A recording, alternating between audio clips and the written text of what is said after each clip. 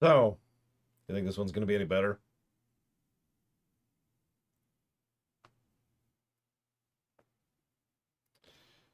Ladies and gentlemen, welcome to Lufia 2. Let me send out a few announcements here, really quick.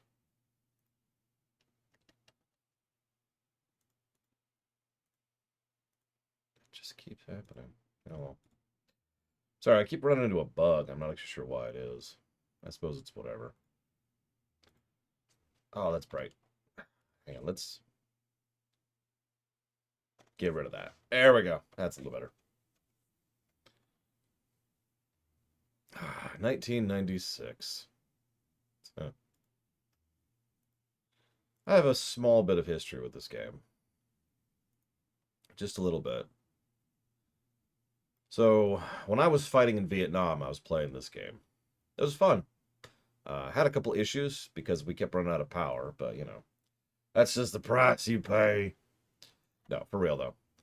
Before we move forward, as always, I do want to say shout outs and thank you to a few people, including, not limited to, S Diesel, Frieza 2000, Mr. Red 97, Faded Kirby, Andy, Bragwin, Candyman, Classical Burrito, Mythrock, Ben Smack, person who put the game on the list, and one of our majority shareholders, S.A. Ross, and our other majority shareholder, Savacom. Thank you, all of you, as always, for keeping the lights on. Let me delete Mr. Red's question here. There we go. So, this game, before we actually get started, got the box here, right? I was looking at it, and the back of this box is terrible. So first of all, the actual screenshots they include, first of all, show the Gades fight, which is hysterical. But what's also funny is they're really bad quality.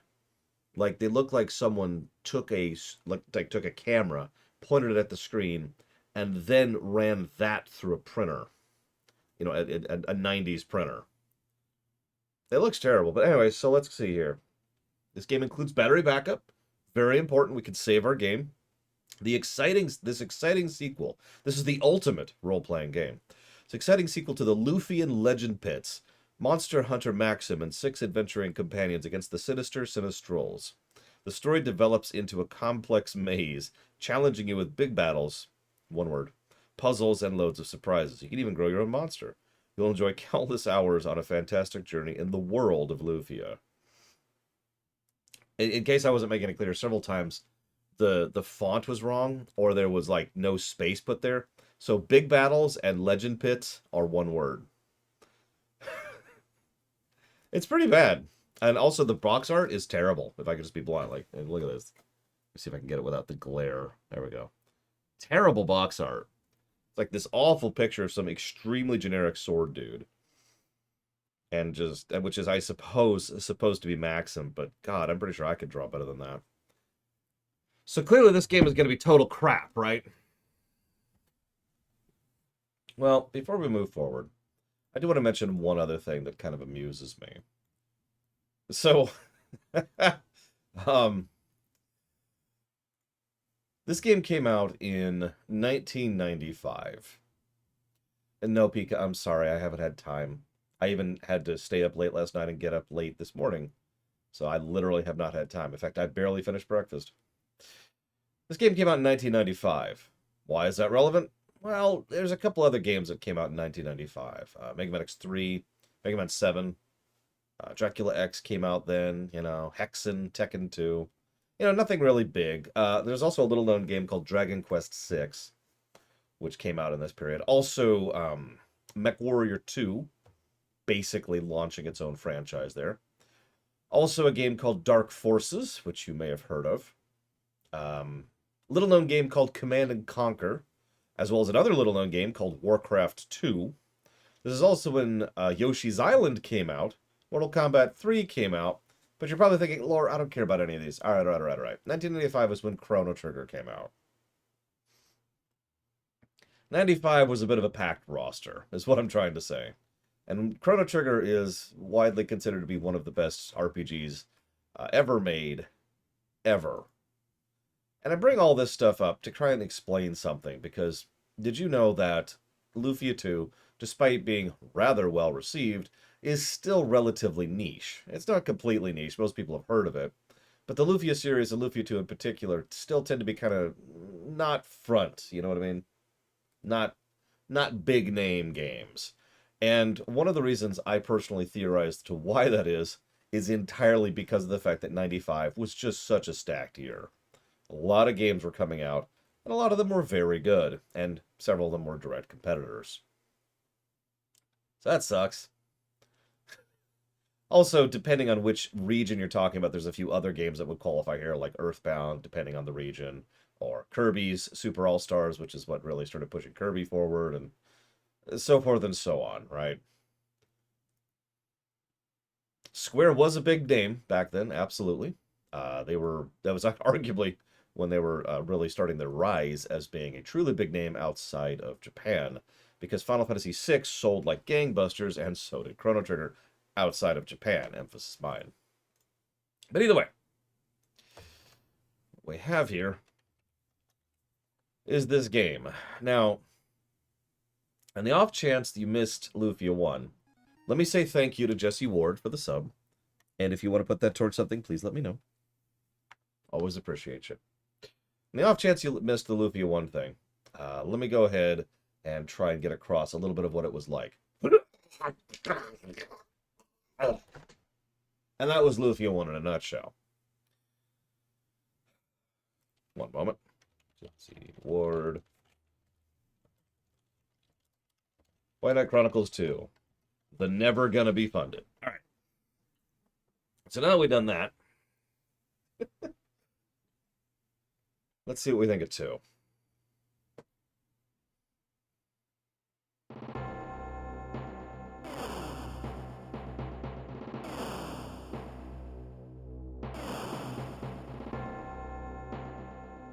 Brickwork is already better across the board. Also better use of parallax scrolling.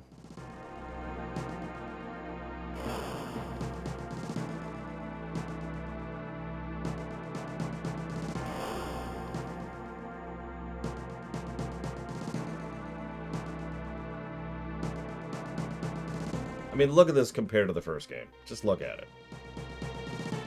Master. Aram, I would like to ask you something. Am I the old man in the first game? Who should rule? We Sinistrals or humans? There is no doubt in my mind that we should rule.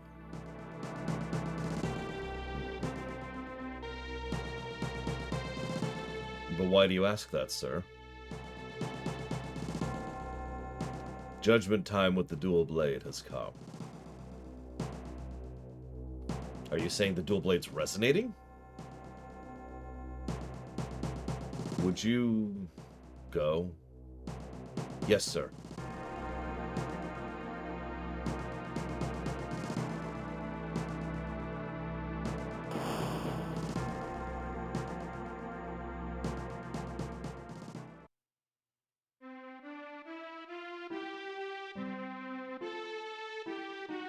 Look, they actually figured out what Mode 7 is. If you're paying attention, they didn't use Mode 7 at all. Unless you count the transition, but I don't. I think it's actually Mode 6 in the original game.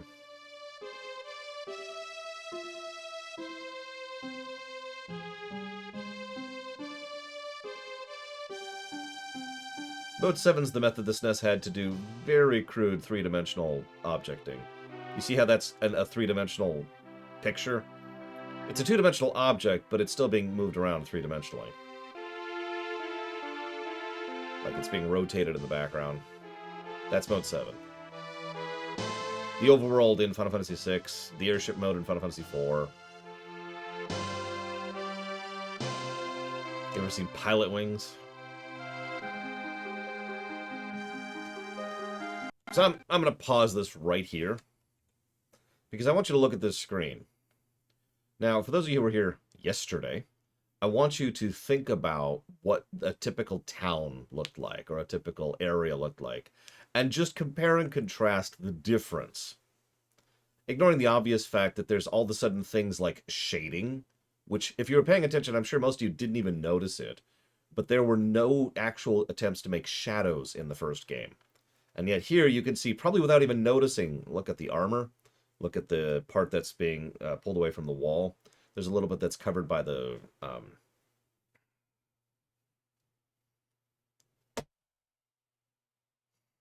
thing that's above Maxim. I can't think of the name of it. Oh my god.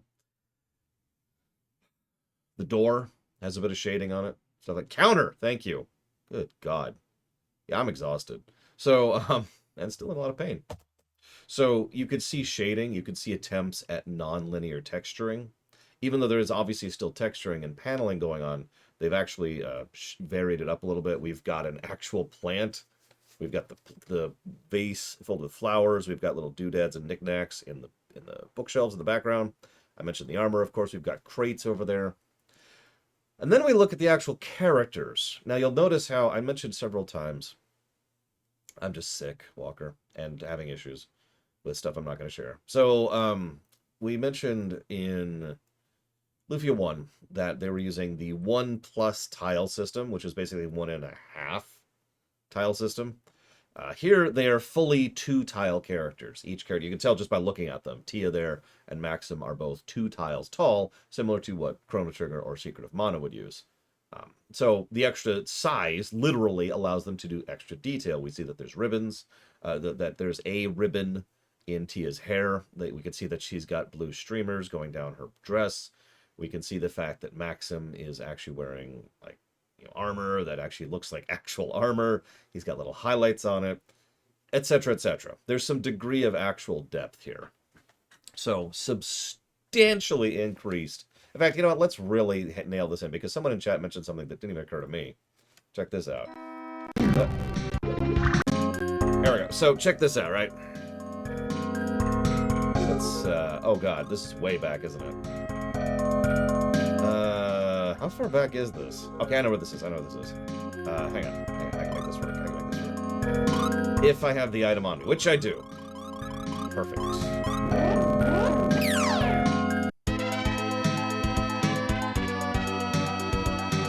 Because as someone pointed out in chat, this is what the indoor of a building looks like in the first game. This is the Dragon Quest 1 thing, and it sucks if we're being honest with ourselves. It's actually something that the first game did in general. A lot of different things, you may or may not have even thought about it, that just kind of pulled you out of the narrative. Like the fact that there's no roof and no indoor zones, or the fact that you would just do stuff on the overworld as if you were walking around the overworld rather than having like a separate scene or zone in the overworld for a cutscene, like FF6 would do, for example. Like this, look at this. Here's just this old woman's house. And notice, while we're here, first of all, this is what I mean by the tiling and the paneling. Look at how awful that floor looks. Look at that garbage.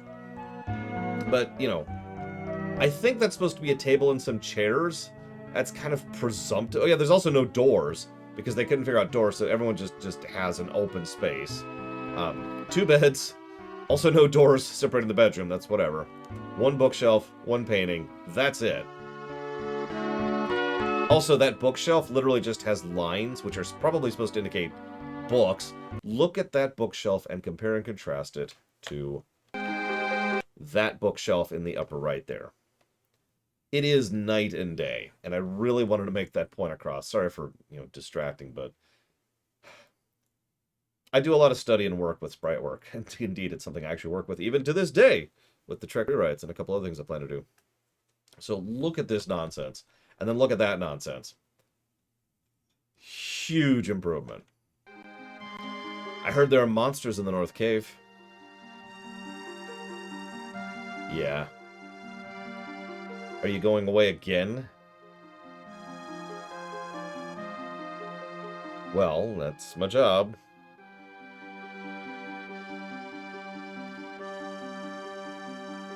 Be careful.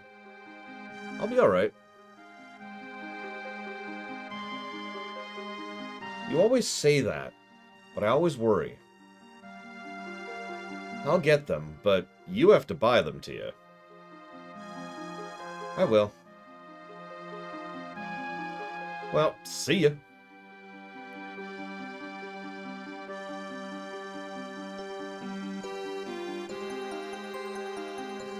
Oh, Guy, you're here. Hilda, what's up? Jessie was looking for you. Really? She was upset. Did you do something? Nope. Yeah. I forgot our date and went to kill monsters. Typical. No wonder Jessie's angry. Women don't get it. It's a man thing. You gotta kill monsters. I get it, alright. You prefer monsters. Yeah, it just happened to me just last week. Lemmy's a crybaby. Lemmy's a crybaby. Crybaby. Ah. Cry, cry, cry. Hey, you boys. You should be nice to girls. Oh no, it's Ceylon. Run! Ceylon. Cry, cry, cry. What the heck is Tempest Rising? Listen carefully, Lemmy. If boys, pick on you, you need to beat them up. They're wrong, but try to be strong.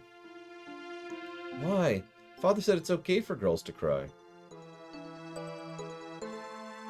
Listen, a woman's tears should... ...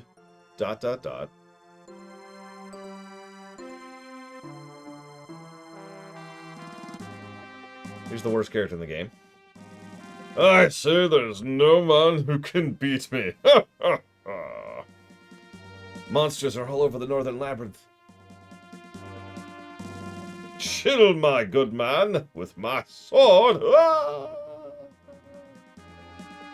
And here's the other worst character in the game. Prince Alex. Where are the monsters? In the Northern Labyrinth, Your Highness. Excellent! Joseph, follow me! Yes, Your Highness.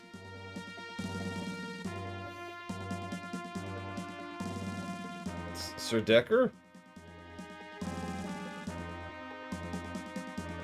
I haven't really had a chance to go through it in depth, but probably at Earth Tyrant. The boats are still comically small. Not to point it out, but FF4 had full-size boats in it, which predates this game by like 4 years. I get it! So that's how it works. I understand at last. I'll start work right now. Looks like Lexus is off inventing again. His inventions never work the way they should. Yeah, he sank a ship with his last one.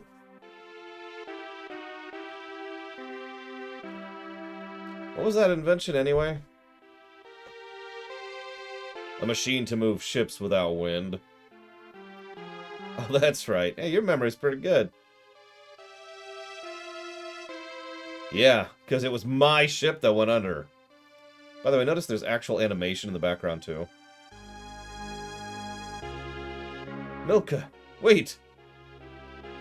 Artea. Milka, where have you been these days?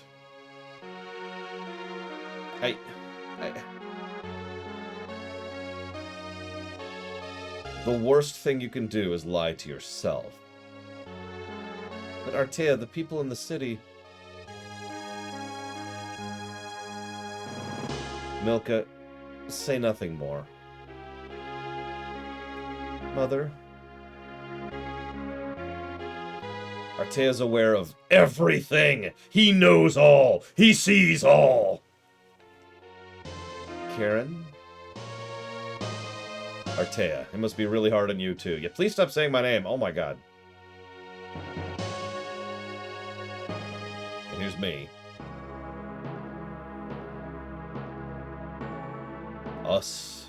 or humans? Which of us is really transient on Earth?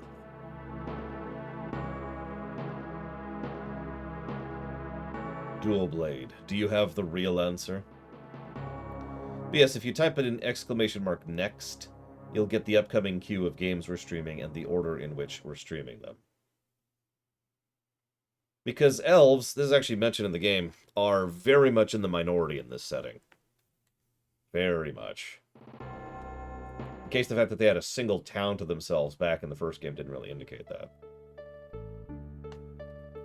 Humans are definitely the dominant race. The Sinistrals are only more dominant because they have power, but, well, we'll talk more about that later. So that was the intro. Terrible intro, obviously.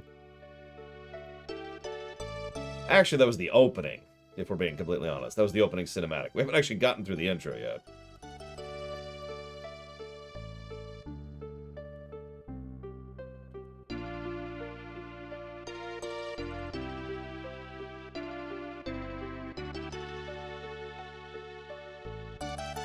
You know what's funny?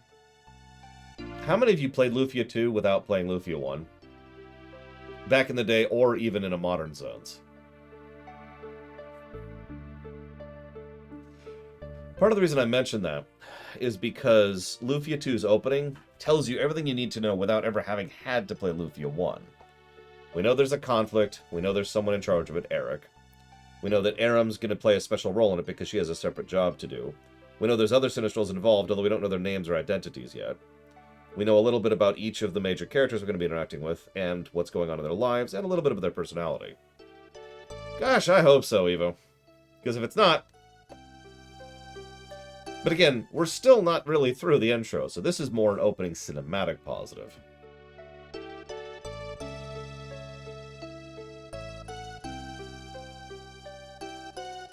Also, Eric is totally the old man from the first game. I mean, honestly, who else could he be? Or in reverse, but whatever. You get the idea.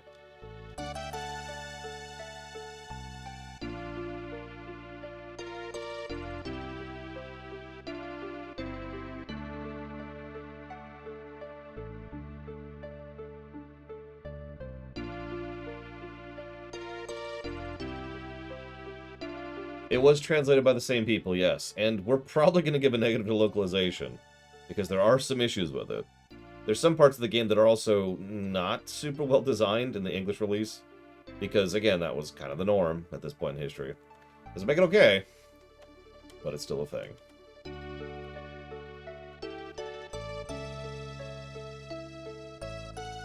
Ugh.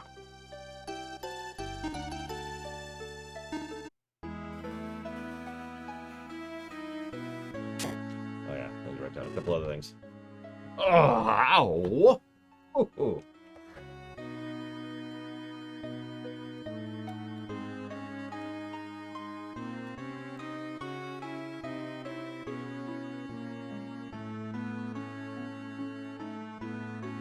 Thank you very, very, very much, Justin. And welcome to the 4-Year Club. Enjoy that emerald badge. And we're putting that towards STO. A worthy cause, to be assured.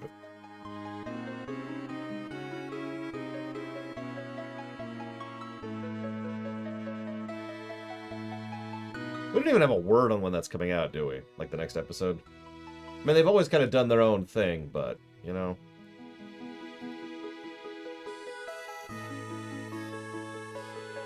Tia? You home? Hi, Maxim. How was work today? That was alright. I got 6 jellies. Let's see. That'll be 120 gold pieces, right? Wait a minute. I said 6 jellies. That comes to 180 gold pieces. Look, monsters are cheap these days. The city's suffering, so I can't pay top price. Yeah, it's true. More monsters every day. Spooky, you know. Well, I should appreciate it. I'm a monster hunter. I'd lose my job without him. Awkward exposition. Maxim, have you thought about getting an ordinary job? What's an ordinary job, anyway? Well, let's see, like a shop owner, perhaps? Me, a shop owner? Ha! That'll be the day. can you be so insensitive? Did you say something to you? Forget it. Here's your money.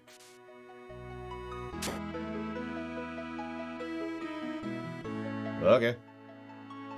That's a good question, Tyron. I don't know. They follow their own schedule. They always have. I can hear Tia's voice from here. You should apologize to her later, okay? Yeah. Yeah. Let's see. So, guess what? The menu button is actually the menu button instead of being, you know, the cancel buttons. That's nice. Okay, so we're going to make a save state here. And we're going to make sure the save state's working. Yep, okay, cool. So, never hit left here like that. Never do that. It's a very well-known bug that can cause some issues. What issues it can cause are actually pretty random, because what we're doing is effectively doing either an underflow or an overflow. I forget which. Hang on. So we're actually going to just kind of poke at something really quick. We're going to go north instead of south.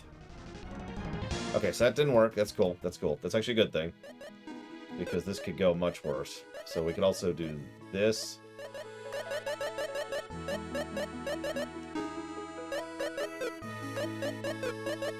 Alright, so now we've overwritten several aspects of the memory. We can also, I think, double erase the memory if we hit this and then this. Yep, there we go. Perfect.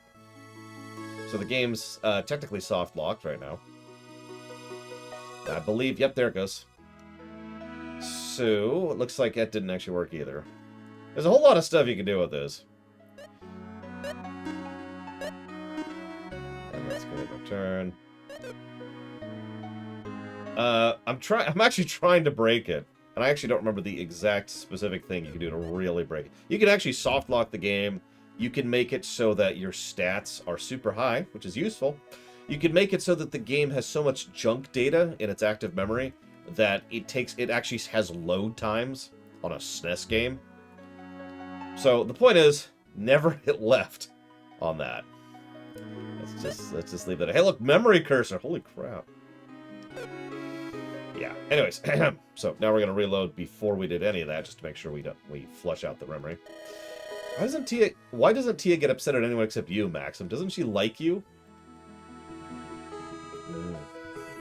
Well, that's what I'm here for, Pterodactyl. And I hope you enjoy the VODs going forwards. Thank you very much. If you want to put that towards something, do please let me know.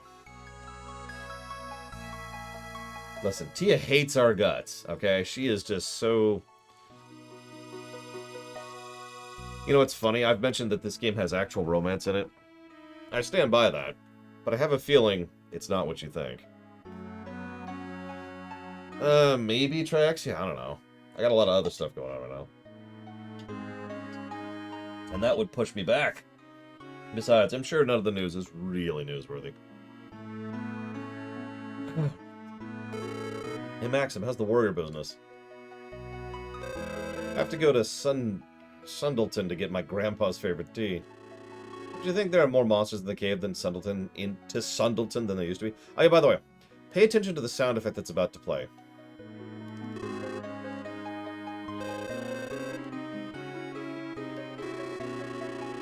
You hearing that?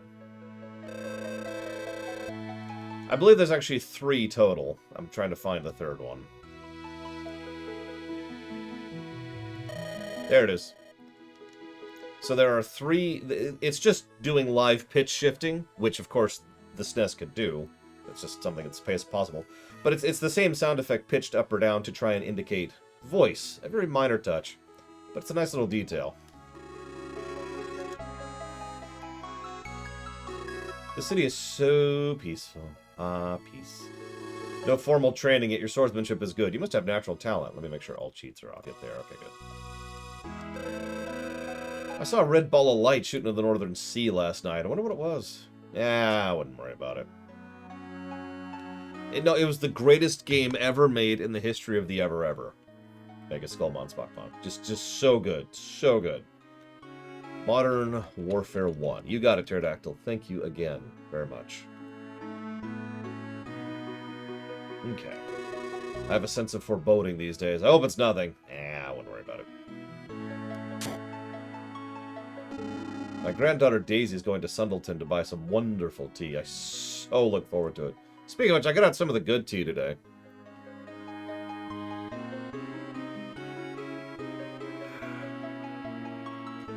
There's probably someone out there, somewhere, who prefers this first game over the second game.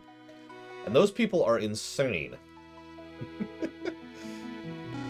I've been around for quite some time. I know many things.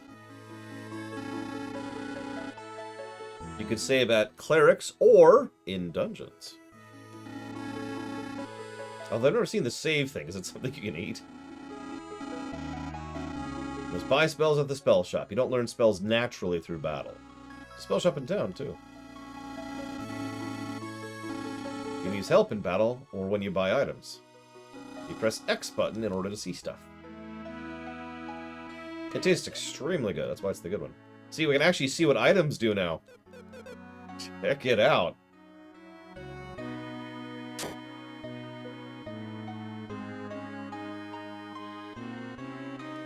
But unfortunately, I let it get a little bit too cool.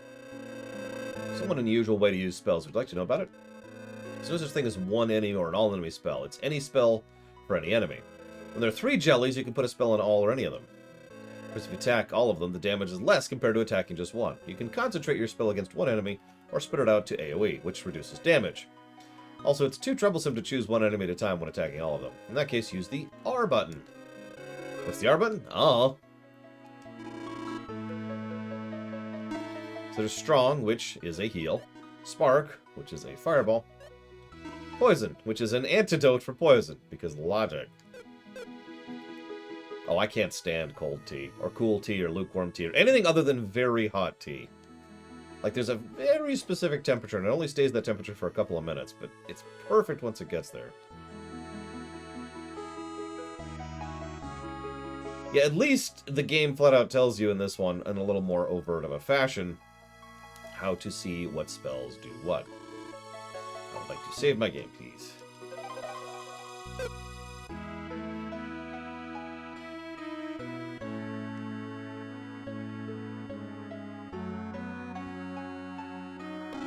Oh, it's you, Maxim. This is a good time to show you my secret techniques. Yeah, notice the saving is faster than the previous one.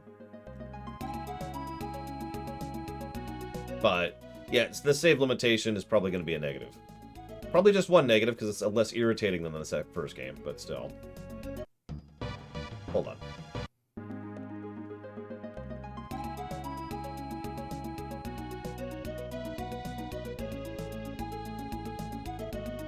Oh, also, the overworld tiles are just better in almost every way.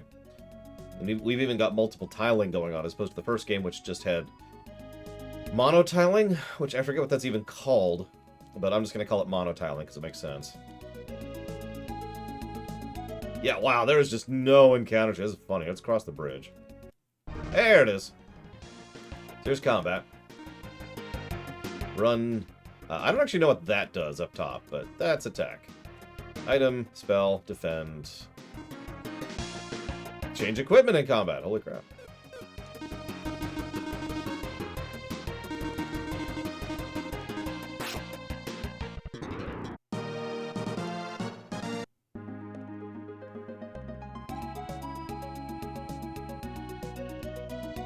Maybe? Huh. Let's see here.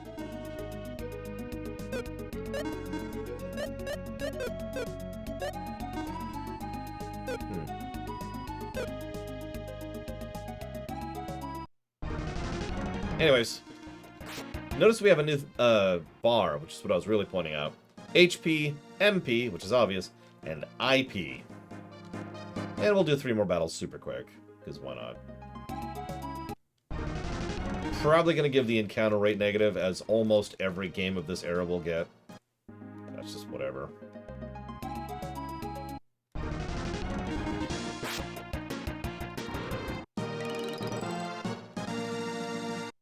Oh yeah, actually, I'll test that in a minute. You know what's funny? If I was being generous, I would say this is actually a bit of gameplay and story integration.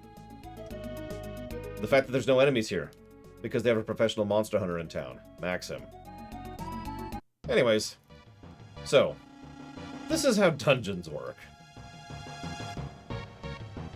You took so long, Maxim. Let's go ahead and start the lesson for secret techniques in the dungeon. First, the important thing to learn is the patterns of the monster's movements.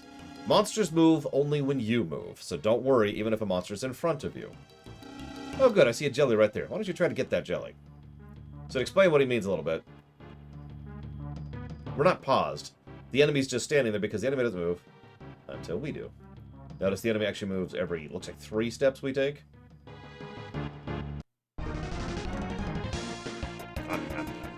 Delicious jellies. Damn it, I forgot to test it. That's our Maxim. Jellies are nothing for him. Don't get cocky. Some monsters are fast, gaining 2 steps to your 1. Also, when there are many monsters in a room, don't let them surround you.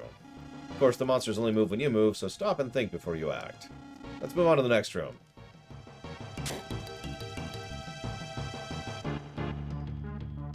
Music's already better. In this room, we will learn how to use skills. Press select button to display skills you have. You now only have the skill arrow, but eventually you'll receive more. Incidentally, arrows can freeze enemy movement for a while. Press Y to use them. When you hit an enemy with an arrow, it's temporarily paralyzed. Bumping into a paralyzed enemy doesn't lead into a battle. Skills never run out, so shoot an arrow when you don't feel like fighting. That'll definitely work in every dungeon ever.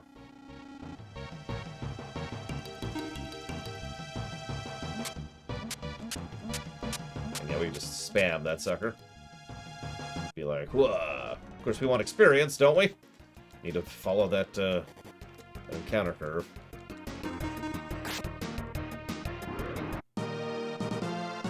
One of these days I'm going to remember to do that. Also, notice the vastly improved brickwork. Again, I hate to keep talking about the graphics, but it just looks so much better. The bridge gave way, but can be crossed when the switch in the back is turned on. The switch is not within your reach. We're in trouble. We can't go on. I'm just kidding. You can also use skills in a situation like this. Arrows are not only to stop enemy movement. Why don't you try to hit that switch with an arrow? In fact, actually, hang on. I hate to do this again. One moment. Because we actually have a save in a dungeon. I'm paused to kill the audio. Look at this. Look at it. Take it in for a second. Because this is what every cave in the freaking game looked like in the first game. I could actually sit down and really dissect the variants here. At least they have a little bit of shading, I just noticed. But look at this. Now compare and contrast this. There is worse. It's just, I'm trying to showcase the difference, the variance between the two. Look at that.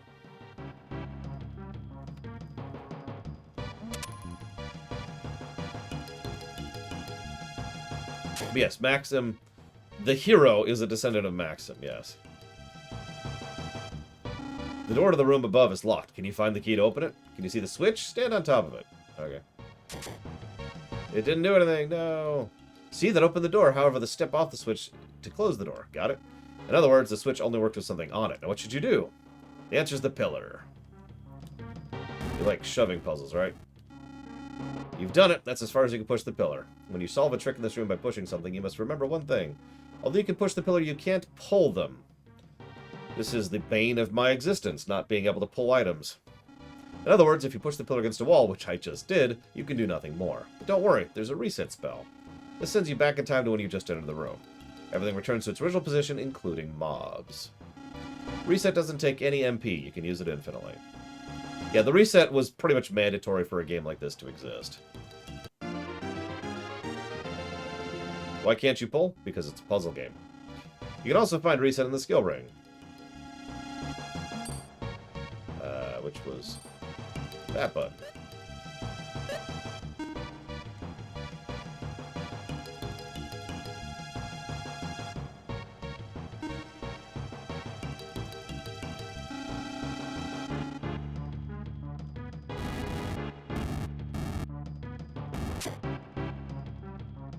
Yeah, this is absolutely a puzzle RPG. This is why I'm going to suck at it. Whenever you see arrows like those on the cliff on the right, you can jump down. Give it a try.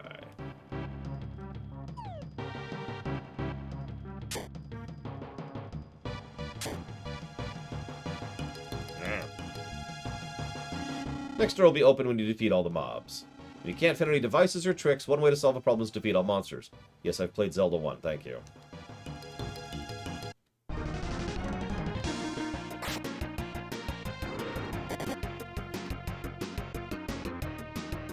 No auto-way.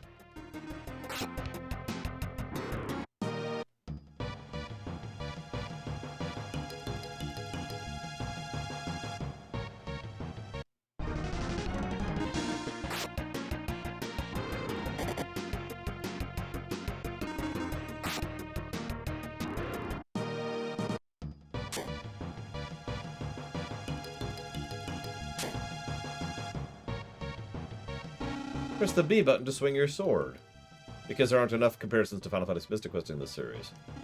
Sometimes switches are hidden under the grass. Where could it be? Where could this insane switch be? It's hidden somewhere, beyond my knowledge, beyond my sight. I will find it, no matter the cost.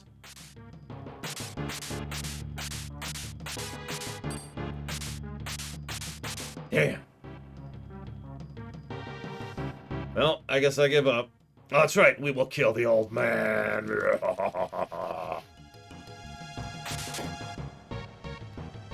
Press the A button to pick up and put down a vase. This is a unique skill. Press the control pad while pressing R to change direction without moving. You will require this a few times. Don't forget this ability. Let's see, what do you think will happen if you put the pot on the slate? So you can do this. Whee!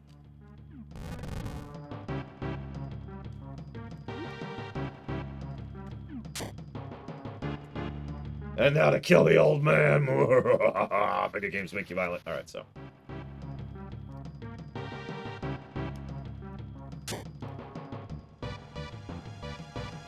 Well, I guess we finished the lesson. Of course, you've only begun to learn. To get through many dungeons, you must try many different things. It's not easy to do, but I'm certain you'll make it. Peace! Ah!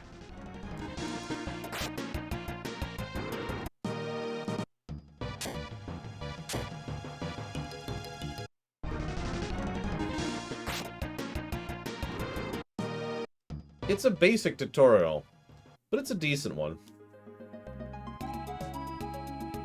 And it does get, it's kind, I'm more forgiving on a tutorial like that than I normally would be. Because it's kind of necessary. For a game this puzzle heavy, what is a puzzle?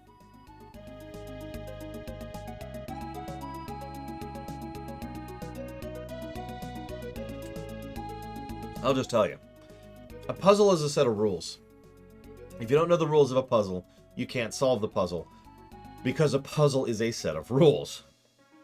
So, I'm more forgiving about games like this that try to tutorialize that, you know, rather overtly than otherwise. That being said, I've seen better tutorials, so I do think that is merely one positive for that tutorial. Yeah, exactly, Mr. Red.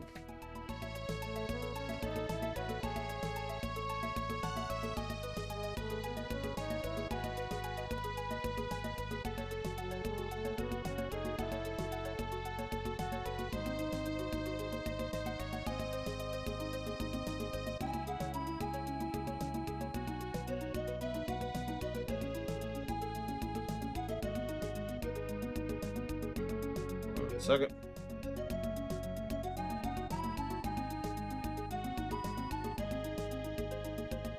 There we go.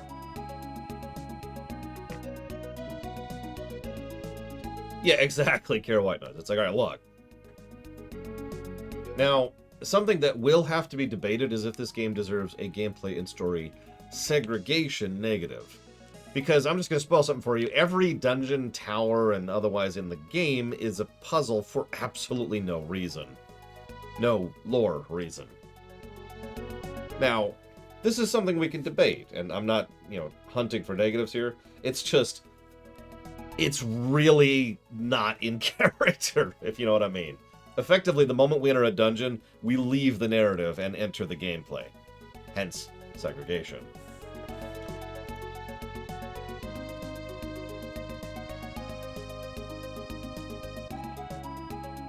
So we'll debate that as we go. Just something to keep in mind.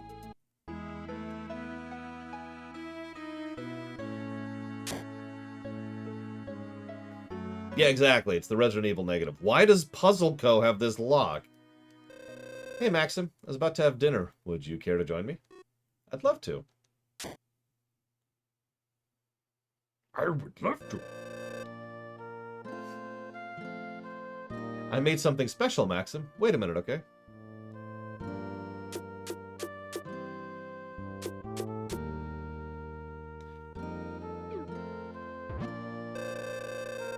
Ta-da! It's fish pot pie made of Navarroa, the phantom fish. So this is Navarroa, huh? I've heard of it before, but never seen it. I know! I've never seen it either. What's it taste like, I wonder? Let's dig in.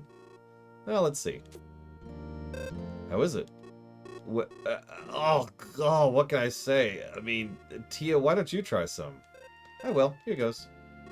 And this is pretty bad. That's what this is. Oh, you think so too? It's not your cooking. It's the fish, don't you think? Why is this called the phantom fish then? Because it tastes so bad nobody eats it? Something like that?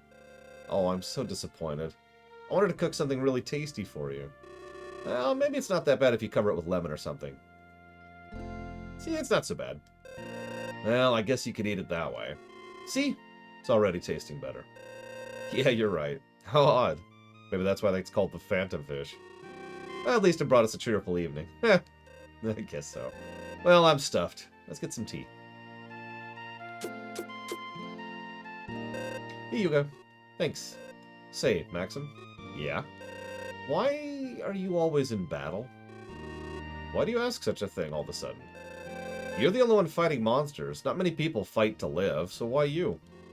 I've been fighting ever since I can remember. I've never asked myself why. I've never met anyone quite like you before. Well, thanks for dinner. I'll make it up to you sometime. Don't worry about it. It's no fun to eat alone anyway. Join me again sometime, okay? I'd love to. Eating is something I do very well, you see. Well, bye! Oblivious man, go! Did you really eat that strange-looking fish Tia bought? Whew, what a guy. I smelled something weird. What were you eating? Yeah, you don't want to know. Bad news, everybody. What is it? A horde of monsters appeared in the cave on the way to Sundleton. Are you sure about that? That's horrible. Daisy, will monsters come to this city too? Well, I don't think they will, but unfortunately that's not the only problem we've got on our hands. What do you mean? The monsters have closed the door at the back of the cave. We can't get to Sundleton without the key. That's not good. So, does anybody have any ideas what we should do? Well, no, I don't. North Cave monsters are weak. The real problem's the door. Maxim, you're the only one who can get the key from the monsters. Please try. For heaven's sake. What is really going on? Maxim, you must know something. As I see it, you're the only one in the city that can take on these monsters. Sounds like the monsters are going mental in the North Cave, huh? Can you do something? I was going to Sundleton for my grandpa's favorite tea, but I can't go anymore. I know he's going to be so disappointed. Is it true monsters came to the North Cave? You're going to get them, aren't you, Maxim? Oh, definitely, Darth Tyrant. And I feel like that's a positive we're going to give by the end. If you're paying attention, there's already 3 little tiny little recurring side plot things, other than the main plot of the main characters. Okay, can I afford it yet? Nope.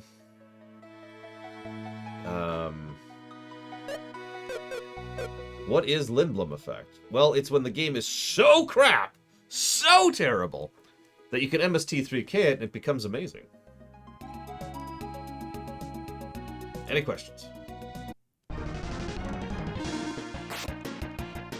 Well, the fish healed me, so it had to have been good for something. Why Lindblom? Because Lindblom, the city thereof, was the first place that really did that for me. FF9 did that in general, honestly. And I tend to name things after the first thing I encounter that really embodies or personifies the concept, like the Cloud effect or the Voyager effect. I guess Voyager syndrome, but whatever.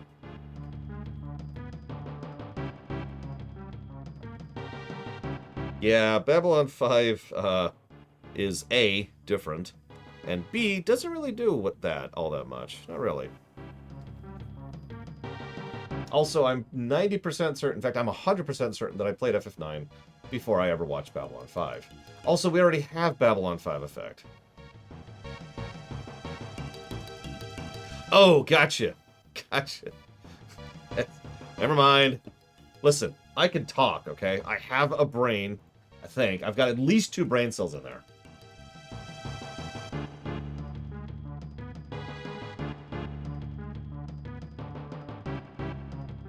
Yeah, you missed the first game, Javan. The first game, I'm just going to spoil this for you, Javan, didn't review very well.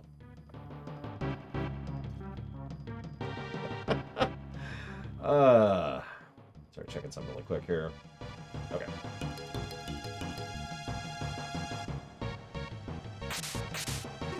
A young woman went inside alone. I tried to stop her, but she wouldn't listen. She seemed different from the other woman I know. Felt like I shouldn't stop her, you know? Yep, nope, she's terrifying. So yeah, encounters are mostly optional. There are exceptions to this, but we, of course, want experience, so... Yeah, I know, right, Jovan? Lufia 1 wasn't good back in the day. Never mind now. No offense to all you Lufia 1. In all honesty, if you really like Lufia 1, that's awesome, and more power to you. I'll never tell you you're wrong for enjoying something. Now, if you'd be a dick about it, I'll tell you you're wrong, because you're being a dick, but that's different, right?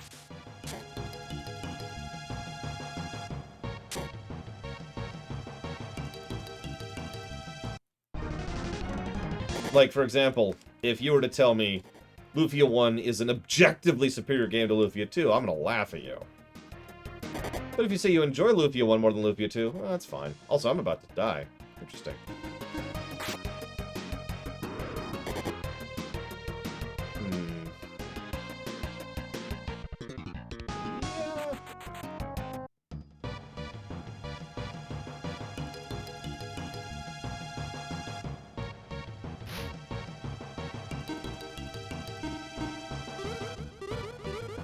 I love how little those heal for. How much does that heal for? Doesn't actually say. 30, there we go. I actually don't remember what IP stands for. They'll tutorialize it once we get there, I swear. Yeah, IP skills, which I don't think we even have yet. Yeah.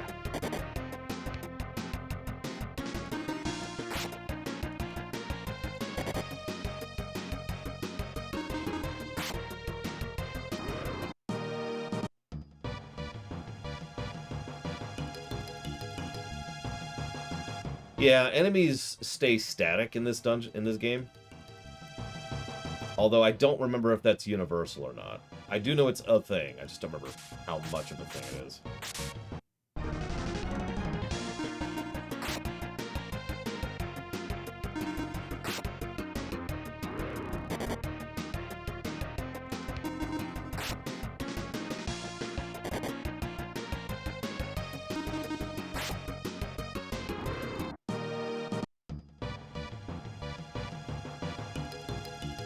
I think if you change a full floor, enemies respawn. I think you're right.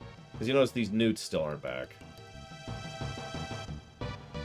Yep, there's a chest behind a wall. Completely impossible to get.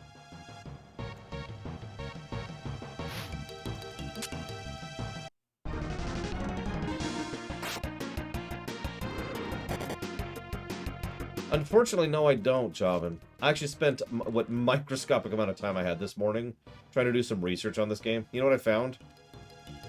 Very little. There is so little behind-the-scenes information on this series, it's actually frustrating. God. What's funny is, despite the fact that this game is massively improved, it was still a very rushed and troubled development, because of course it was. Like, there are entire swaths of this. So, first of all, we're going to have a little bit of late game, you know, rushing for meeting development line syndrome. Or development, you know what I mean. Run out of time problem. That's going to be a thing. But we've also got, like, actual really severe bugs. Like, game-breaking bugs.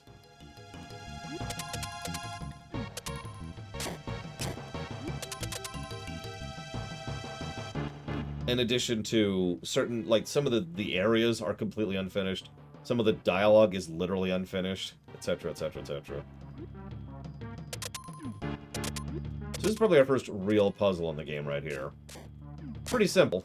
But you can get the idea of what puzzles will eventually be in this game.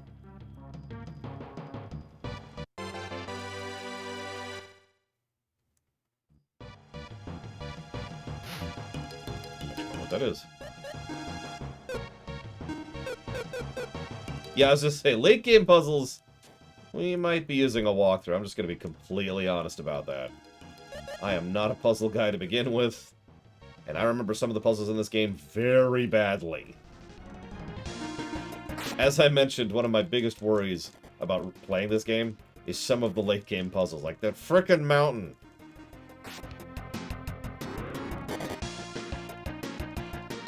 Yeah, no, that's not walkthroughitis. That you're right, that's different. That's puzzle design. That's what that is.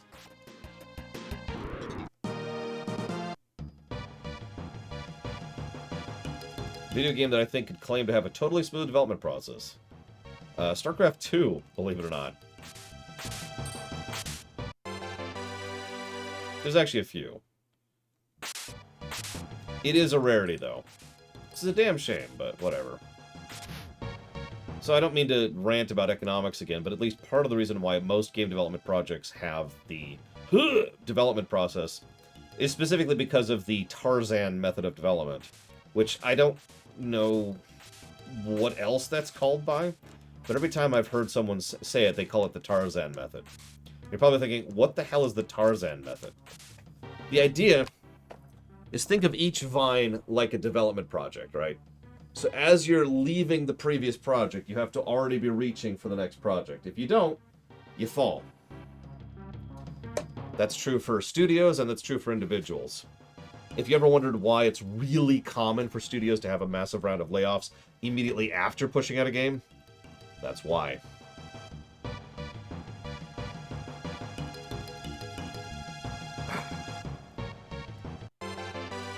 And yes, I've played FF4 before, so I know what invisible walls are. Hi.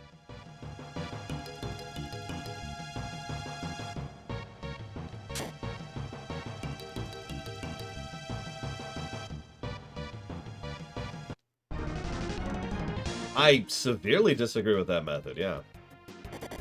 Yeah, exactly, Terra. StarCraft 2 was actually at a unique point in Blizzard's history. And we can all bash Blizzard, and rightfully so, but they were really on top of their game at that point, so...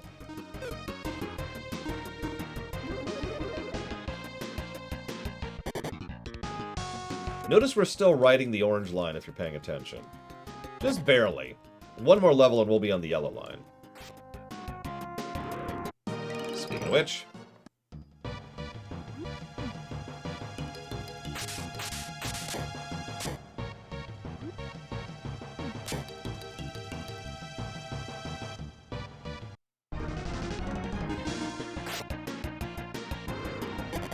Yeah, it took a while for the StarCraft 2 custom maps to really take off. They did. There's some great stuff in there, but... Yikes. That editor. Oof.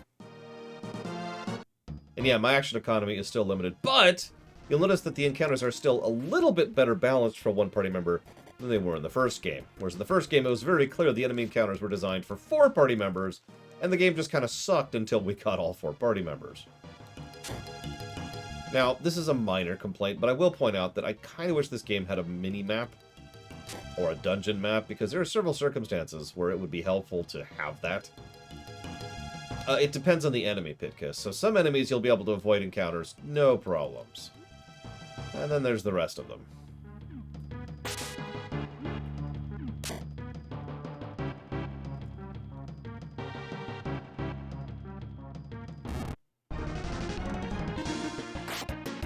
Like, try to avoid encounters in this room, for example.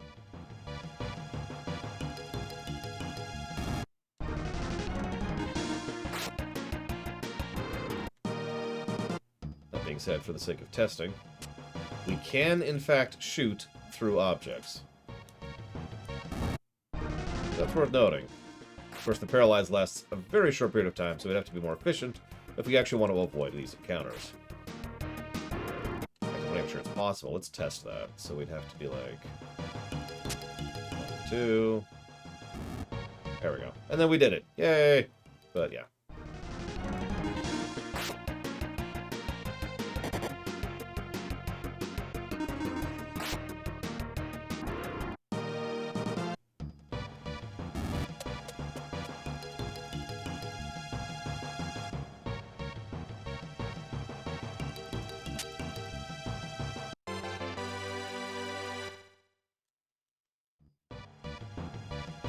Not that I'm aware of, Mr. Rudd. Yes, player steps is the unit of time. Although, actually, let's test something. Yep, it is specifically player steps. I can rotate as much as I want. The enemies do not move.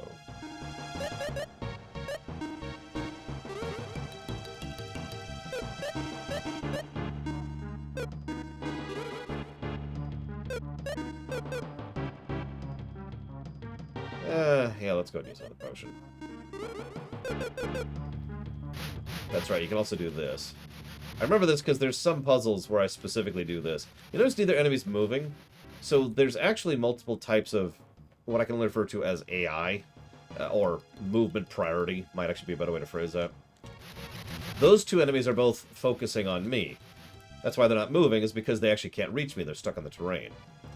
Some enemies do random stuff, some enemies just, like, roam in a completely random direction. Some enemies will do this weird, like, homing in thing much better than these enemies will. We'll see a bunch of different pathfinding priorities as we go through the game.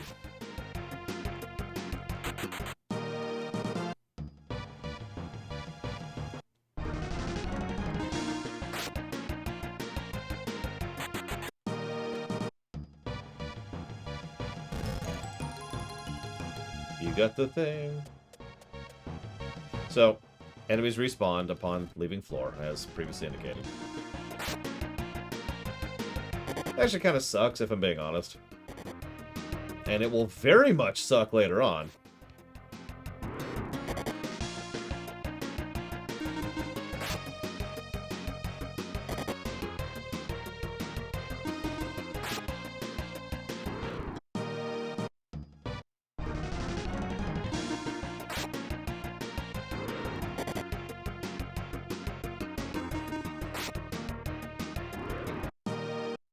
Yeah, we're also not walking anymore.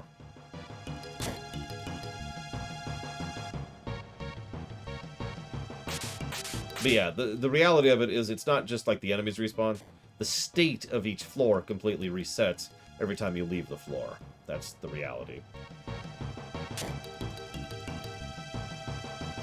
What was this one?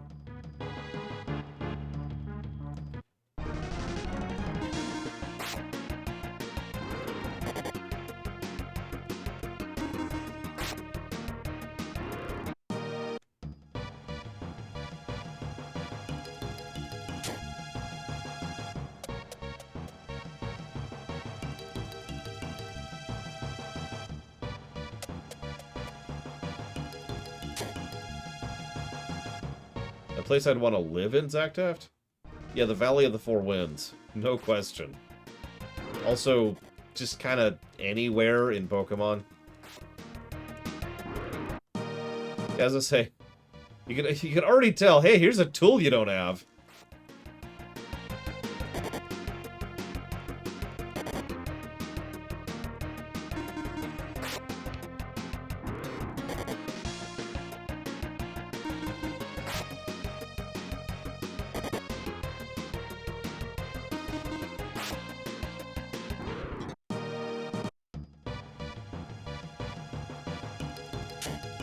Okay, so we've explored to completion. We now have access to a bridge, and a place we can't go to. One of my favorite things to have. Sure, why not? All spiders must die. First of all, there's several Dr. Wily's castles. Second of all, I wouldn't want to live in Dr. Wily's castle unless I had, you know, infinite power. It's not something you added as a stipulation. Probably wouldn't be a fun place to live. So, heal, mana, save. A surprisingly efficient tutorial. Apparently I missed armor. Where's armor? There's no armor here. What are you talking about? There is no armor.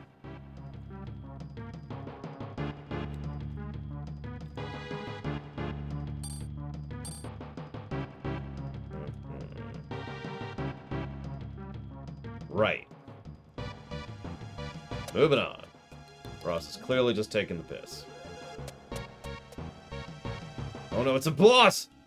I won't give you the key to the door. Well, let's use my only ability I have. Swinging my sword. Ow.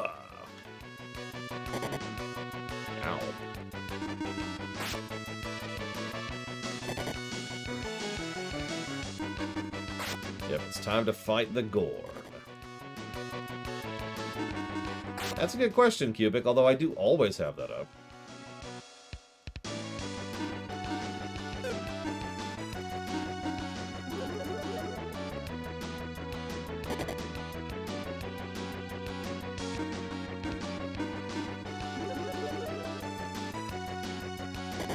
Mostly because, you know, I stream all kinds of stuff, and a lot of it is, you know, viewer discretion be advised, so I just leave it on all the time. But yeah, this dungeon is the actual tutorial dungeon, which is funny because I'm about to die in it.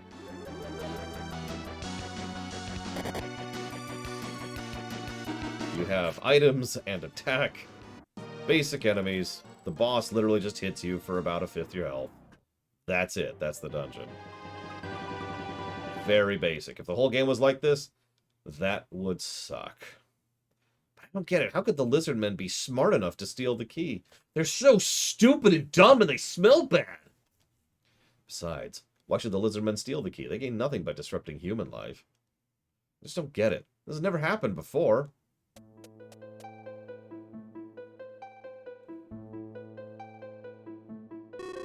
Do you wish to know why, Maxim?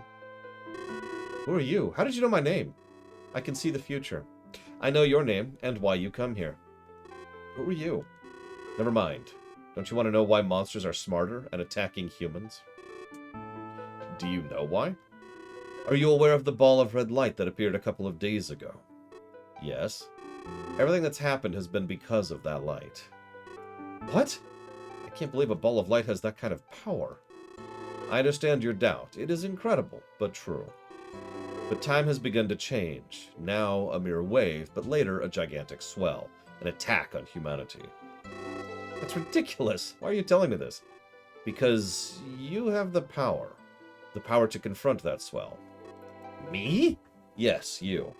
Wait a minute. It's true that fighting is my job, I know, but I don't have such great power. I mean, I almost died to that lizard man. Did you see that fight? What is this ball of light anyways? Is it monster or human? I need to know.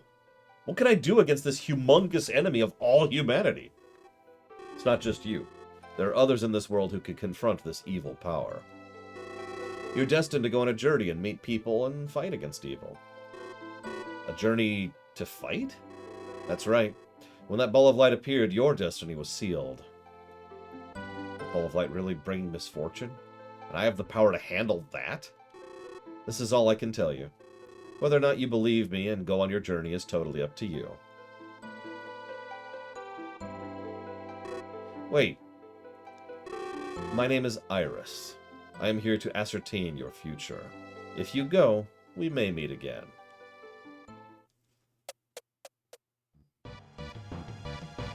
If you don't die to any more lizardmen.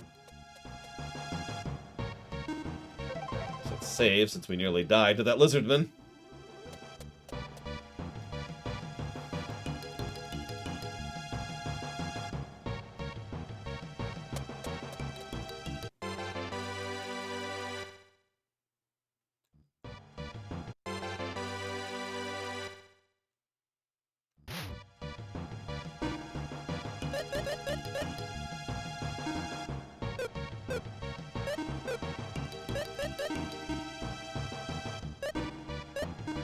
Yeah, we also have a strongest option now instead of just, you know, equipping manually.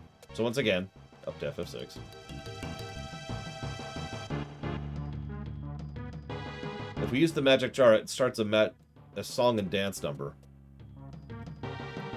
Something about a friend in me? I don't know. It's weird.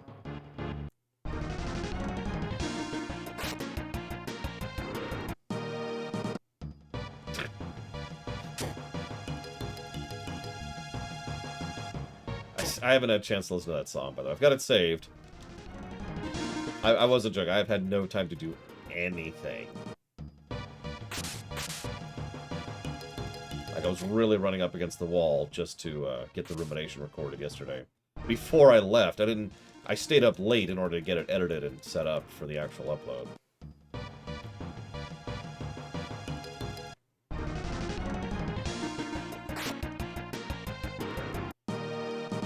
Okay. Just checking something. Met that woman, huh? What'd you think of her? Didn't you feel she was different? Yeah, a little bit, yeah.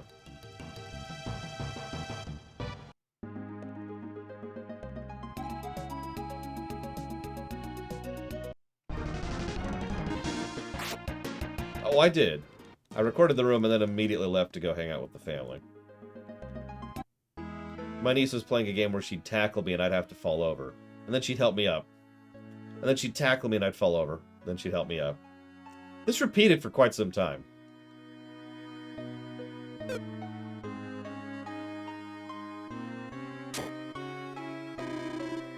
Yes, I would like to buy a spell, please. She never got bored of it, no. Whoop, whoop, whoop, whoop.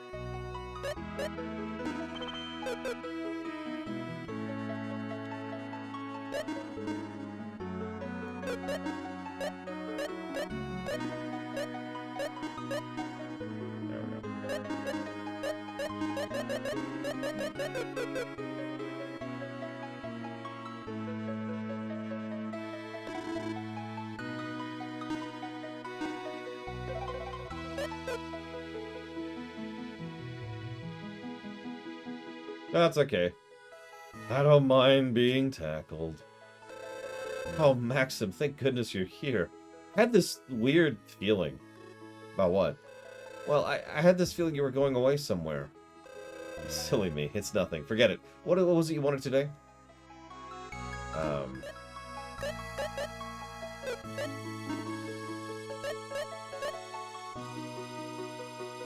I have no money. Notice usage of color rather than just an arrow to indicate stat changes. So that's nice. We can't afford any of that, of course. Do we have anything to sell? I mean, I could sell an arrow, because I'm never going to use it.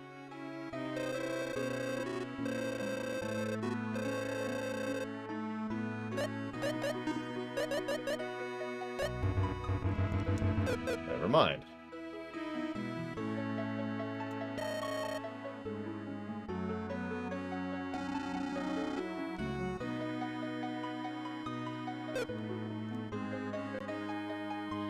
Save to save.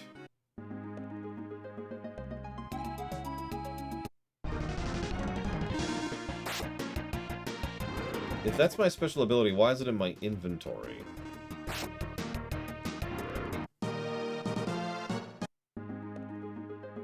Don't answer that. I actually understand why. It's because they want to track which special abilities you get when. So the easiest and simplest way to do that is to make it an item, and then they give you the item once they want you to have access to being able to use that ability. So there you go. Boom.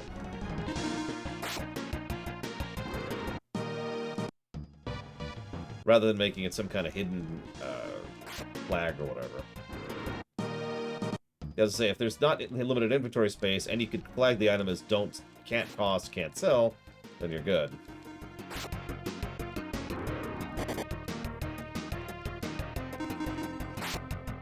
I mean, could you imagine being able to throw away your mirror? And swing it in one. Knocked off.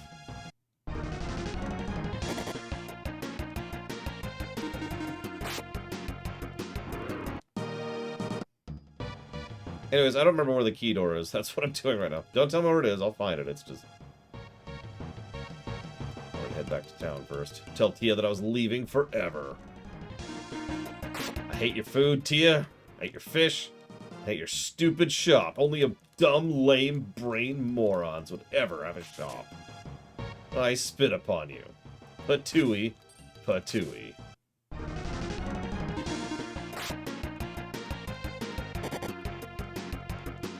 Look, Maxim said it, not me.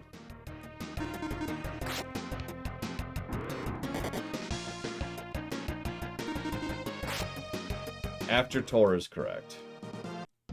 Although mentally I'm going to think of myself as being essentially caught up once we hit Tor, because let's be honest, Tor is probably going to be a more than a month stream. And I've just kind of accepted that. Apparently there is an inventory limit, never mind.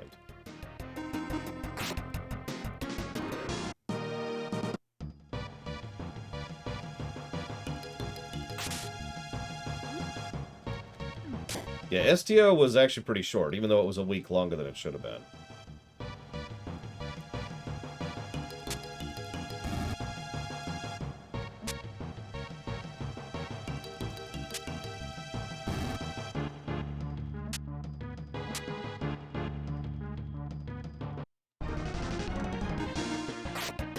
I'm actually looking forward to the Tor run, in all sincerity.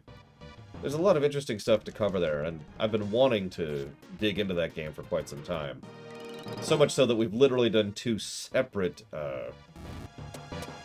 prototype streams just to get ready for streaming it. I guess looks like it goes the other way. That's fine.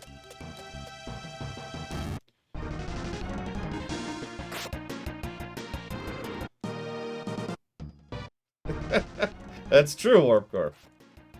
Yeah, Wasteland 3 is going to be pretty long. So is Okami, weirdly enough.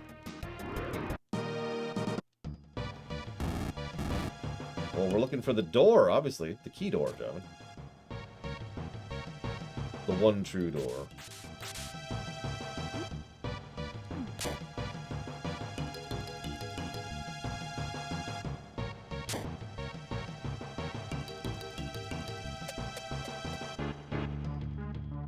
Except that just leads down there, and that leads over there.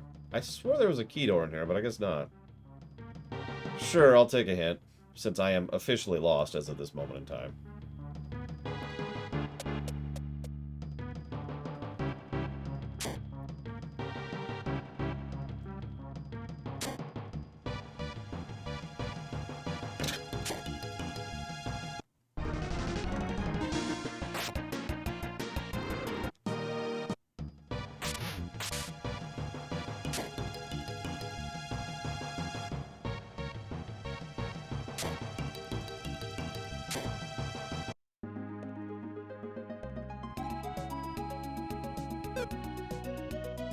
I noticed encounters aren't particularly lucrative, which is a problem the first game had, too. Best town song of the game. Immediately interrupted.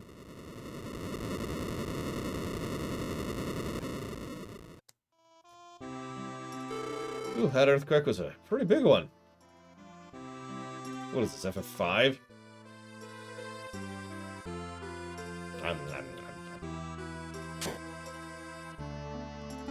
I teach battle secrets.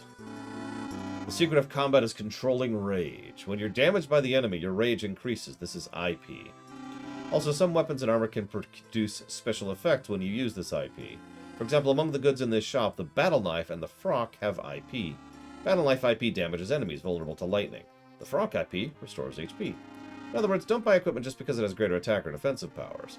What's important is what kind of IP the equipment has. Even strong enemies have their weaknesses. The key to winning battle is to be equipped with weapons that have IP that can hit the enemy's weaknesses. Press X, see stuff, blah blah blah.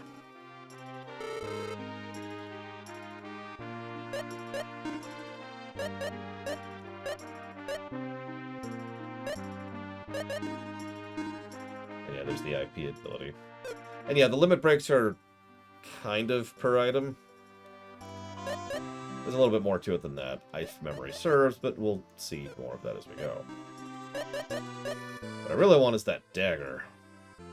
But the battle knife does thunder damage. Flame it, that one does flame damage. But we can't afford anything, so whatever.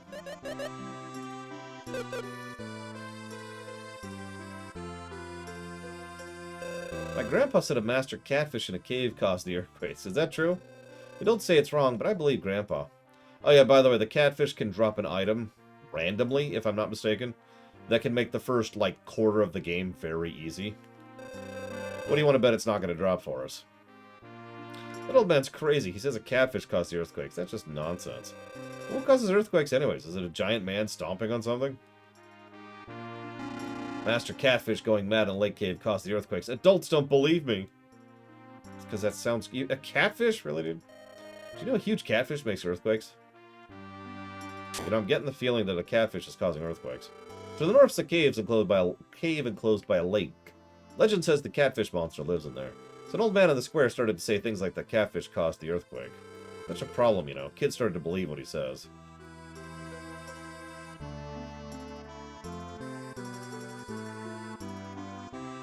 Yeah, I thought it was pure RNG, but I'm not the expert here. Excuse me, I haven't slept much the last couple of days. It's the earthquakes, day and night. Always suddenly, can't sleep a wink. I'm sorry, I'm a bit sleepy. Excuse me for a bit. Earthquake, earthquake, earthquake.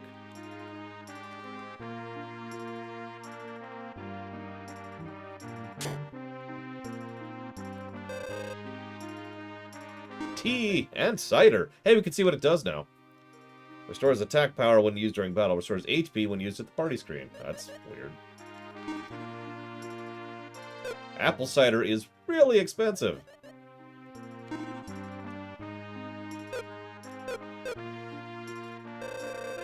Hey, Maxim, I didn't know you were in Settleton.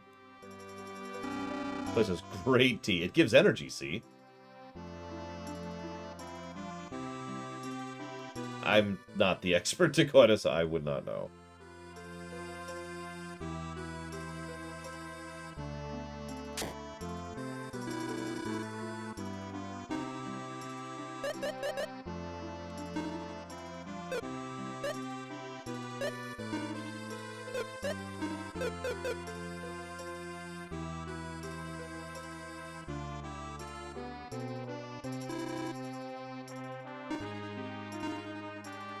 Yeah, you notice we've already met someone from the first town in the second town. That's also going to be a recurring trend. Basically, it takes the idea of the first game and actually runs with it.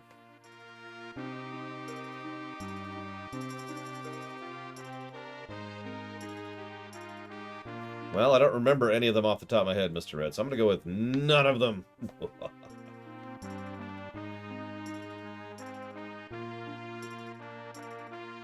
You put a gun to my head, I'd probably say the Disney Castle. But not the MCU logo. Hate that thing.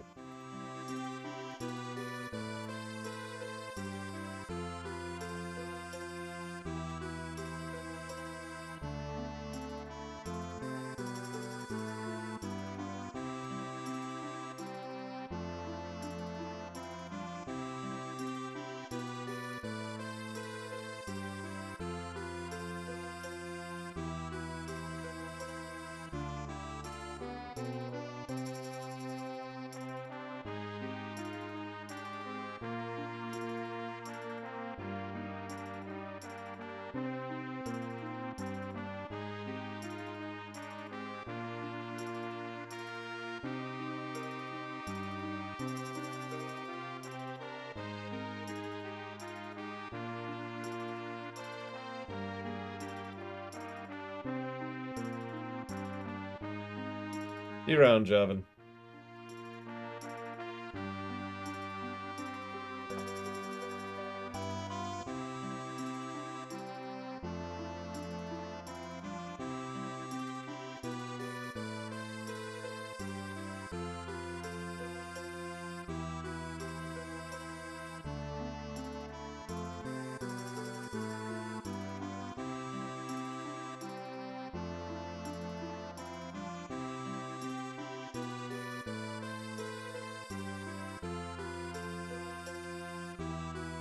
Okay.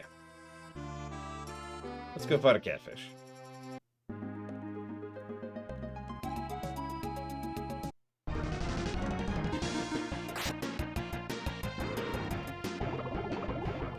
course, mosquitoes, no vampire. Why wouldn't they?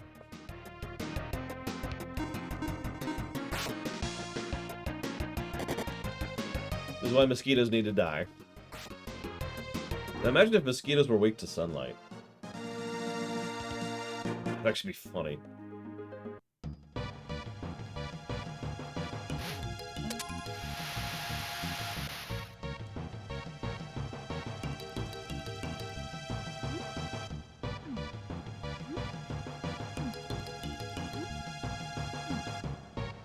Yep, the nighttime would no longer be the right time.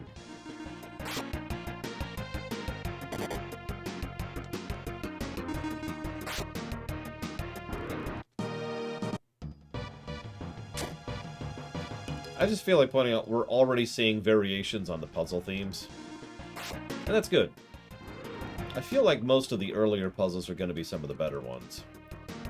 Because most of my memories of the puzzles being terrible don't really start until pretty much the last quarter of the game.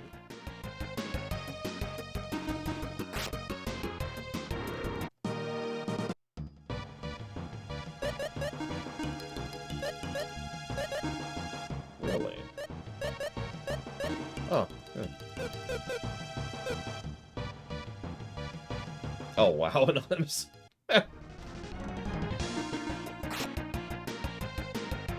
Wait, seriously, Dakota? Like, how are they different from regular mosquitoes? I'm actually curious. Should probably test dying. Just occurred to me.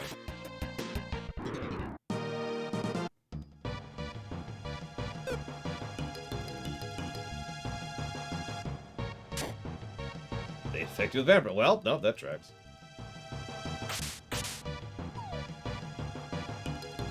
Alright, so we're gonna make a save state. Because I want to test dying.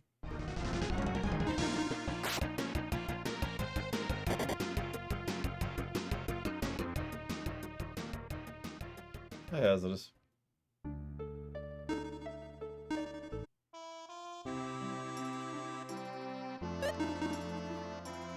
Interesting. That's... Huh. So this really is the Breath of Fire 1 to Breath of Fire 2 thing. That's there's nothing carried over. The experience count didn't change. Money count didn't change. It was just go back to your last save point. Interesting. Wonder why they changed that.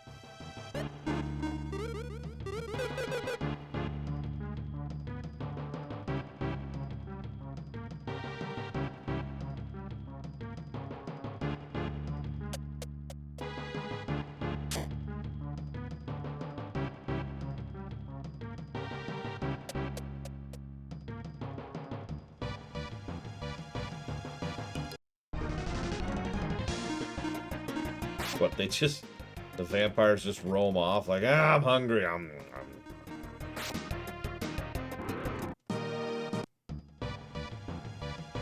Maybe Anonymous? I don't know. It's just kind of strange, because that's a very deliberate choice. Like, you can't just accidentally into that, right? Get back here! Get back here! Die, baby frog! You don't belong in this world. Murder death.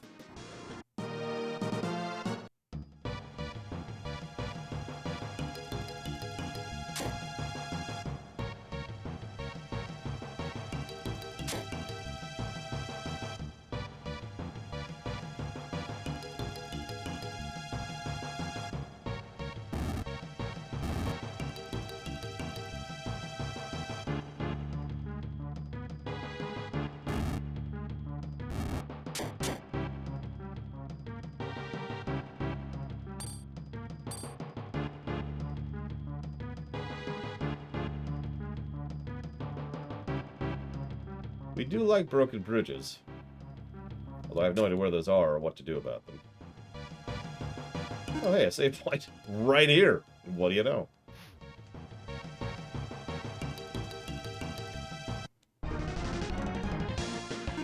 Oh, this is death.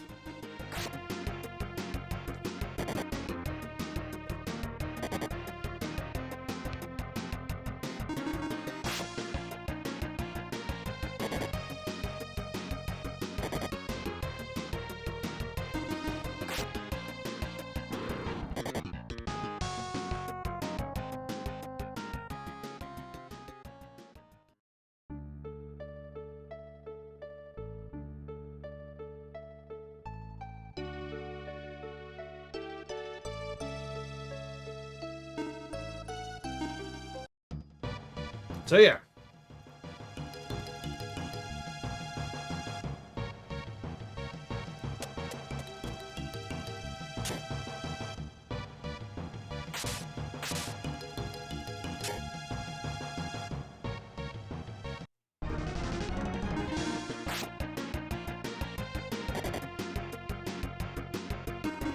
I'm just weirded out I still have one party member. But then again, if I'm being honest, my memories are already starting to get vague in this game.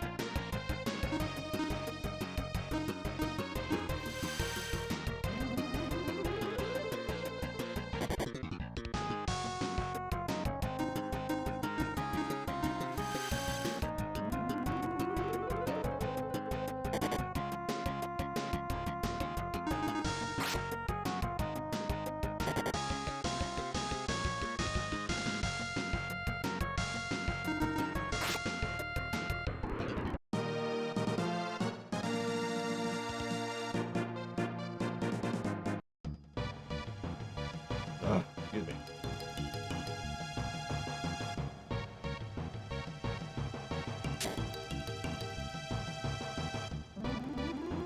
Hey, Luco.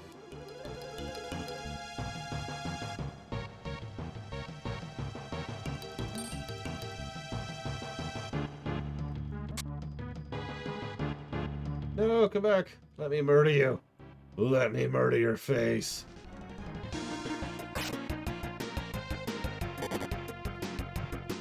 I'm not sure if the rose thing really does anything in this game. I'm sure it does. I just don't know many specifics here.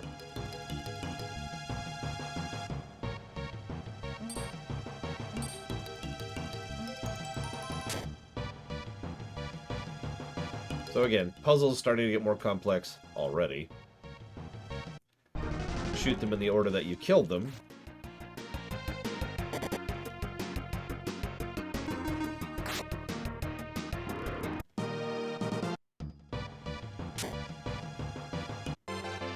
Insect Crush.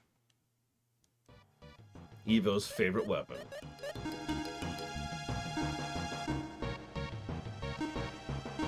It even has a bomb attack. Nice.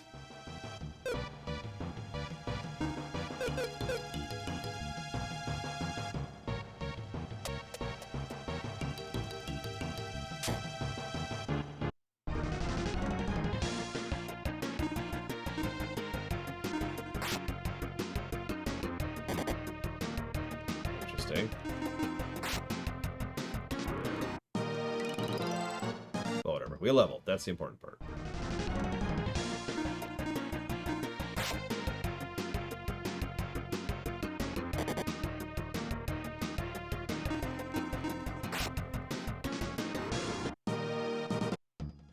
Now it's 1 billion experience for our next level, so that's going to be a minute.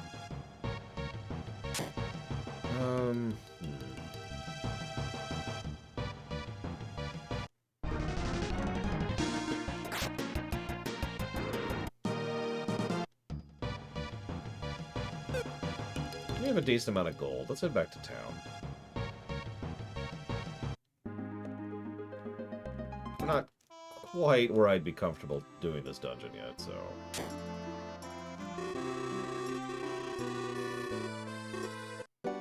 Careful, there's a lot of earthquakes. You might wake up in the middle of the night. You know about capsule monsters? They're friendly monsters who join you in battle and help you win. People say up to 7 capsule monsters will join you in your journey. I hear there's a capsule monster called Fumi in the woods around here. I came here to find that capsule monster, but it's very hard. Fumi Woods is north between Sunderland and Aloon's Kingdom. I wonder where exactly. Also, this is probably a good time to mention that if I'm not mistaken, in the English version of this game, capsule monster feeding ratios is actually wrong. Bugged, incorrect, badly designed, however you want to think of that. And the consequence is that they are much easier to raise than they were intended to be. Not that I'm complaining.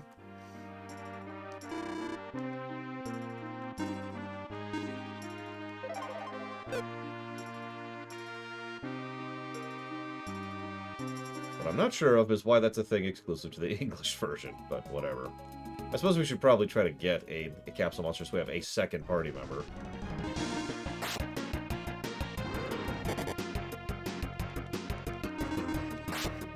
I have just been informed... Hang on. Yep, the guy in the chair just told me I can't actually get it yet.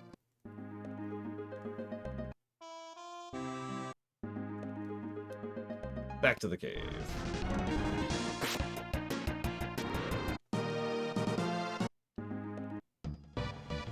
Listen, we all know killing bugs is the way to be. Also notice the dungeon completely resets when we actually leave it, which again makes sense, active memory, yada yada.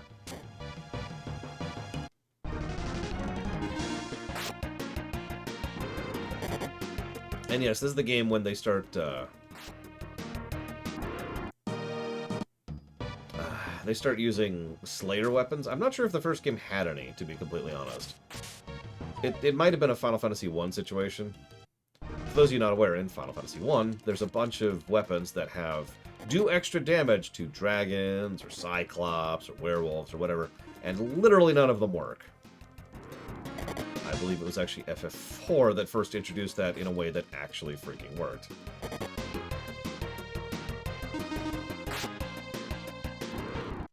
Also, I could be wrong, but I feel like the weight system is either gone or completely rejiggered in how it works.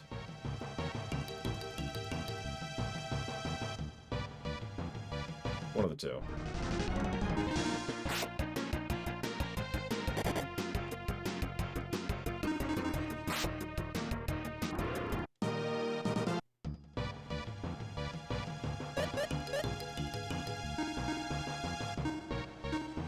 Wouldn't surprise me if it's gone. It doesn't act... It's acting like traditional turn-based, instead of the weight agility system of the first game. I pick action, we go, they go, the end.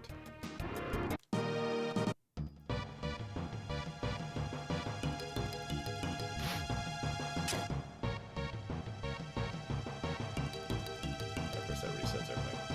Alright.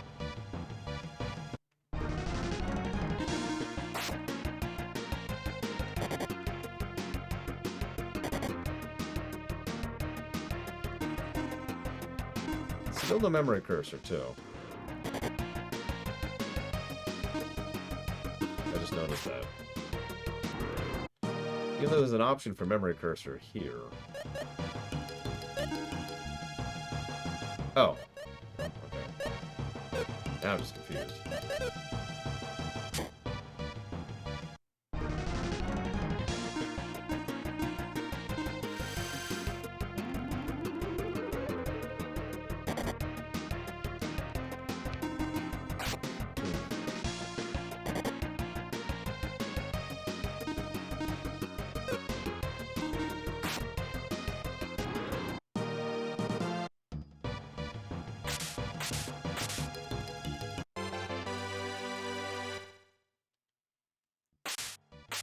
I mean, I don't... You know my RNG in these runs, Ross. I have the worst RNG in these runs.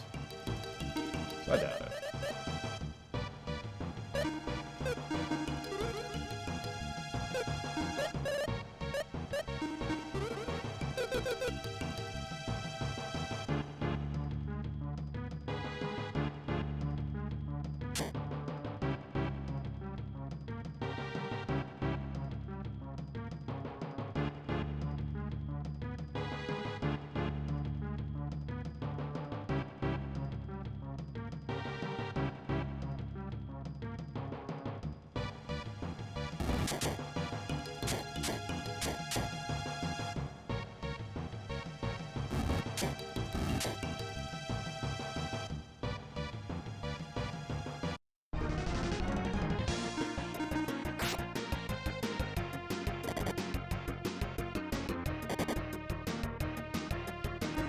At least we can actually target enemies now, it just occurred to me. We can actually focus fire. Holy crap.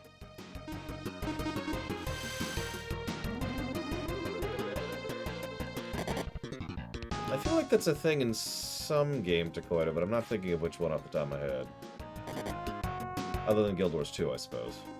That might be what I'm thinking of.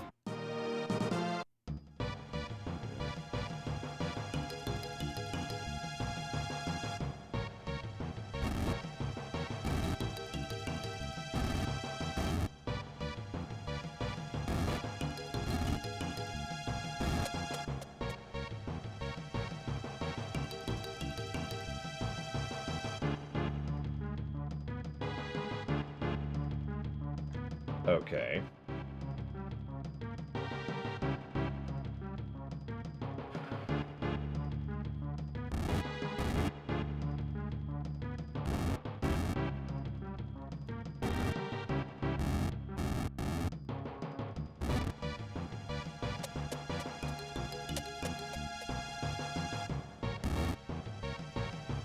Ah.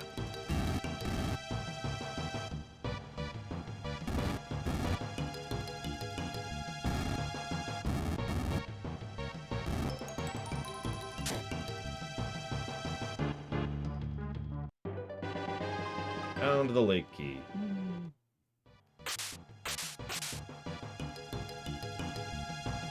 Oh god, that's true. That wasn't Four Heroes of Light, wasn't it? God, you know...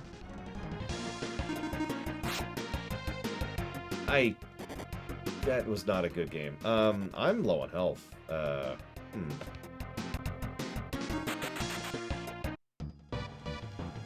Let's fix that.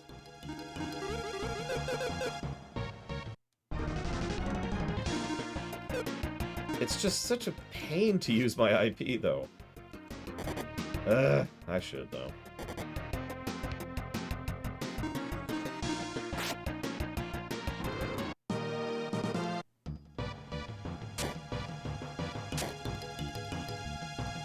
Yeah, so far I've yet to fail at running.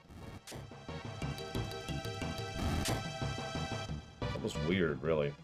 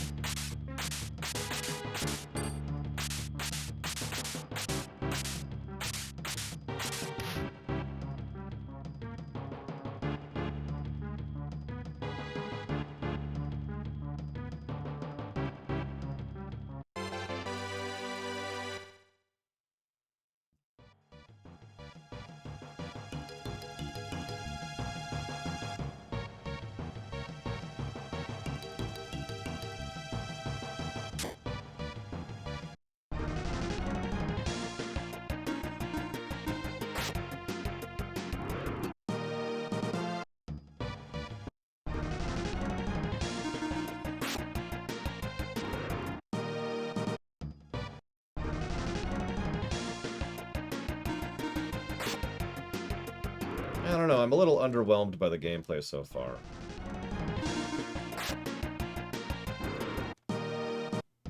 The game still feels relatively grinder, we just have greater control over which enemies we're encountering when. Grindy. It still takes a fairly large amount of enemies in order to level, so that's a problem.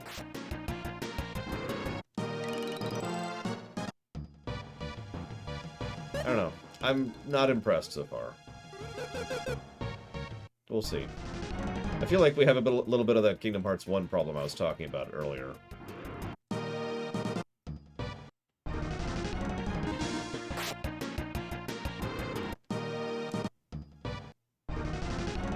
Narratively, the game is just beating the snot out of the first game. Well, yeah, that's, like I said, it's a Kingdom Hearts 1 problem, right?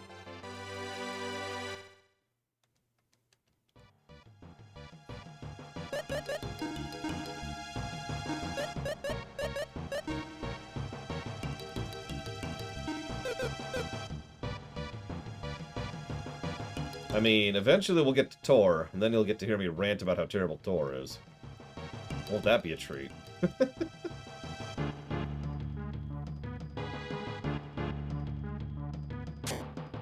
Yeah, you notice I just did that manually, Ross. I haven't been able to afford any armor yet.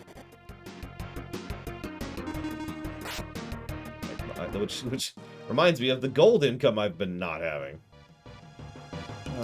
But let's see. We did that. We did that. We can't do that. So what I need to do is go the wrong way.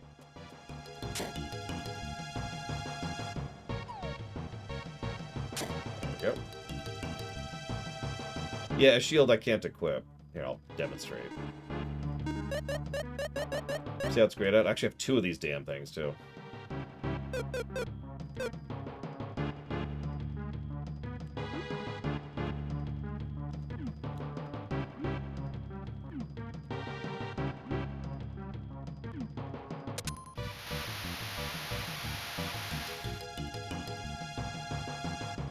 That's what I thought.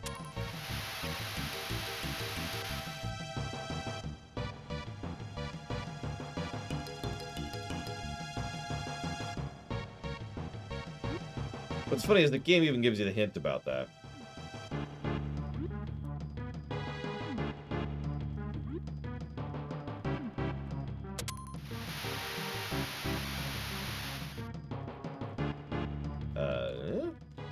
Oh, yeah, maybe not. Take 3.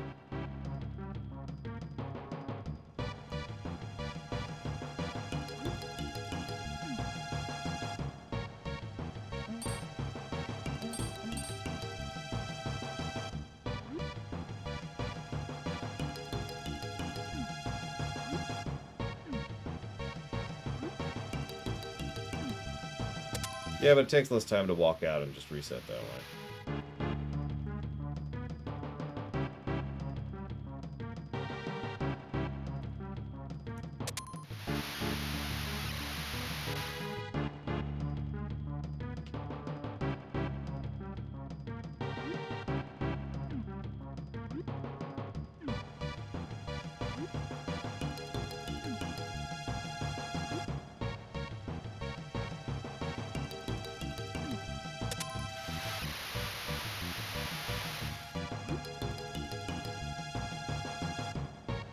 Really?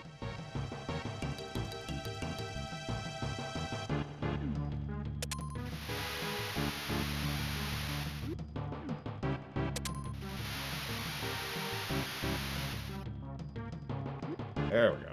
It's...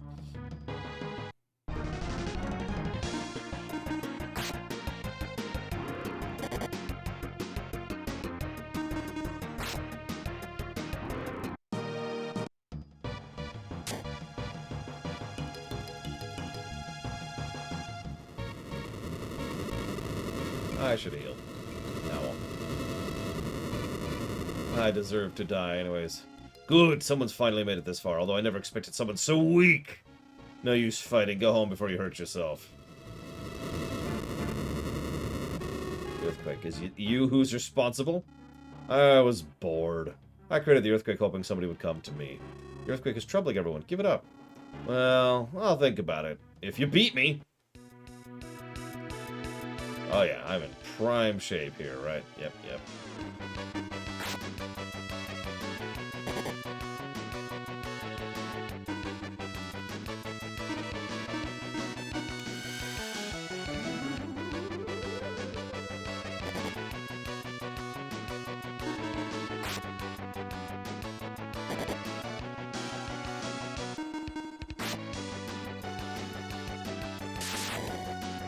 Ow.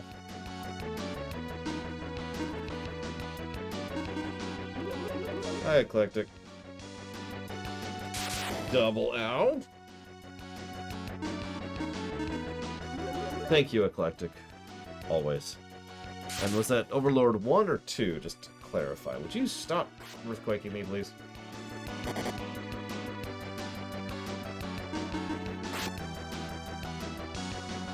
I've eaten catfish. Does that count? I didn't care for it that much.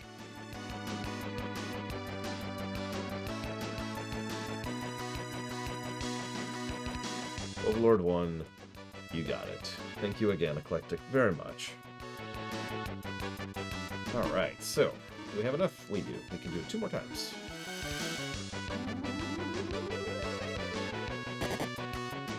And we'll go and just do it both times right now.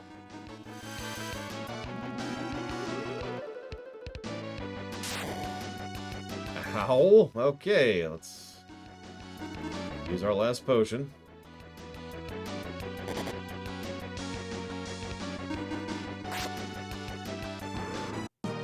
Yay! I'm honestly astonished we managed that. I give up. I'll never roll out another earthquake. Please forgive me. Also, we didn't get the item. Perhaps I'll sink under the lake and sleep for a while. I wasn't expecting the jewel to drop. I told you it wouldn't. My luck in these games is so bad. I'm also out of mana and out of healing items, so we're just getting out of here.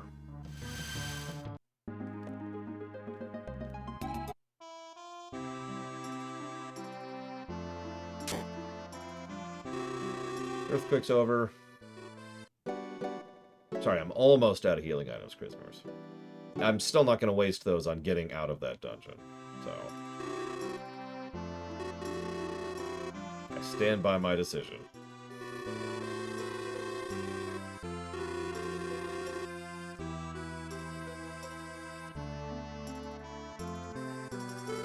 Huh? I thought you went to the lake cave. I did. You must have missed each other. Missed who? A young woman came here looking for you. Told her you went to the lake cave. Young woman, what was her name? She took off as soon as I told her, so I didn't catch her name, but she was quite a beauty. You're traveling, aren't you? Where are you going now? I haven't decided yet. You should go to the Alun's kingdom. They're having the coronation ceremony soon. I don't want to go, but it's much farther than the small shrine to the northwest. Too far from me. Alun's kingdom is beyond the small shrine to the northwest. They're having a coronation soon. But the crown is so pretty. I wish I could see it. You defeated the Master Catfish, I hear. Well, you must be a strong man. No.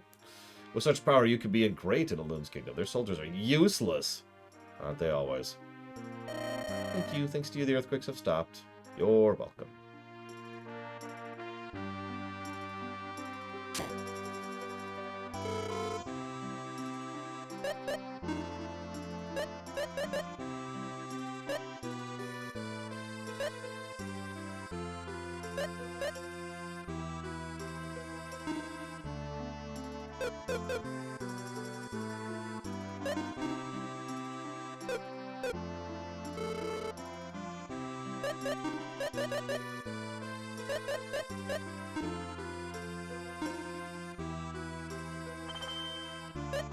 Hey, look, you can equip in the buy screen. Holy crap. What is this, Earthbound?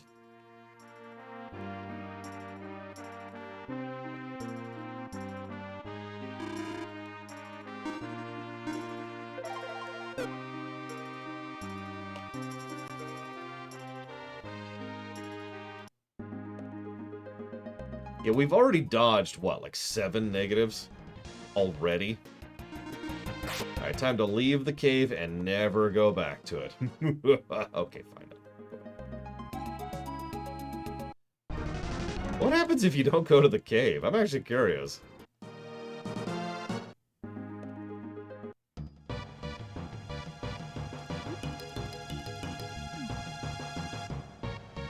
I must go. It's my density!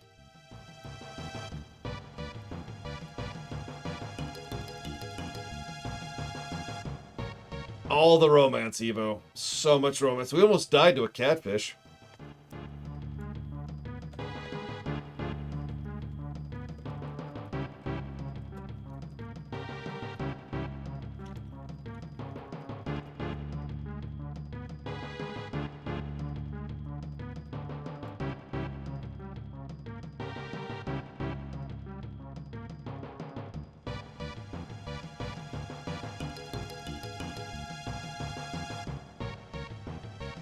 Whatever the first 7 negatives were of Lufia won. Alright, now who's ready for Mega Ultra Romance? We need to just play nothing but romance sims. What do they call those? Visual novels, there we go. Nothing but visual novels from now on. It's just all the streams, all the time.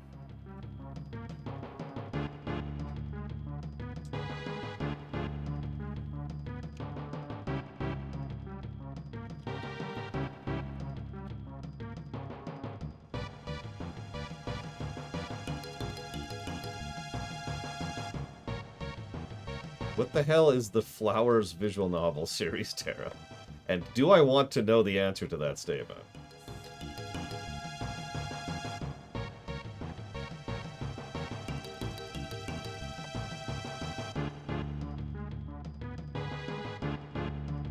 Okay.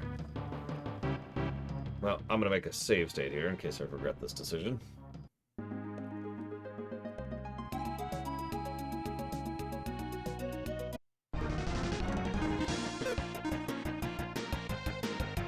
The hell is fake? Oh, increased agility during battle. I mean, they could try a Crazy Horse, but I do have executive veto nowadays, so...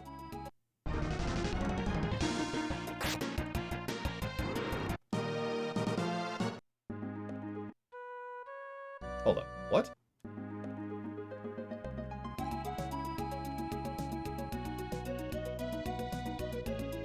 I mean, I don't know. The only visual novel game I've ever played was the Colonel Sanders Dating Simulator. Which was hysterical, admittedly. That's what I thought.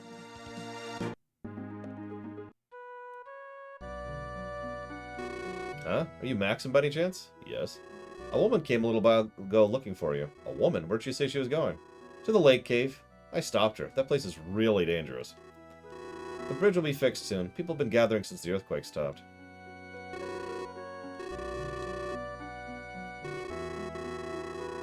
Now we're Maxim the First. Hey, Yada. I guess it really wants us to go to the lake cave.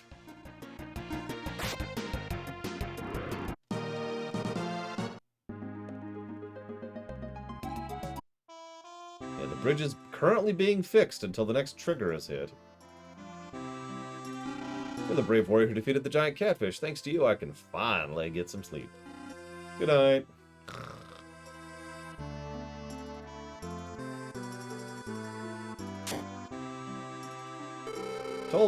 I told two travelers of the coronation in a loon's kingdom.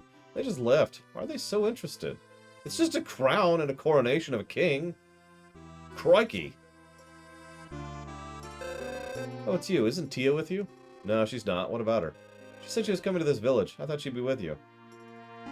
Even the people in Loon's kingdom drink this tea. I'm sure they will at the coronation ceremony. Well, I am terrible at puzzles, and I'm definitely terrible at romance, so that's probably bullet dodge, Tara. See, what I was expecting to happen was that I'd get there, and Tia would be there and be like, where the hell were you? I went to that stupid cave!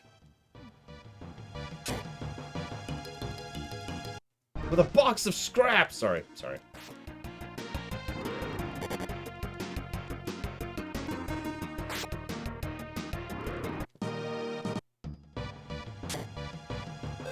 Ah! Why is there a skeleton in here only when you're here, Tia? Like beer and pretzels, Crazy Horse? Like, look, it's a goblin and a skeleton. And they're only here for Tia. Oh my goodness.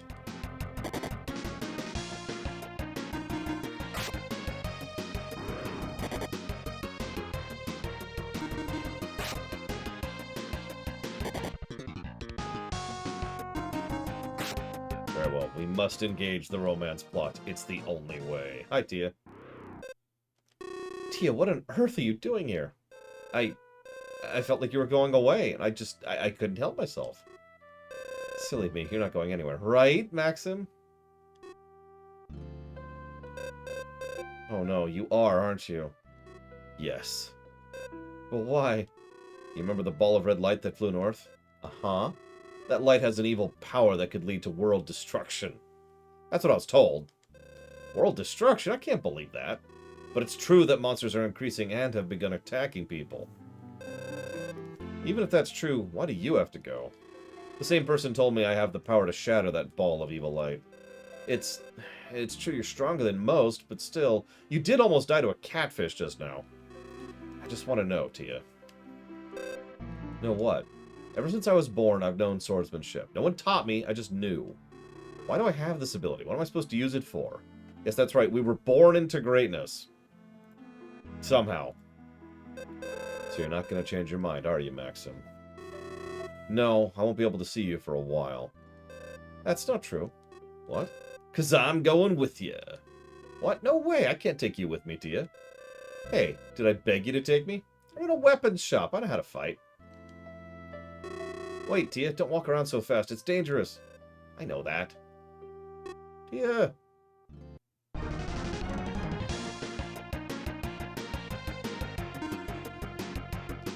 Why is she not joining me for this battle? I actually thought this was the here's your party members tutorial, but no, it's just another goblin fight. You crazy? Thanks, Maxim. I'm sorry, but Alright, Tia, let's go together. But don't be so rash. Okay.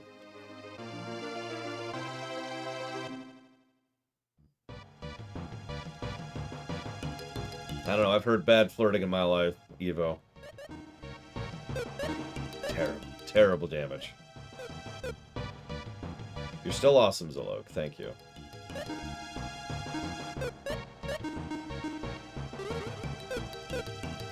So she turns at level 7 and has half of our mana. I mean, health, sorry. She starts with Spark, though, and a heal. So she's got some mage stuff going on. Oh, it's actually worse than her thing. That's funny. I love it. Her icon has a frickin' whip. She's equipped with a small knife.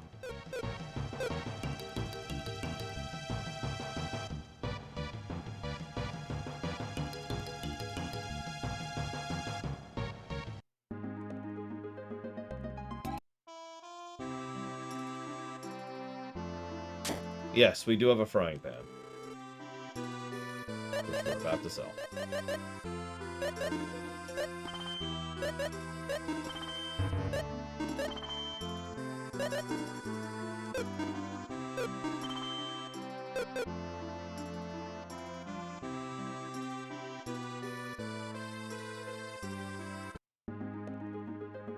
Well, one of them's red, the other one's reddier.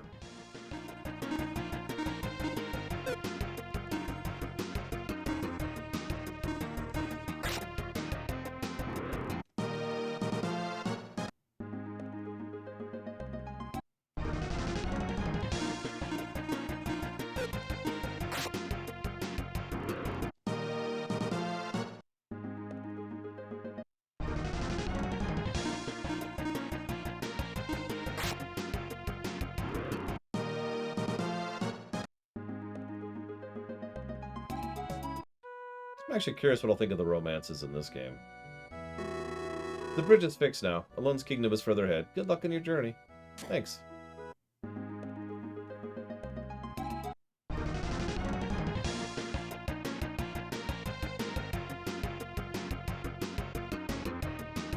No, I didn't speed up the game. You're right. The transitions are just very smooth.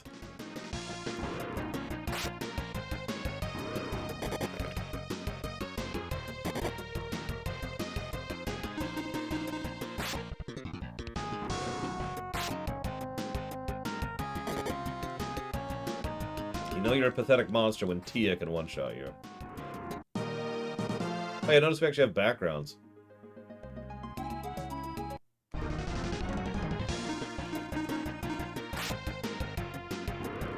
Yeah, we actually changed targets, too. It's like this is actually a properly programmed game. It's insane, really.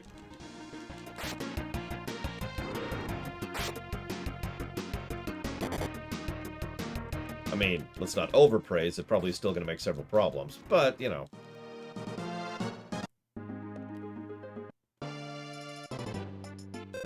I am Keeper of the Forest. All who pass here fight for what they believe in. Are you such a man?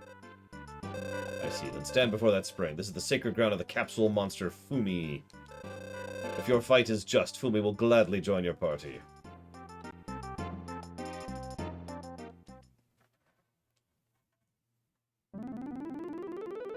I don't think I used capsule monsters my entire first playthrough of this game. Pretty sure. Pretty sure.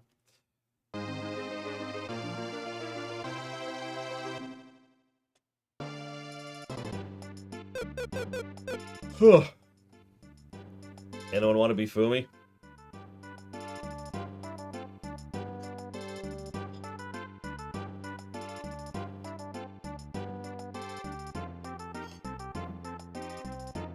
Well, Ross is the third.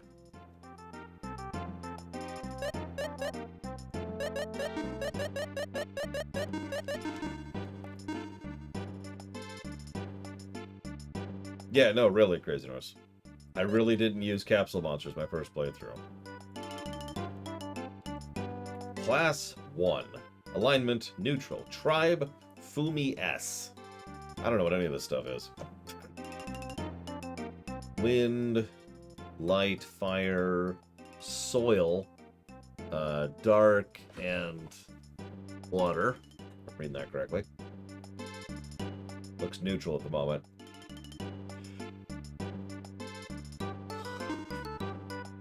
I feed you long knives, which I don't have, of course.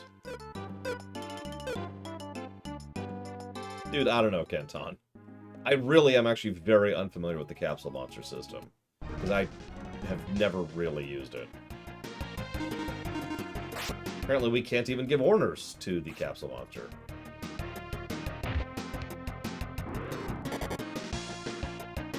Can't even see its health. That's interesting.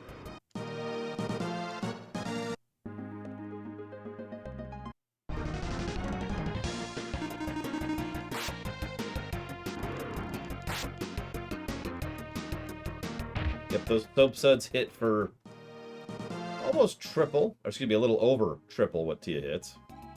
So that's cool.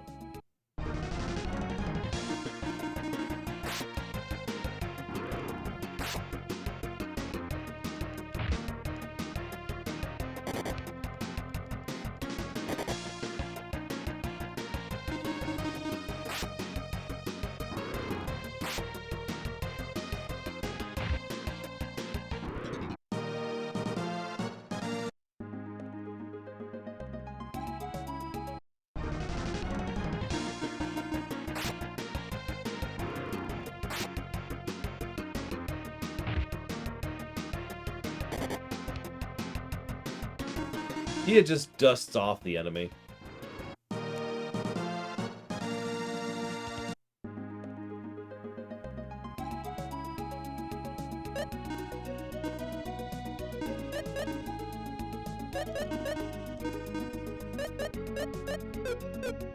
How do I heal the Capsule Monster?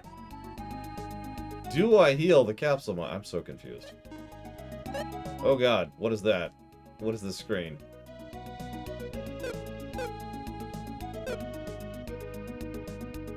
Oh, a SNES. Easy answer, Trax, yeah. It just resets its HP every fight? What?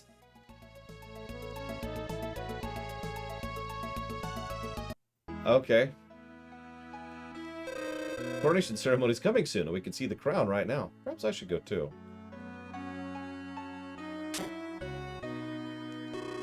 Cloth armor has the antidote IP that cures all members of poisoning. Very helpful. Also, the lady behind you should wear a frock instead of a robe.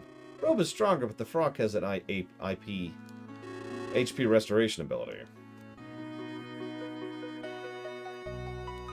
I mean, the GBA is nice, but I was thinking library Trihexia. GBA has some decent games. SNES has a lot of decent games, and some of the best games ever made. If you ask me which I want to play for the rest of my life, Metroid Fusion or Super Metroid, that's not really much of a choice, is it? Okay.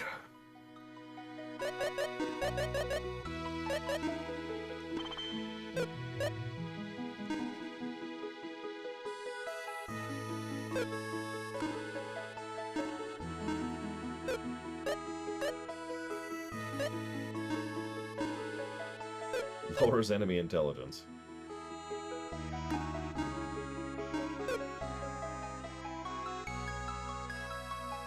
Yeah, there's also the sound chip on the GBA, which is tolerable, is the way I'll phrase that.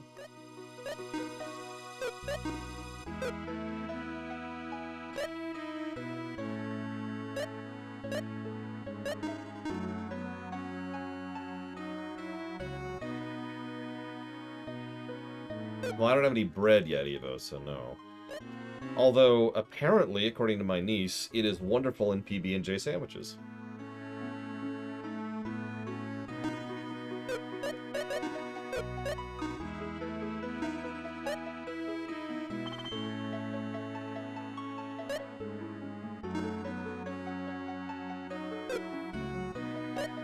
Fine, I will buy a long knife.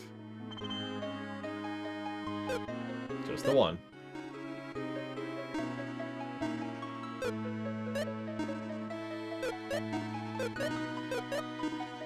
Then there's something else that's funny. I don't remember doing much of the IP stuff my first playthrough either.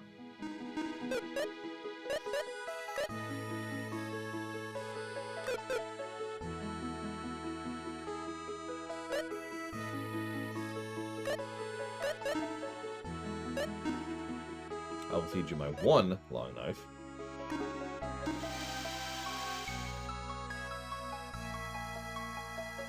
Now, Foamy Ross wants a full mail. Oh, I don't know. This was, what, 96? Where was this? Of course it doesn't say. What year was this? In the States. Which console's better? The N64, which has several amazing games on it, or the Dreamcast, which is garbage? That's a tough one.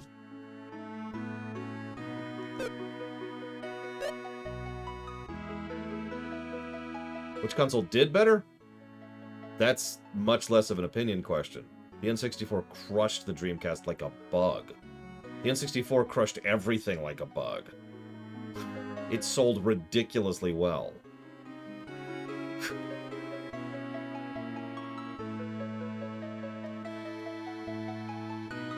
What am I doing?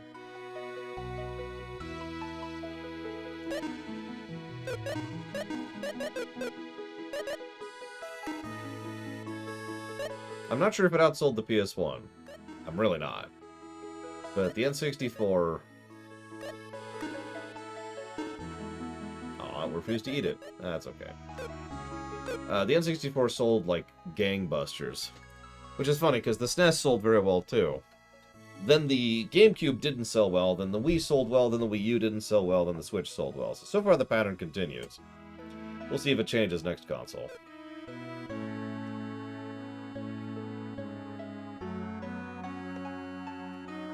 Interesting question, actually.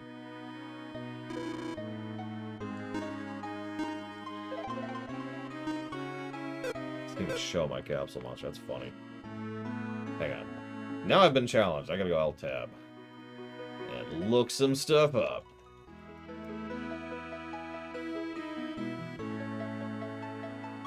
Let's see. Yep, PS2 is still on top, as expected. Looks like the PS1 did outsell the N64. Yeah, it didn't surprise me.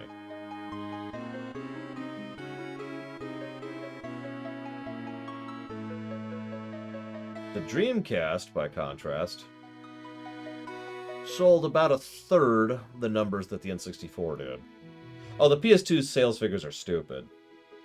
I admittedly kind of skipped out on the PS2, not on purpose. Just, you know. But yeah, it's several people, both economically, hardware, and video game-wise, have all agreed one of the biggest reasons why the PS2 sold so damn well is it was a really good and cheap DVD player in an era where those were expensive and hard to come by. So... And yeah, same thing with the PS4 and the Blu-ray. You're absolutely right. PS4 is the 4th best-selling console of all time. And then immediately below the PlayStation 2 is, of course, the DS, which was just a money-making machine. Will anything ever come close to the PS2? Honestly, probably not.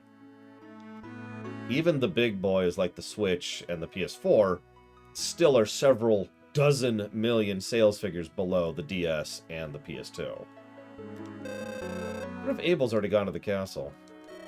What's a coronation ceremony? It's a ceremony that celebrates the day when a king wears the crown for the first time.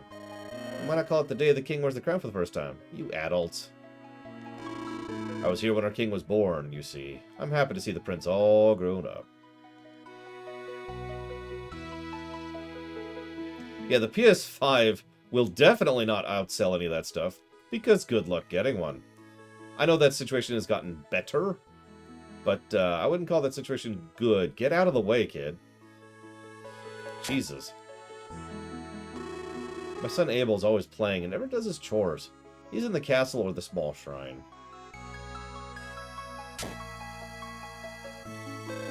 Alunza's castle basement is so huge, it's like a labyrinth. Some even say it's the next dungeon in the game. Whoa. Yeah, it doesn't surprise me that the Essex is outselling the PS5. It's arguably a better console, too. But that's neither here nor there. I hear somebody's after the Prince's Crown. Hope it's just a rumor. Prince's Crown is pretty decked out with a ton of jewels.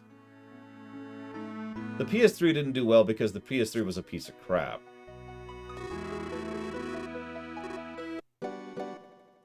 What? The PlayStation 3 is one of the worst designed consoles ever, only surpassed by the Xbox 360. This is a casino with one slot machine. Wow, that's terrible. Yeah, the PS3 had an awful launch. An awful, I don't even know where to start. The PS3 had everything going wrong with it. Just everything. The only reason the PS3 managed as well as it did was because of the fact that it had a good library.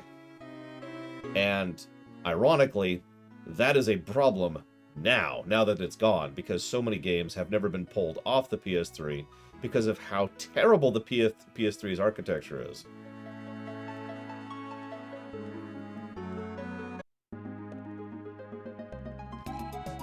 I meant in terms of hardware hazardous. Jesus, dude.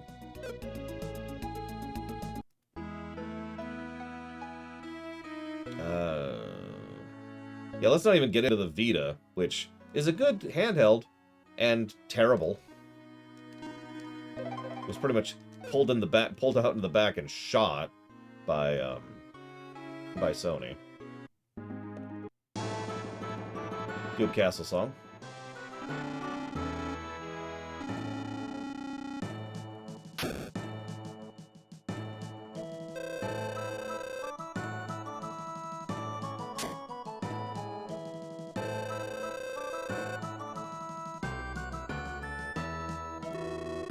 What's wrong with the Vita? Sony killed it, to put it simply. It received almost no support from Sony, and its library is minuscule. So, the Vita just kind of died. The Vita itself is actually a pretty good handheld. It's better than the PSP in basically every way. But it's kind of the inverse of the 360, which is, of course, total garbage. I, too, will do my very best to see the ceremony ends here without trouble. My brother's coronation ceremony today. Oh, it will end without incident. Narrator. It will end with incident. Yeah, fun fact. So, you remember that, what was it? Lost Odyssey, I think? What was the 360 game that I played? I've only played the one. I think it was Lost Odyssey. Is that a 360 game? Help me out here. Behind the doors of the throne room. Let's go see the crown. Your Majesty. The crown. What is it? I just learned this crown is an imitation. This can't be true. The way it shines, it must be real. Okay, it was Lost Odyssey. So, some of you may or may not know that I actually borrowed my brother-in-law's Xbox 360 to play Lost Odyssey for the rumination I did a couple years ago. That Xbox 360 has since died. And no longer functions. Guards on the crown were the best. It's impossible for anyone to switch crowns. What's going on? I've called an expert. I'll have him examine the crown right away. Yeah, we know where this is going. Hold on there. I've never seen you before. What's your outfit, soldier? What is it? Cat got your tongue? Dribbles, drubbles, I see you noticed, huh? What the? Welly, well, well, 'tis I, Bertie, world-renowned thief. And I, as welly well, 'tis Bart, Bertie's first apprentice. Greetings. What? Who are you guys? Don't move. I assume all of you can see this boom and bomb well now, yeah? What are you waiting for, Bart? Let's party arty, huh? Righty-o, Birdie. Oh no. Watch out, folks. The big one's coming. Here it comes. 3, 2, 1. What's going on, Bart? It should... I haven't got a clue, Birdie. What are you playing at, Bart? Ugh.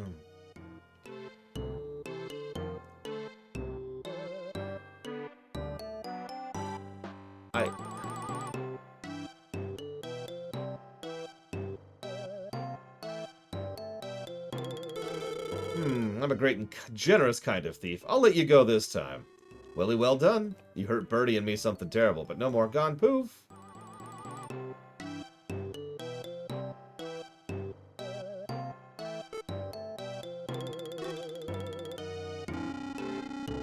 What are you doing? Go do something. What if this spreads outside to the kingdom? It's funny to have both competency and incompetency in the same cutscene. That's impressive. That's... wow.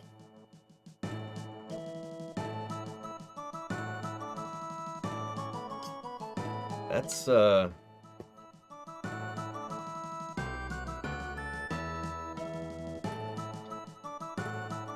stunned by the idiocy.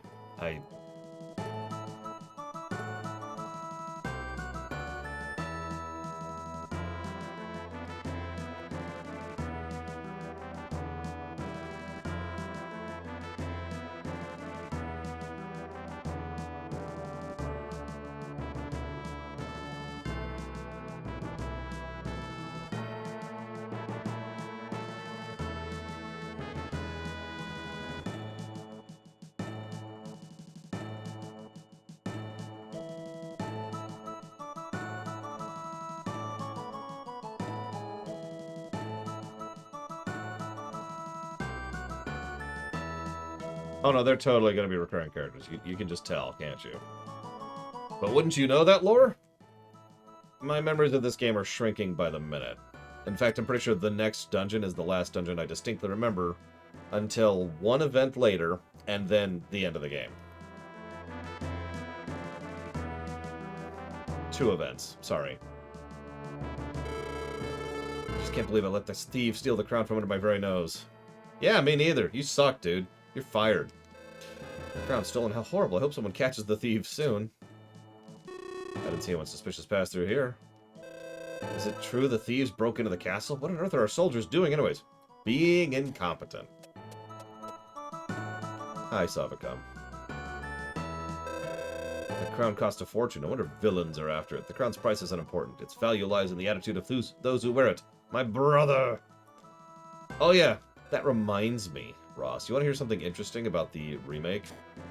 Do you know the remake was made by the same people as Lufia 2?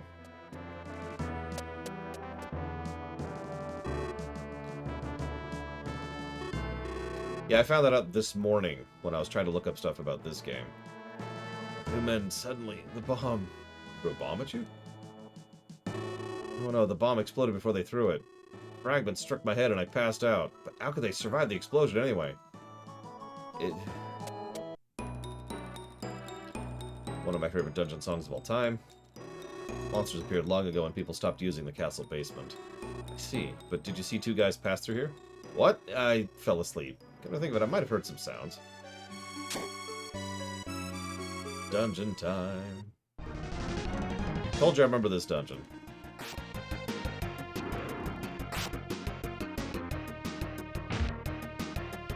Oh, Foamy, you're fired.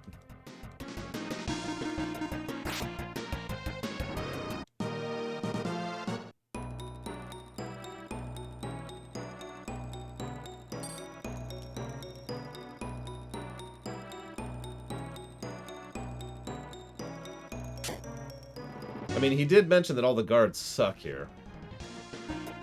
Mad Horse. What is this, FF1? Don't answer that.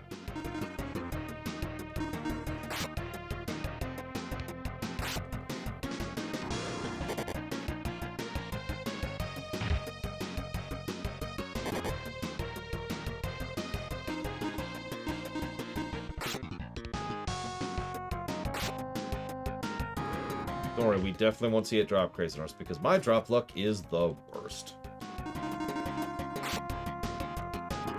Listen, I don't have anything to feed Foamy, okay? Literally.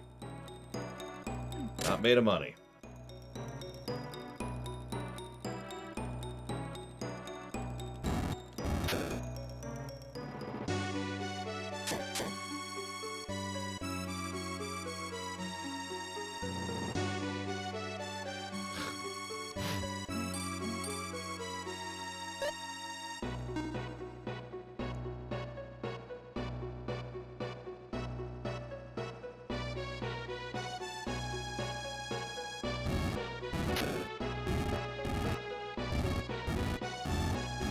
I literally don't have anything to feed him with, Ross. What do you want from me?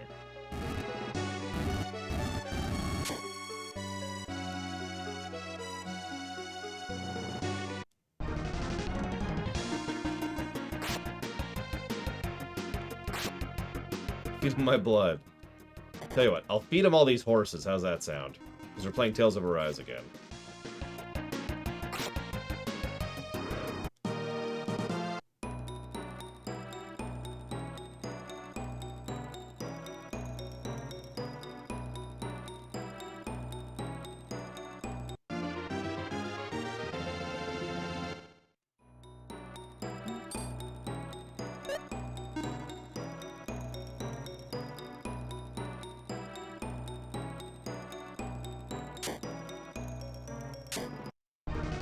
Now, I did try to feed one piece of junk gear to him, and he said, yuck, and didn't even eat it. And that's all I need to know about that. Foamy's a picky eater, which means he gets to starve to death. Any questions?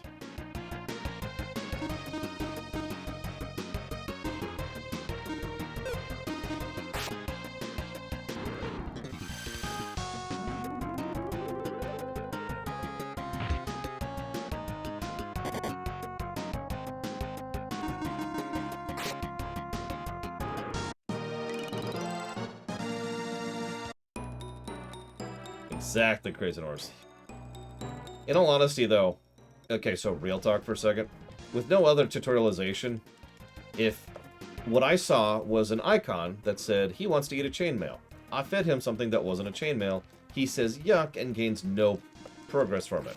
So what that tutorializes to me is that he has to eat the one item that he's currently wanting, otherwise he gets no progress from it, right? Ergo, there's no reason to feed him anything other than the one item he has. Why is this not working? There we go. Now, that may or may not be how that works, but that's definitely how the game seems to be indicating that it works.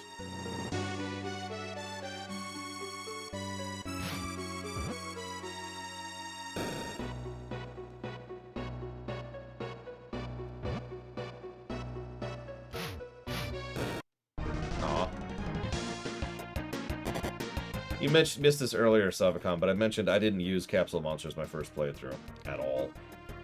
So I'm still a little ignorant of the mechanisms involved.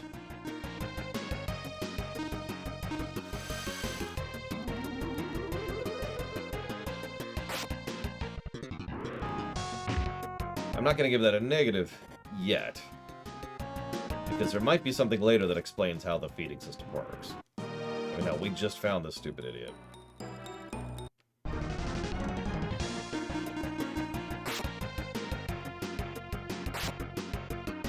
I saw it, Savicom, and that reminds me of two things. First of all, why did you leave that as a reply to someone else's comment? You realize they're going to get a notification about that, right?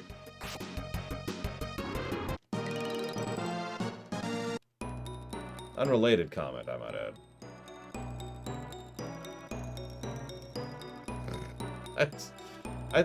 I didn't think you would do that on purpose. I was just confused by it. Like, why did she... Ah, well. Anyways, the other thing I wanted to comment on was, you said you wanted to change my mind about the Lufia 1 ending, but nothing you said disagreed with me about the Lufia 1 ending, so I'm kind of curious what exactly it is you want to change my mind about. Unless the argument is head canon greater than regular canon, in which case, I mean, we've had that talk before. It's fine, Ross.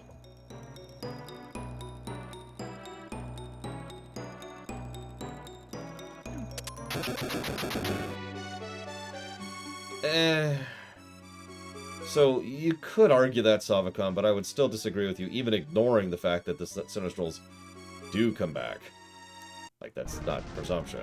But, even if we ignore the sequel, which we can do,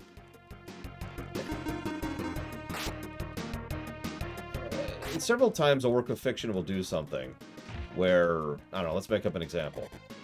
Let's say that there's a fire, and you jump into the fire, and everyone's like, ah, and they all burn. Oh, God, they're burning, and you see them just dissolve into ashes, and they're dead. They're horribly, horribly dead.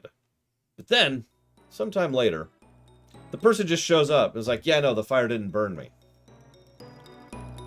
Despite the fact that the game flat out tells me that the fire doesn't burn them, I don't believe them.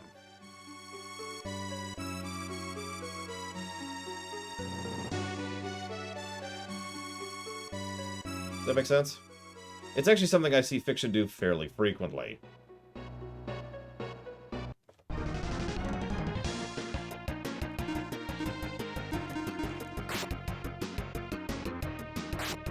Absolutely not, Crazy Norse, no. Which is why we'd have external continuity going one direction and not the other. Yeah, that gelatinous cube I jumped into? No, I'm fine. By the way, this game is going to be guilty of that, so I'm not just, you know, making that up. So my point is, everything about the game, in my opinion, very clearly indicates that the Sinistrals are going to be coming back. That the fact that she survived, again, and then it indicates that the loop is going to continue and that that's just the end of it. Now, the only thing we have against that is this one old man who's like, yeah, no, she's totally Lufia, and has no trace of magic in her. And it's like, that's it? Oh, Tia's dead. I guess we'll figure out how res mechanics work.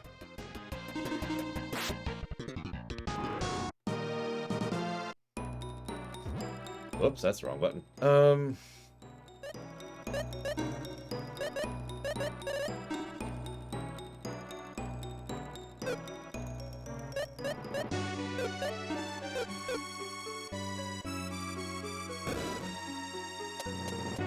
Yeah, Miracle's res, but I don't want to waste a Miracle on Tia at this point of the game.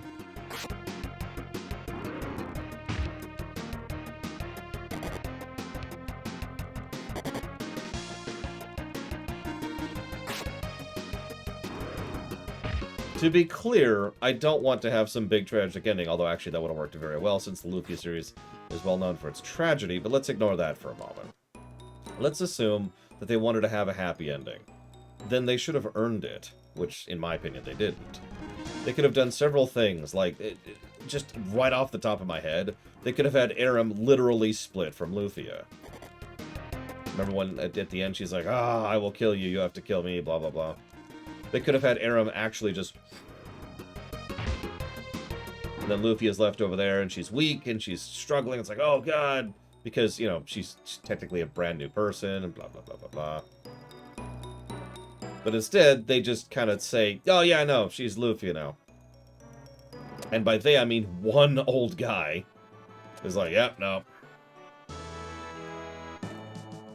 Wiku. Yes, you fight the last boss with Aram in your party. It's why the last... They actually mention, if you're remembering, that the last boss is incomplete, because it's supposed to be a merger of all four Sinistrals. It's an incomplete merger, which is why it's as weak as it is.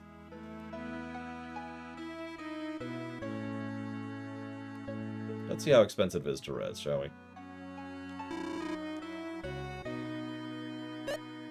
Lift, I guess? Nope, that's Cures. Is Cure? 80 gold, that's not terrible.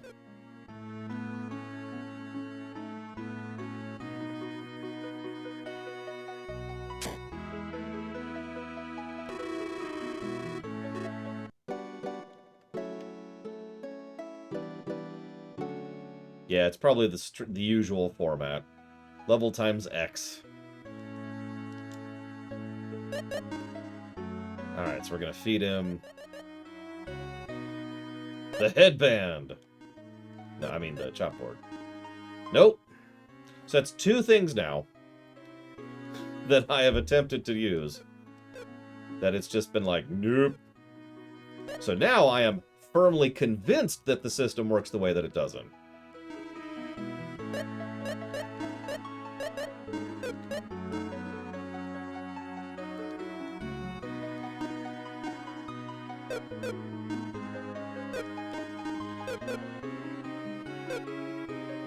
I'm just saying. Alright, fine. We'll feed one last item. Here it is.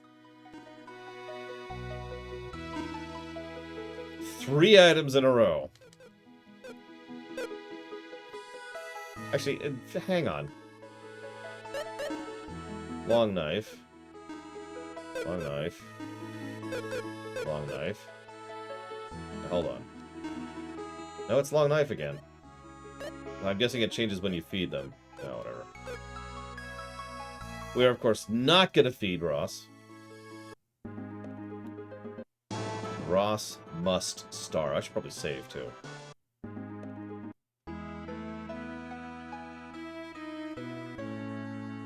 I thought maybe it changed per menu interaction.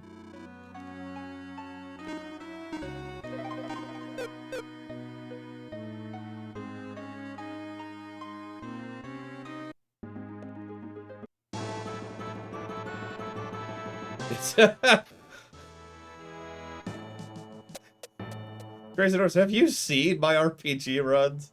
I mean, I've had bad luck in every RPG run we've ever done, but honestly, like, one time I was playing FF6, got to the end of the game, got to the very last fight, and Kefka entered his 3rd phase of his fight. And in phase 3, he has a 1 in 3, 1 in 9? Hang on. No, 1 in 9, 1 in 9, excuse me, chance. Whatever that maths out to be. To cast Ultima. Guess what he did?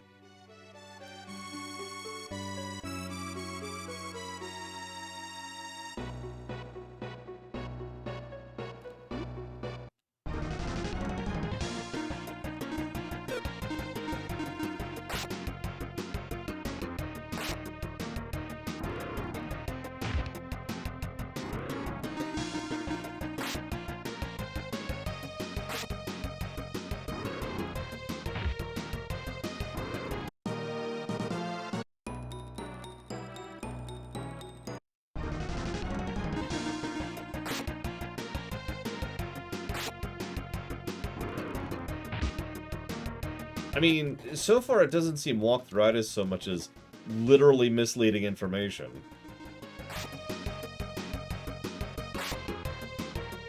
Like, just straight up, oh yeah, no, that did nothing. Oh, okay. Well, obviously I, like a responsible video game player, will pay attention to the feedback the game's giving me, and only feed him things he wants. Yeah, exactly, Blame Default. That's a better word. Counterintuitive.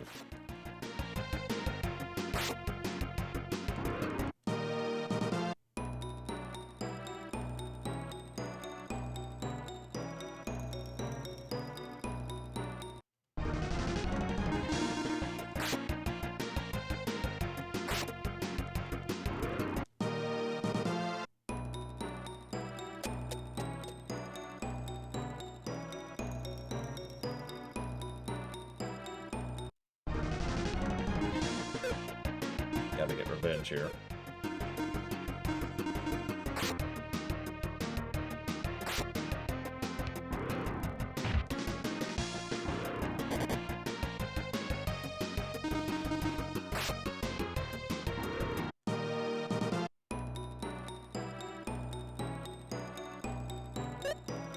You know, I don't mean to say anything, but I love how several people have emphasized how easy this game is, despite the fact that I have not been having an easy time with this game so far. I think the obvious thing to say here is that my RPG playing skills are so terrible that the only recourse is to cheat.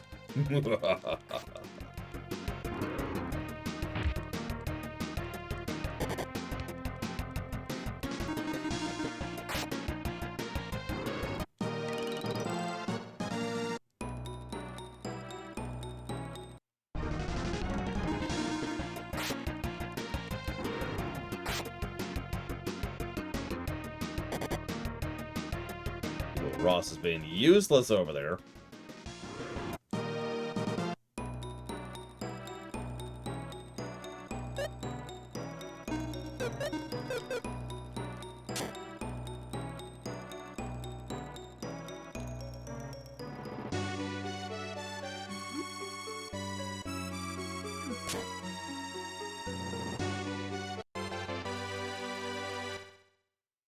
I mean, that's one of those interesting things. Is a game that you know extremely well easy? I tend to disagree with that kind of concept. It's the same thing as calling Final Fantasy V easy. It's like, if most people who call FF5 easy call it easy because they know exactly what they're doing and can break the system in half. I don't think that qualifies as easy. Furthermore, I tend to disagree with the idea that a game that you can break in half in general is easy. Unless it's a game that's really, really easy to break in half. Oh, that's new.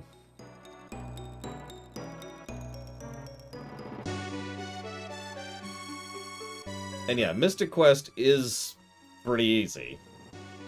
Ironically, considering it's got extremely binary difficulty.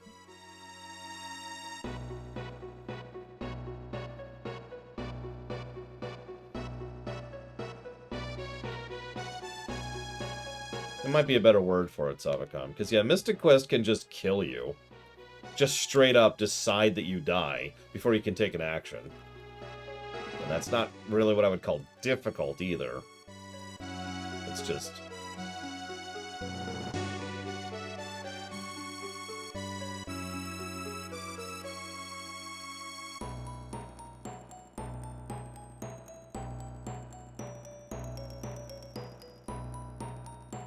Good morning, Baron. Paper Mario has some interesting aspects to it. Now, Paper Mario 2 is definitely not easy. Some of that late game stuff can just stomp you, even if you're geared for it. Of course, you can get a Super Mega Death combo going in Paper Mario 2. So that's whatever.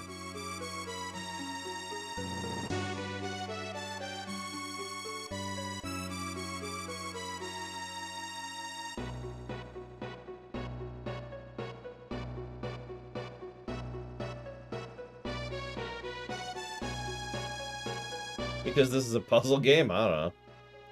Yeah, Mario & Luigi is another good example of a series of games where the game's just like, no. No.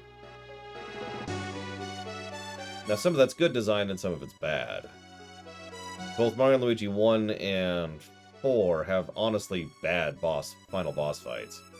Like, overtuned to hell and back. They actually pulled back the final boss fight of Mario & Luigi 1 in the proper remake. Go figure. Quest 64, I wouldn't call Quest 64 easy. It's certainly not designed to be easy. Especially if you don't do the, you know, the chosen route.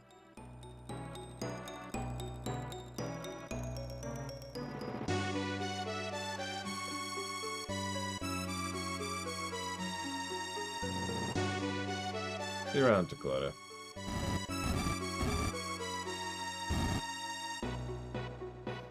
Pokemon Omega Ruby was very easy. In fact, so was Pokemon Sword and Shield. There you go. That's probably the easiest game I've ever played, Pokemon Sword and Shield. Which is a damn shame, because it's a really good game in every other respect.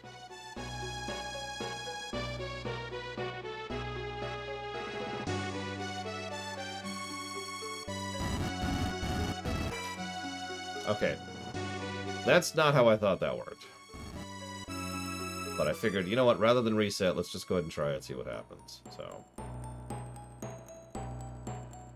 with that in mind.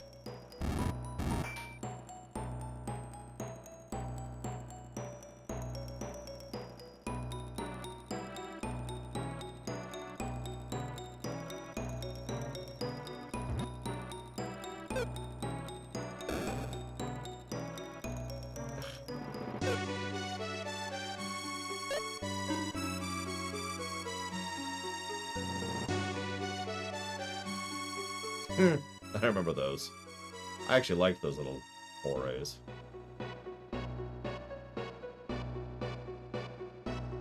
That's what I thought.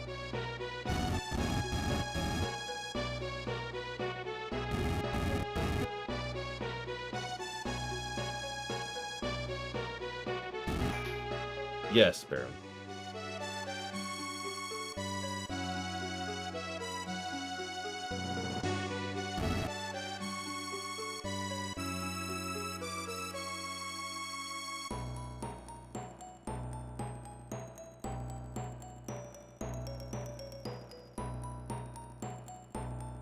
Yeah, they vanish if you get 3, but not if you get 2. Which means I can split up orange, but I have to do red and blue in one giant bundle, because there's 5 red and 5 blue.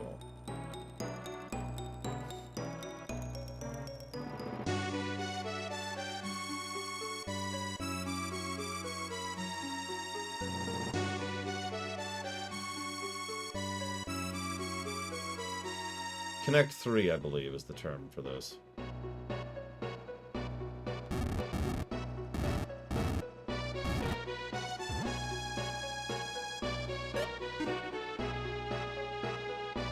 Yeah, the fact that you can't pull is what makes this difficult. If I could pull, I would have already solved this.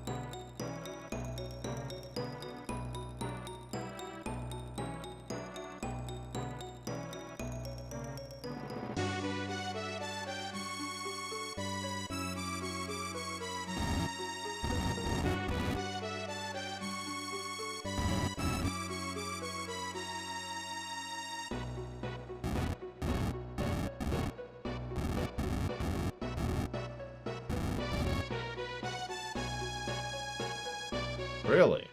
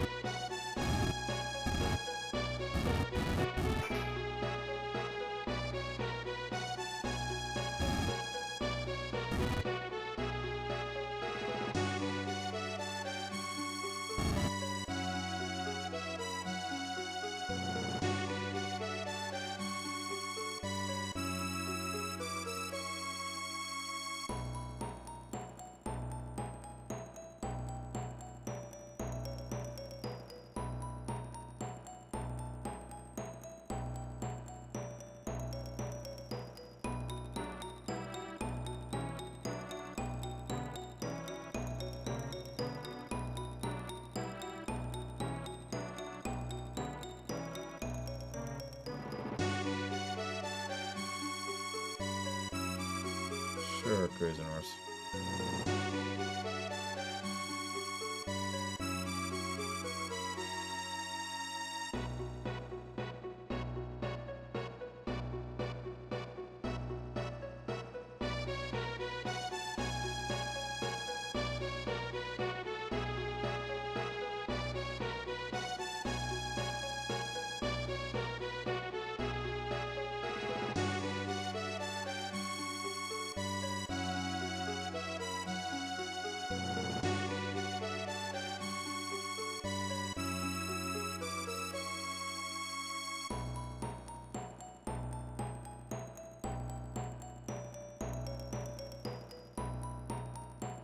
Nope, doesn't work. What's your suggestion? What I was trying to do is impossible, so...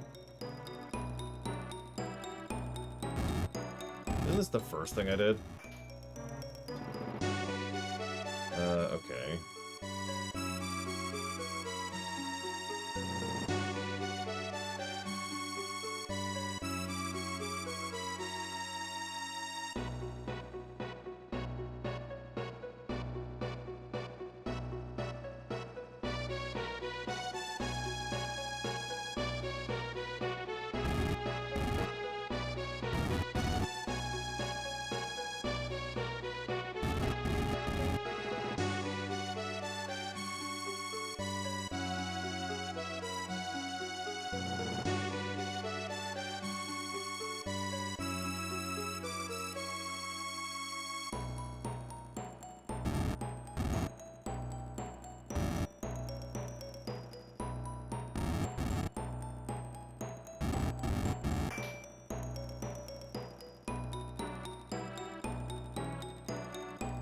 This ironically leaves me with the same problem I had last time. But...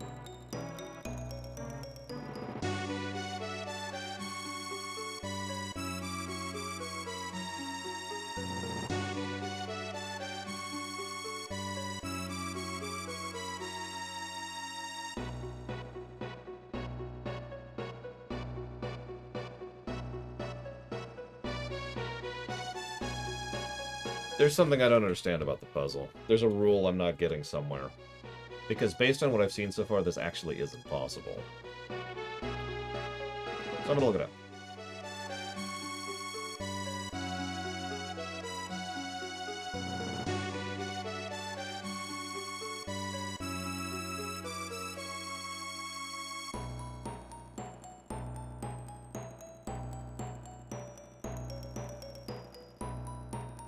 Hey, there's a dragon egg in here.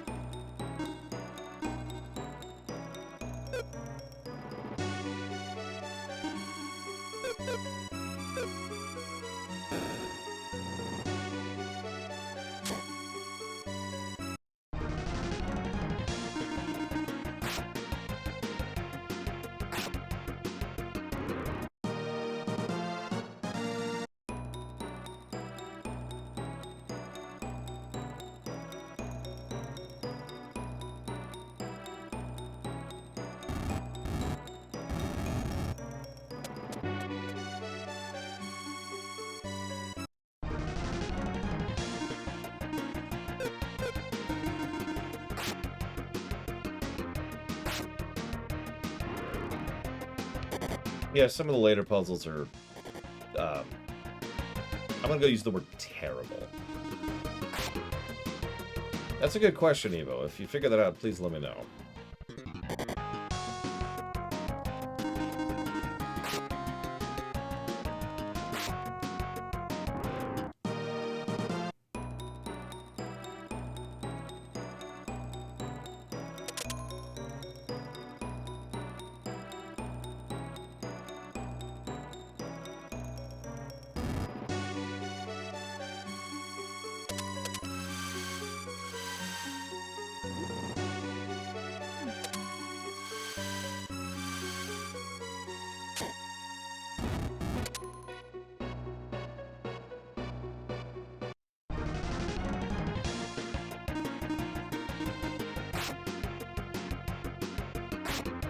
Yeah, it's Ross.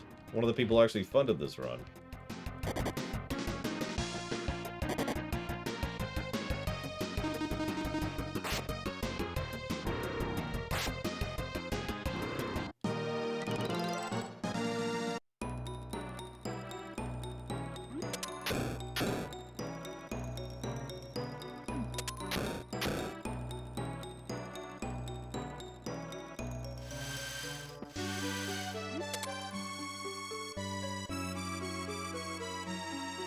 Yeah, I've said it before and I've said it again.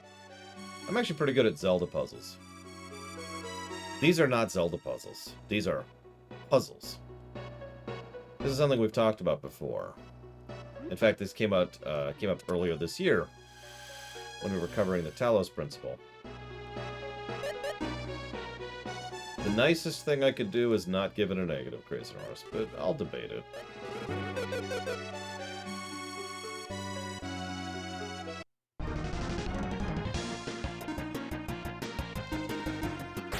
Truth be told, I really haven't decided yet.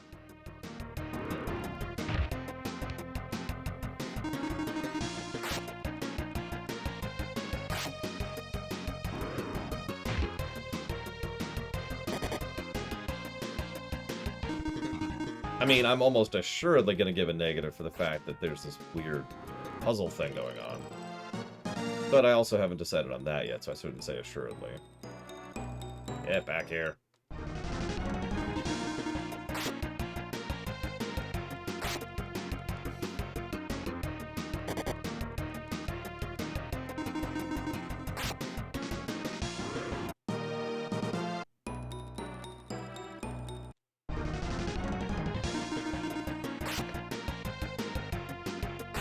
It's an interesting perspective.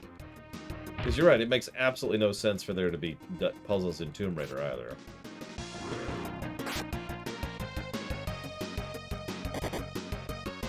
Oh god, if that puzzle room had random encounters, that would guaranteed be a negative. No question. Like, imagine having to deal with all that and occasionally someone being like, hey! Like, every time you're trying to solve the puzzle, hey! God, that would be awful. Of course, that isn't what happened, so we're okay on that front, but oh, I could picture that.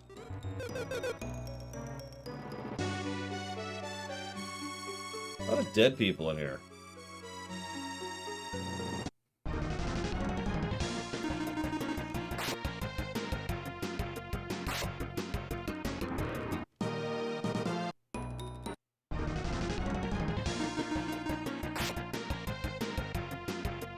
Now I'm trying to think of other puzzle RPGs.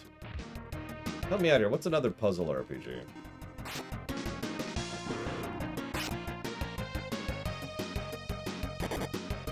Yeah, Crosscode counts.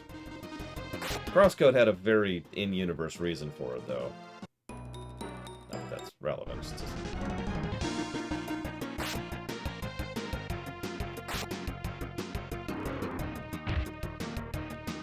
Yeah, that always kind of irritates me in a couple of games. Where we get to the end of a big dungeon with lots of enemies and a boss, and there's some other dude who's, like, either already there, or got there, like, right ahead of us, like, ha ha ha, and it's like, oh, hi. How did you... Okay.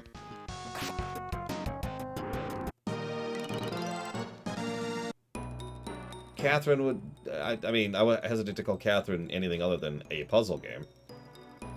Alright, now to not get the dragon egg.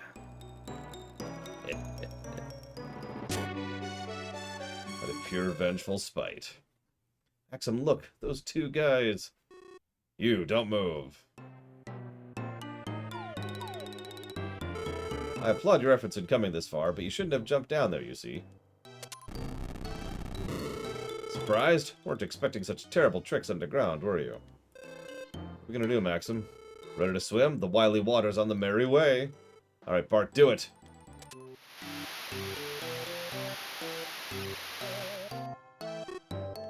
Oh, weirdos.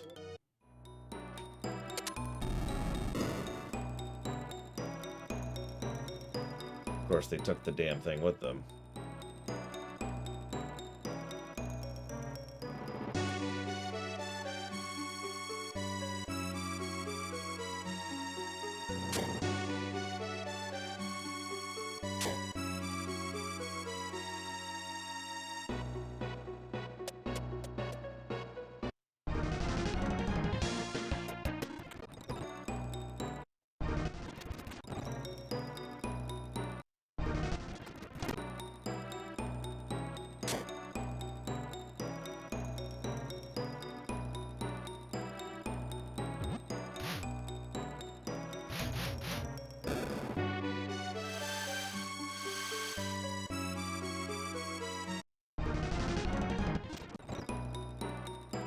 Alright, so we did lower left and upper left.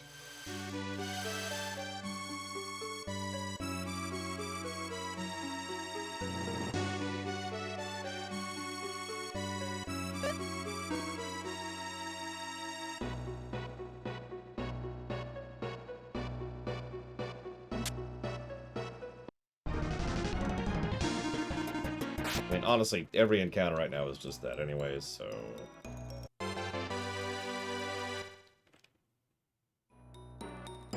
Jesus, Evo, that sounds terrible.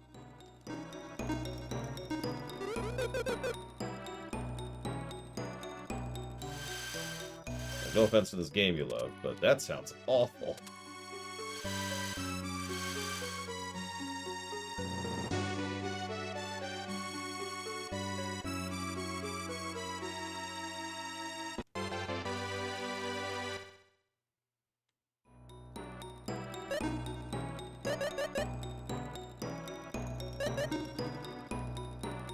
Food for capsule monsters.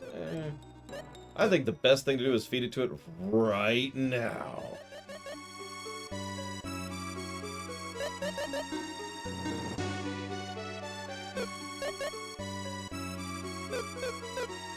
Okay, we won't do it. Although, okay, real talk, why not? Nothing in the game indicates that I shouldn't just feed that to it right now. Especially since I canonically just got my capsule monster and just started messing around with that whole concept, so...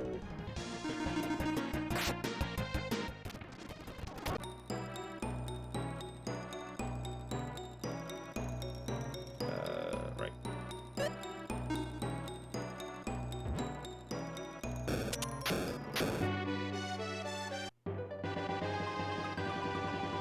They're just for you, Ross.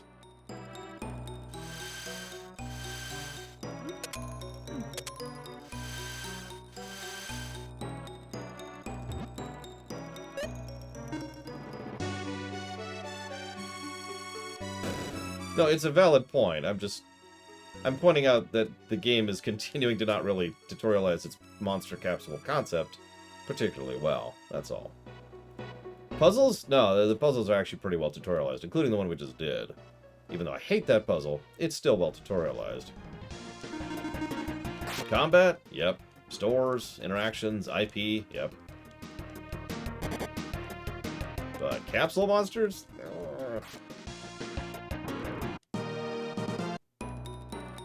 So far, what I know is there's capsule monsters. They eat stuff under a sequence of circumstances I don't fully understand yet. Or think I understand completely, but I'm actually wrong about. Take a pick. And, they suck. That's about all I got so far. They must have dropped it when we were washed away by their wily water. Whatever happened to them? I have no idea. How far were they carried away anyway? Who cares? I wouldn't worry. They're the type to always come back to bug you over and over. Yes.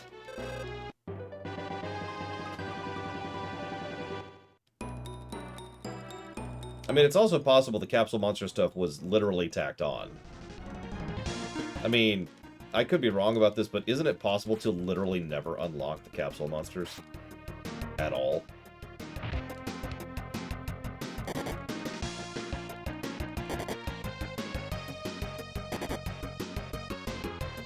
Because I'm pretty sure that's exactly what happened to me my first playthrough.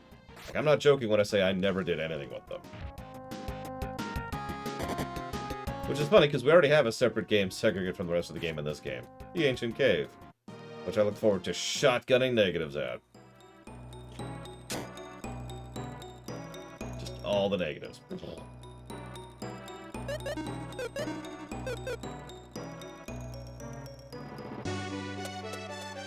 Yeah, where are we at?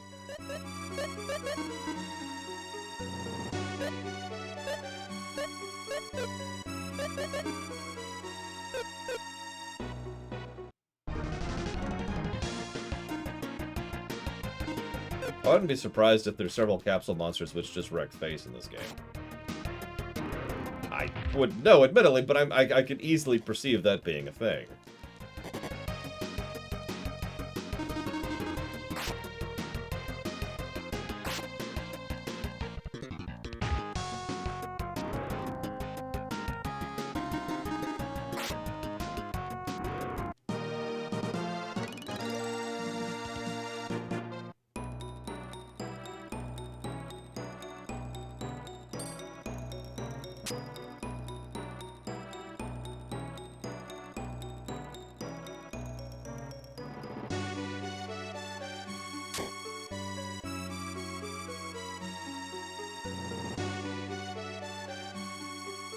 On the one hand, it's kind of nice that there's no boss here. On the other hand, I'm not sure what I think of the thieves yet. I'm not trying to be a stick in the mud, I swear. It's just, they're not what I would call particularly funny. Yet, obviously. We'll see. We'll debate them.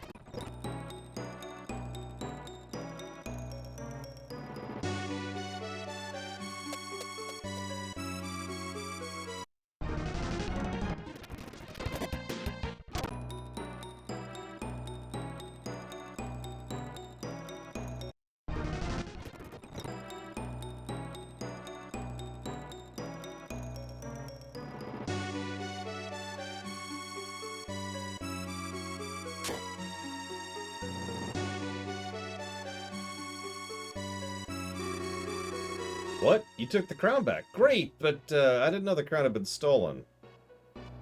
Mac! Looks like no. No horse gems for us. Sorry. No catfish, no horse gems. I thought the basement was riddled with traps. It's amazing you came back without a scratch. Okay, I came out of here earlier with Tia dead.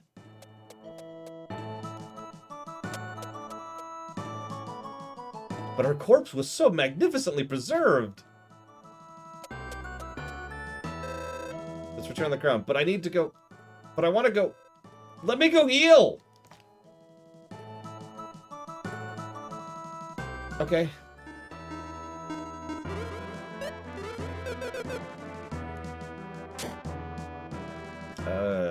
Sure.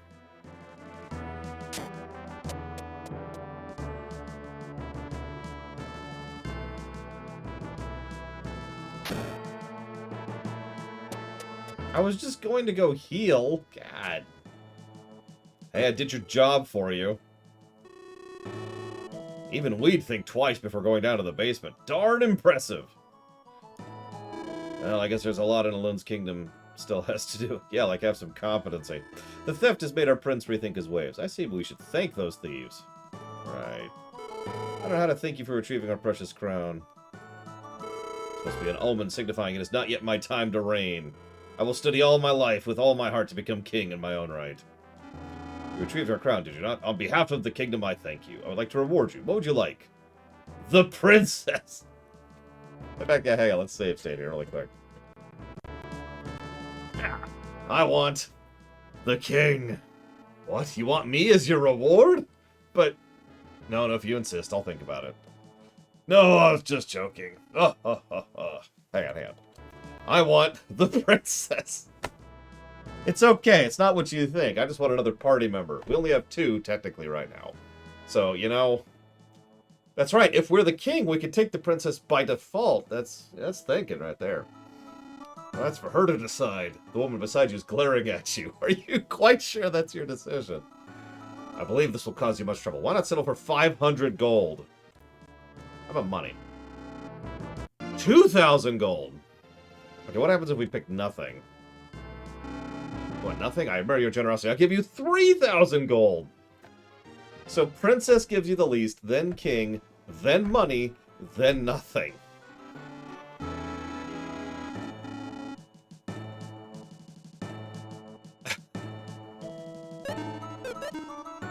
That actually is amusing, too. Far funnier than those terrible, terrible thieves. What's funny is I'm almost positive I picked money last time.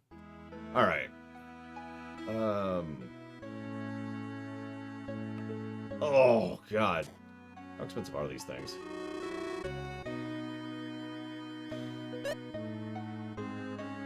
$800 gold each. Yeah. You get to not be leveled up for a while. So we know that he doesn't take chopboards. Or frocks. We could sell the secret few. I'm sorry, hang on. How much does this sell for? 1. Okay. So we talked about the essential flag, right? There are a very small number of RPGs that use this. Oh, sorry, 5. Use this as an artificial way of doing an essential flag. They have an item sell for an absolutely minuscule amount of money. In FF6, it's 1, and here apparently it's 5. That's the don't sell this flag. It actually makes me wonder why they even let you sell it.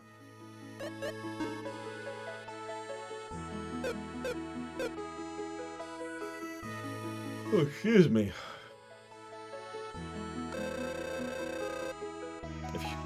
If I were you, I'd just want to run away with the crown. You'd lay claim to such a man as you. I can't imagine our king's relief. Oh, Abel? He went off to the small shrine to the north.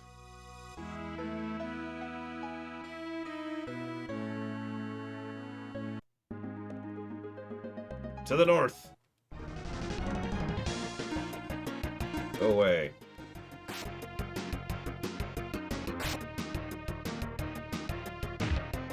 Please?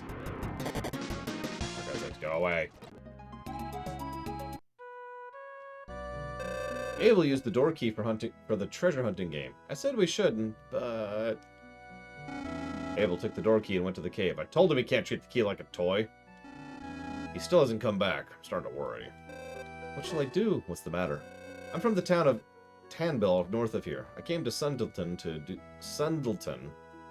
do some shopping. I finished shopping and wanted to go home, but I couldn't find the key to the small shrine's door. Won't be able to return to Tanbil. My brother's probably worried about me.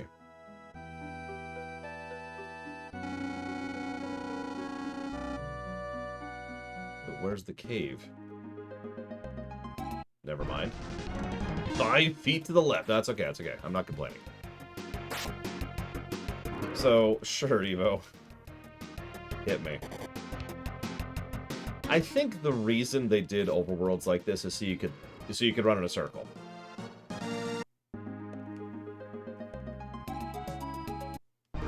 Like that. Which is funny, because you can still do that in the dungeons, you just have to reset, and then do it again, and then reset, and do it again, but... Shrug. Yeah, this is 2 times in a row that the passageway between, you know, major municipal areas has been locked. And there's one passage. It's severely bottlenecked. In fact, I'm finding myself wondering just exactly how regular trade happens when your only passageway is this one tiny little narrow thing you can go through. Are you able by any chance? Yes, what is it? I came to find a key you've taken. Oh, that. The key is... What's wrong? The key is... Your grandpa was so upset. He said you shouldn't treat that key like a toy. Uh-oh, I'm in trouble. Give me the key right now. But... What is it? Come on! Maxim. It doesn't work that way. Could you tell me what really happened? I won't get upset at you. Please. A huge monster suddenly appeared and I was so freaked I threw the key at it. And that monster took the key and went inside the dungeon. Now we'll have a boss fight. Promise me you're not going to do this again, okay? I promise. I'll apologize to Grandpa, too. That a boy. Now, this place is dangerous, so go back to your grandfather's. Across the overworld with random encounters. Ah! And he's murdered and killed forever. The end. I can understand what I meant by that. I wouldn't be so frustrated. What's in your mind, Tia? Nothing. Oh, sorry. What he just said is, you're so good with kids, Tia. And she is, of course, frustrated by that because, you know, duh.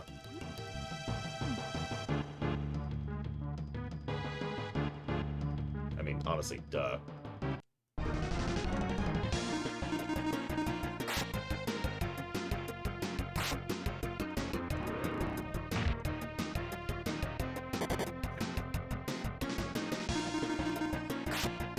Listen, Maxim doesn't understand, you know, like, he's not even got the girl thing going on. There's just a blank wall there. I'm pretty sure Tia could literally walk up to Maxim and be like, hey, Maxim, I want to have babies with you. And Maxim would be like, but where are we going to find babies at this hour? Like, just complete nothing, right? Which I believe is a trope.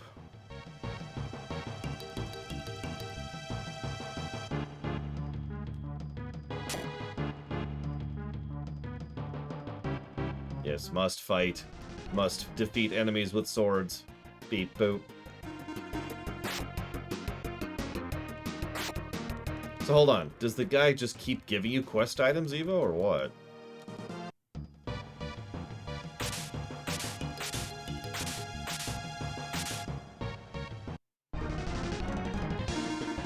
Yes, he's Knuckles.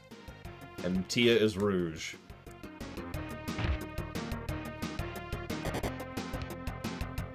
Hey, I'm poisoned. That's actually, I think, the first time that's happened. Holy crap.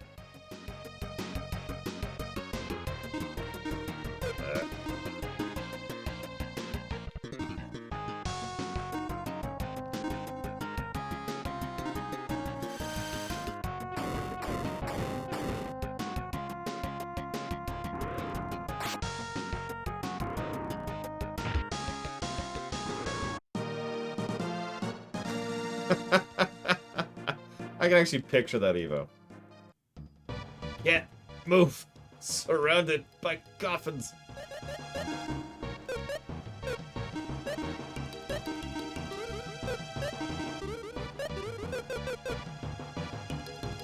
To my knowledge, there's never been a Sonic RPG. Unless you count that one terrible one by BioWare, which I don't, because that game is terrible.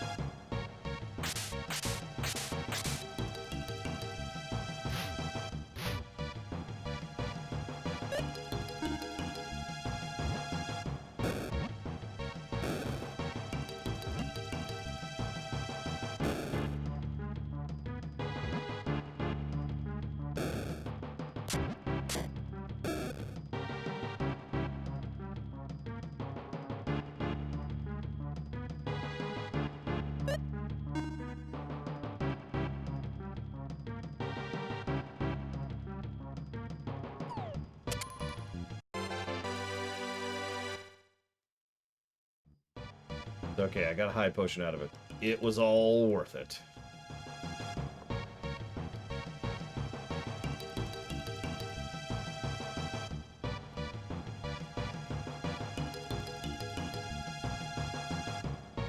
It's okay, Mr. Red.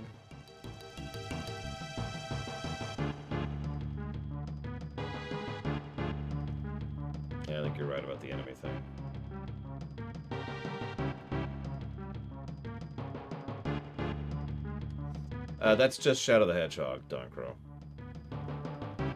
A game I didn't enjoy, is the way I'm going to phrase that.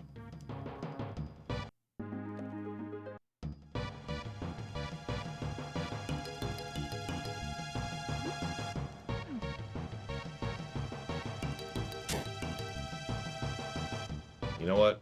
I think you should order McDonald's right now. You need to get me some, too.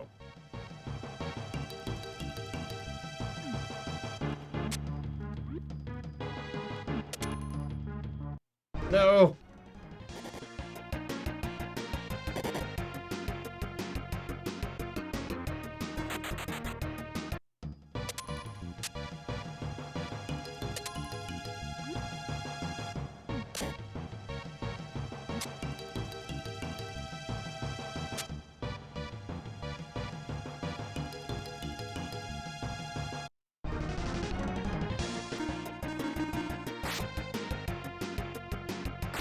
Macy's? You're gonna go to a clothing store to get food? That's just weird. It's like going to a furniture store to get meatballs.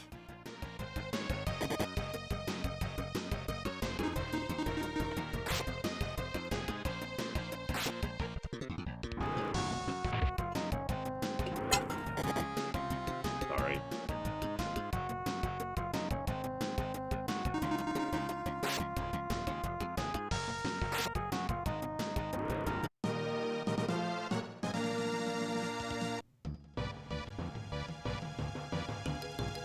Now, do they have a Big Mackies? Because...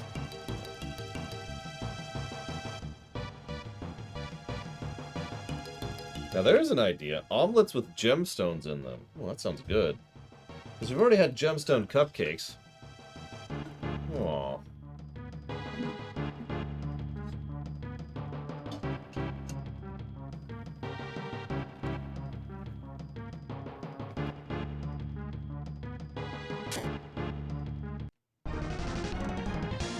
Yeah, the music is much less repetitive and much, I mean, better. But ignoring the quality, the loops are longer, and that's very important. Although I just noticed something. I need to do more tests, but I think the music's repeating every time it restarts, which is not good.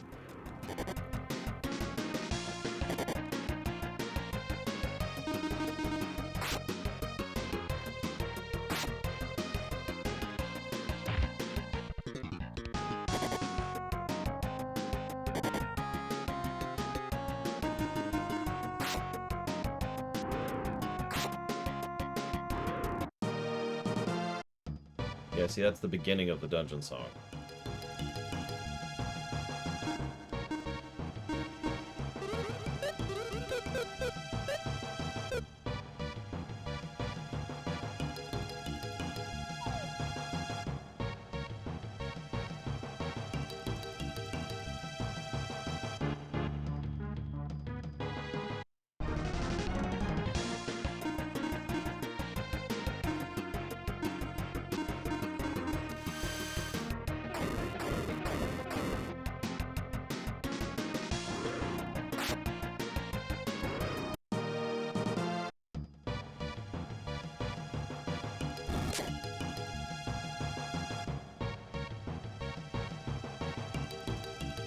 God, I'm trapped. No!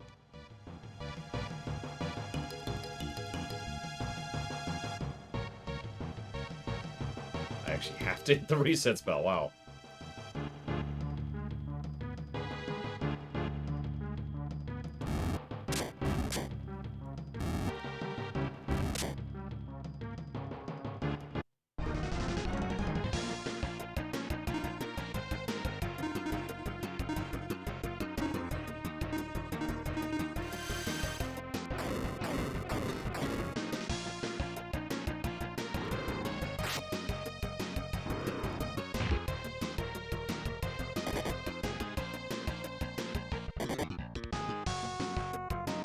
Do I still have internet? Am I still here?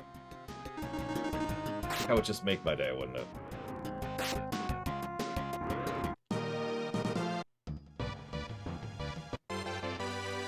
Horse Rock.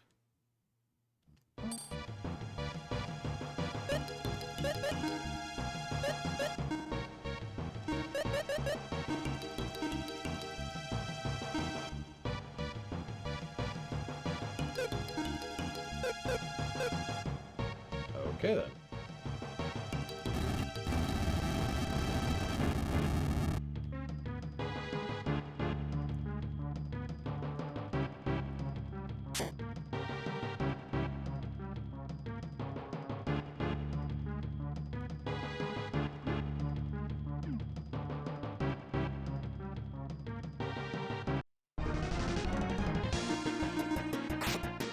Just picturing what it takes to be a horse rock. Or a rock horse. Now that sounds cool. Picture a horse that's, like, made of rock. Bits of it grinding off as it gallops. You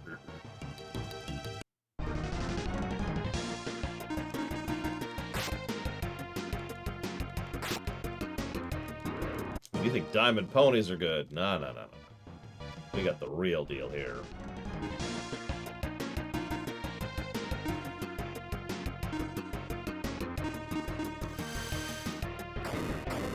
A rock apple? Oh, that sounds delicious. Crunch, crunch, crunch. Especially with my teeth in the state they are right now.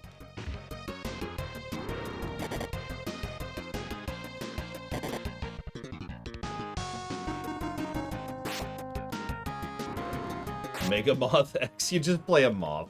Like, it's just Mega Man, but you're playing a moth.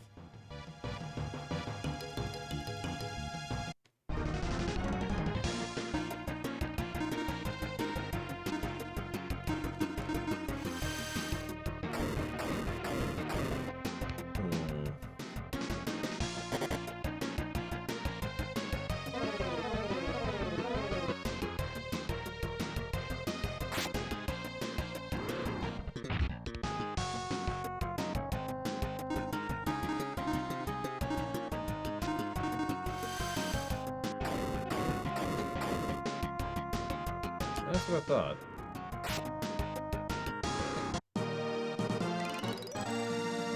Ross continues to level.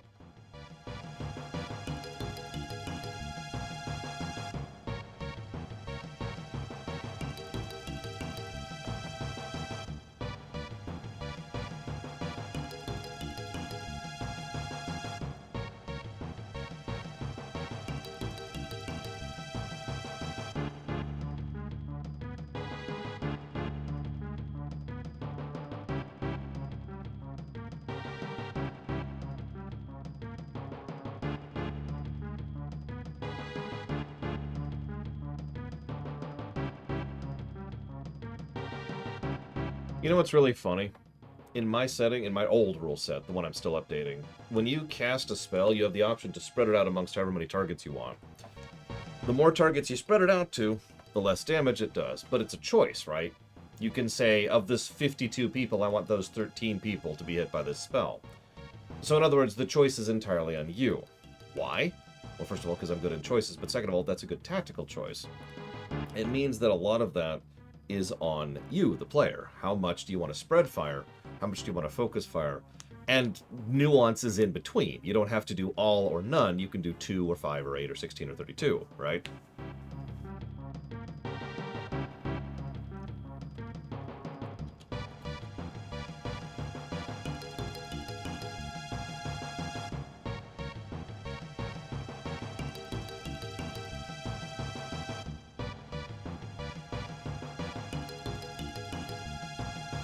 And it spreads out less if you do more, or sorry, it spreads out more if you do less and less if you do more. There we go. Say that correctly.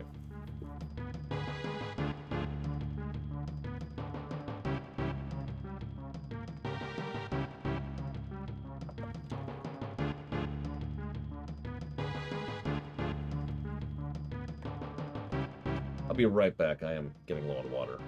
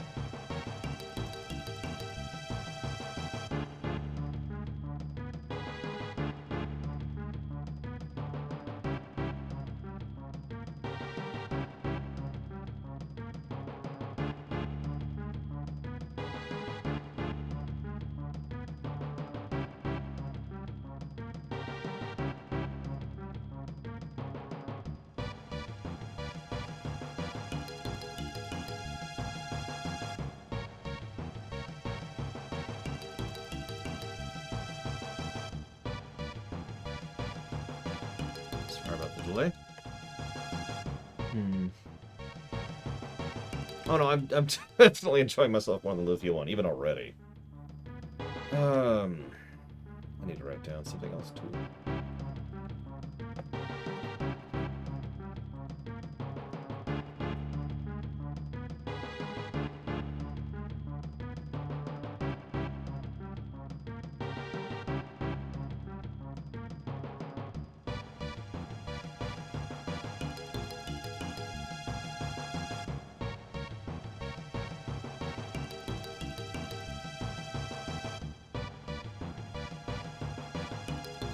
You've almost finished chapter 1 of 18, GG's. Congratulations.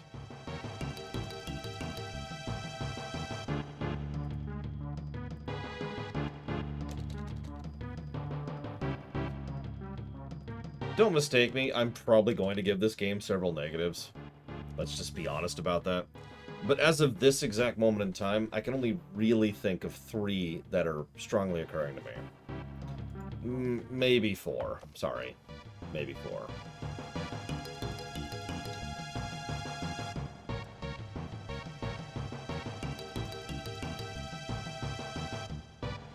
Capsule monsters, grind/encounter rate, bugs, and grind/encounter rate. That's why I was like, eh. But all of those I'm still debating. We'll see how bad it gets, or how good it gets, or basically what the game does with it all. I am admittedly going out of my way to Korean method through here because of course I am. To make sure I don't fall behind. Yeah, Lufia 1 did not score particularly well. Well, I'm not sure, Crazy Norse. That's exactly the point, isn't it? And again, I am going out of my way to fight everything so far, so that's something that's going to be debatable. I do have very strong memories of, I think it's the 4 Towers section of the game, if you remember where that is, where I just started avoiding all the encounters because I was just kind of sick of them. But, like I said, we'll see. We'll see how it actually goes. The 3 Towers, thank you. I'll say it's pretty far in. It's towards the end of the game. Hi, Leander.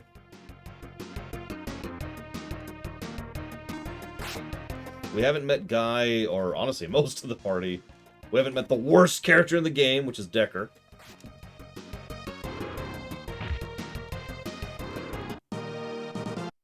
Story's been pretty solid so far. No surprise there. I mean, color me surprised, right? Hey, guys, the story in Lufia 2 is solid. Lore shock.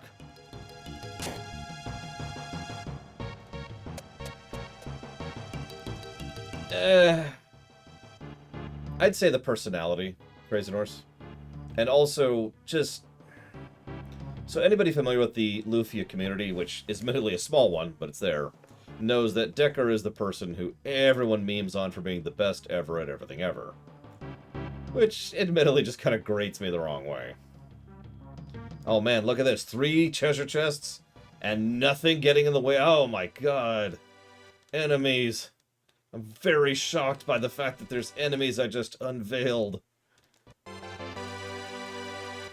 Oh, I need to write down dungeon design, too, before I forget. Because there's actually dungeon design. It's insane. Yeah, exactly, Leander. That's exactly where it's at. I don't know if he's actually Ja'ula levels. I mean, okay, let me rewind a second. I know he's not Ja'ula levels. But... like, leaning in that direction, you know? So we'll see. We'll see. I don't remember caring for him that much.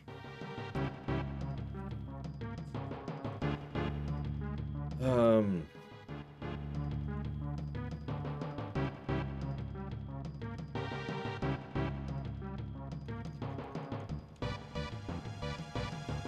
don't even know. What is the name of the dungeon I'm in right now? The Alun's Cave? I'll just put a question mark there. And no one is equal to the sister of the Kuvba. Let's see what we just got. Let's see what we just got.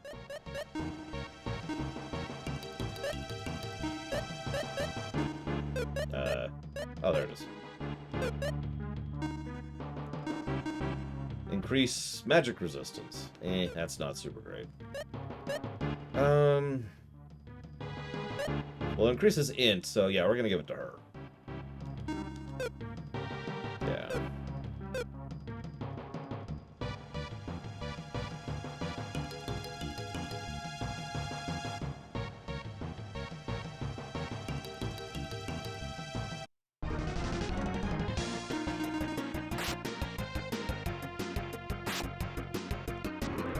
Jesus! Sorry, I just hit for 101 there. Yeah, there's probably like a boss that does magic damage where that's worthwhile, but otherwise,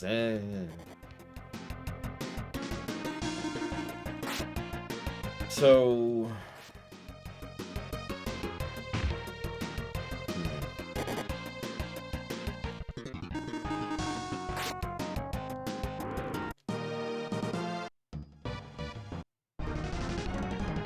We're gonna be here in a minute. I'm actually gonna... no, I'll do it. I'll do it next round.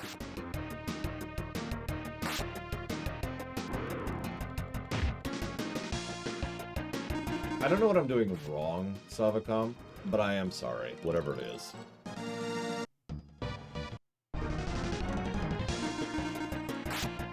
I know that sounds awful. I am a little bit irritable today, I'm certainly not going to lie about that, but that has nothing to do with the game I'm playing.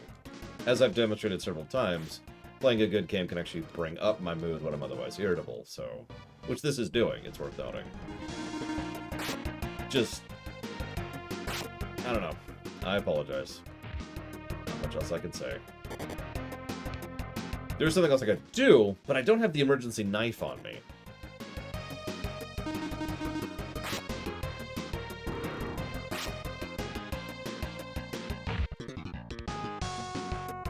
Let's see, what could I use? Wait, I've got it. I got a big old thing of Tums, right?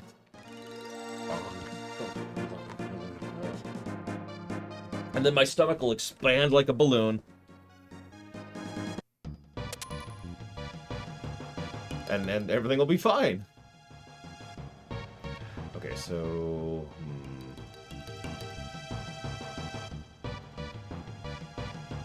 A katana? Do you know how hard it would be to kill yourself with a katana? Like, hang on. Okay. Katanas are long, right? So... You would have difficulty even getting the blade over here if you're holding it way out here. And I got long arms, so like, yeah, that's not happening. You need something shorter. There we go.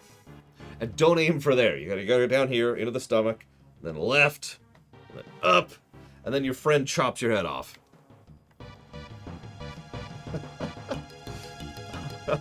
I know far too much about that practice. I should probably shut up.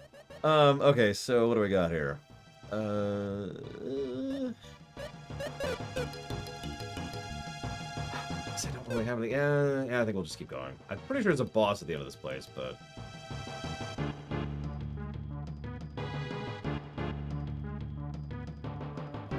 Next thing you're telling me a longsword isn't long!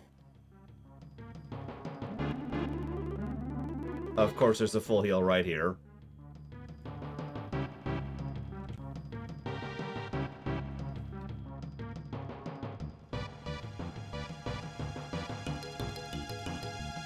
Just about to, believe it or not. Brave. That's a good point. If Fumi, like, what is a long knife exactly? So hang on. So like, a knife. Of course, I actually don't have. A knife is probably like this-ish long, right? Like that's about a knife's distance. So like, is a long knife like this long? Or is this too long?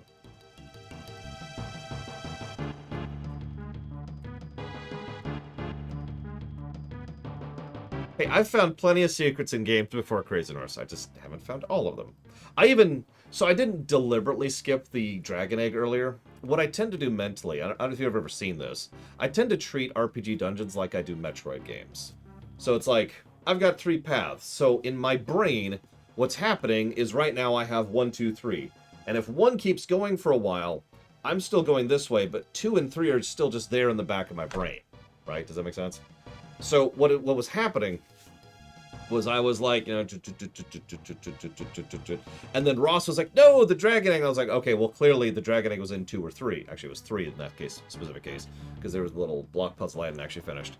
And yeah, I try to go the wrong way first, but the problem, and I have such a horrible time with this, and I have since I was a kid, is I'll go down, like, the right way first on accident.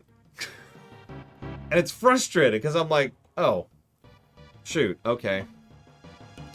No, you're fine. You're warning me about it meant, okay, you know, I should probably go ahead and go back and do that now before we progress. I'm not joking. I prefer to go the wrong way first. I just don't always succeed at that. Hey, look.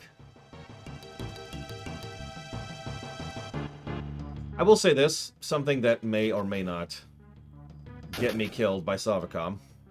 I have a feeling several dungeons, like individual dungeons, will be positives in this game. I'm already getting that vibe. Even not really being into the puzzles, because I'm not a puzzle guy. I never have been. They're still well thought out, and there's good routing, there's good looping, there's good rewarding, there's good little hidden sections, there's good distribution of enemies. Like, in general, there's some good stuff here. That's cute. Now, I can absolutely think of some later dungeons that'll be negatives, but, you know, we'll get there when we get there.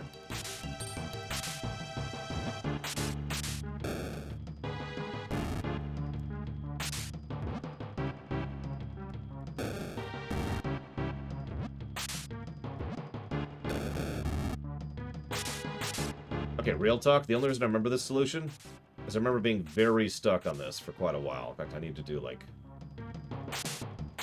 1, 2... Oh, never mind, we're good. Nope, hang on.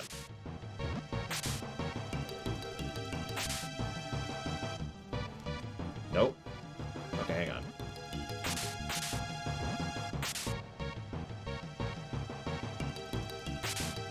There we go. You notice I have 1 action worth of leeway to make that happen. That's why I kept screwing that up. Yeah, what we're doing right now feels much more like a Zelda puzzle than a puzzle. Like earlier with the Connect 3, that's a puzzle. But this and some of the door stuff and the ramp stuff we've already seen, those are Zelda puzzles. And please don't ask me to define the difference between the two. Turning does not count as a move, no.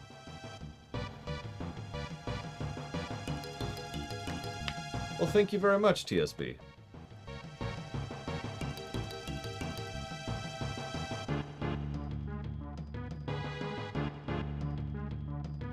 Always appreciate. Very much so. I will put that towards In Other Waters, which I believe you is on the list. It's probably a video game. Probably, maybe. I'm not actually sure about that. Is it a show? Is it a game?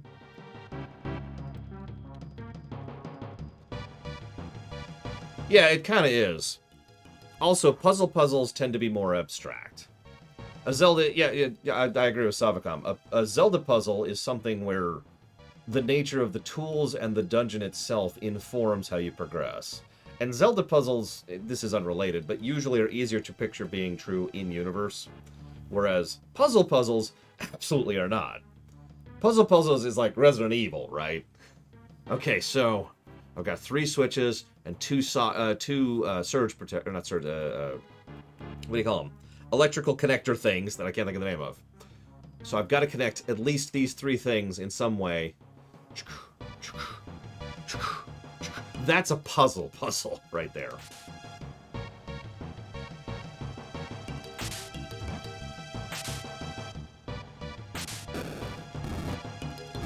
Gong! And we're dead. Yeah, I know, Resident Evil puzzles are really funny, because so many... Like, we kept making fun of Puzzle Co., but really, there really is a Puzzle Co. There actually is a Puzzle Co. Okay, so... where's the thing that I can do? Nope, that's not it. I don't know, I'm getting this weird mood to play Secret of Mana all of a sudden. Is that just me? I don't know why. Anyways.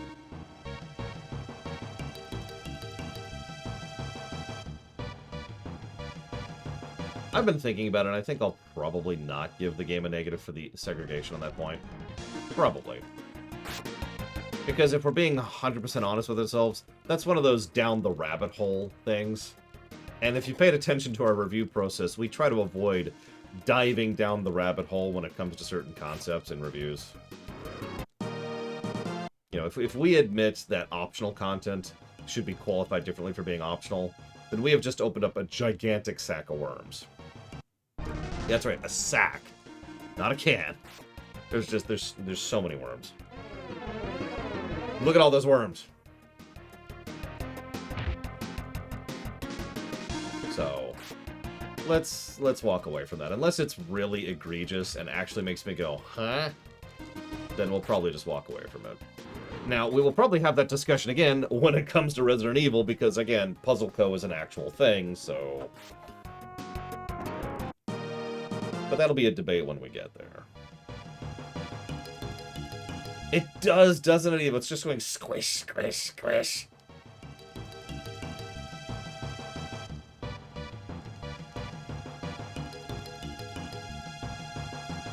Just checking some walls, don't mind me.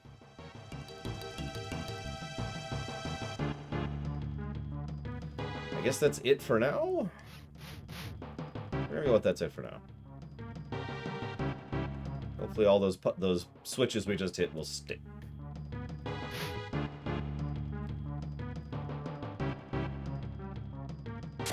Probably because that switch we were just staring at was sticking, so that's cool.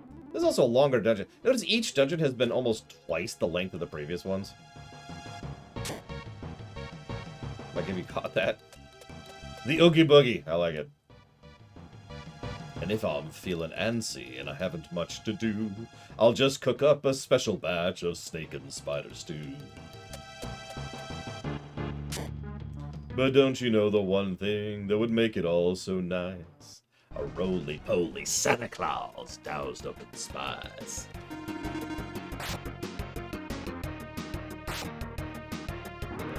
What, and just like start dumping items into it, Crazy Norse? It's not a bad idea. Because I could do that legitimately, right? Like without save states. Just save and experiment for a minute. I'm the Oogie Boogie Man. Sorry. It's my favorite song to sing from that movie. Okay, so this is a dead end, actually. At least at the moment. So it's... Ah! We demand you kill us! Okay, if you insist. I mean, I've seen Long Knife show up several times, so... Shrug? Oh, this game is much better than Lufia 1. I mean, are you kidding me? Like, I don't mean to sound dismissive, since, again, there's nothing wrong with enjoying Lufia 1, which is a very important thing to keep emphasizing. But Lufia 1 is a terrible game. Like, I am a little bit shocked at how bad that game was, really.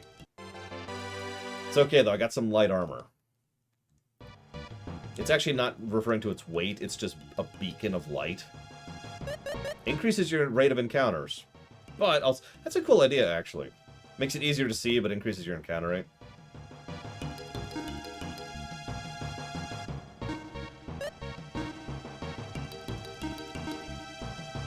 Unfreezes magic of all members. Oh, gets rid of silence, I'm guessing. Oh, right, we'll get the bright armor later, okay.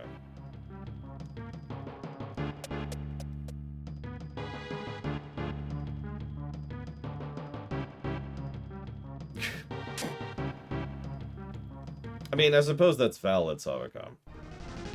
I suppose that brings up the interesting question, would I ever want to review Lufia 1 of my own volition?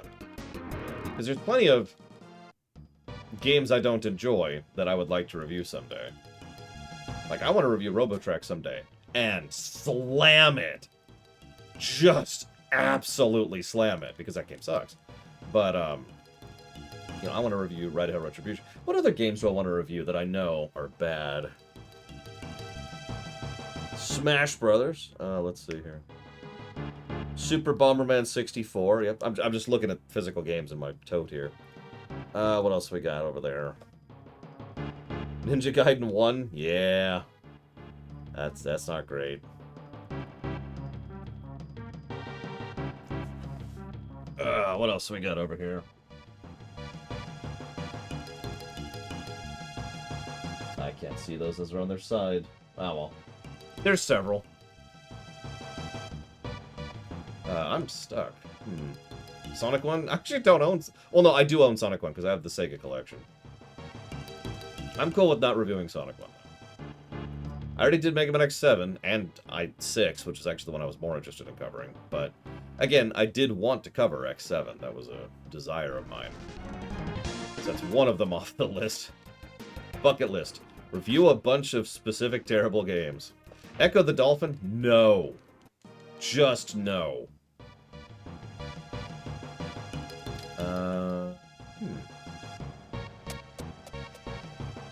God damn, no. Just no. Just no. What's the best game I don't want to review? Dark Souls anything. I've actually been thinking about that a little bit.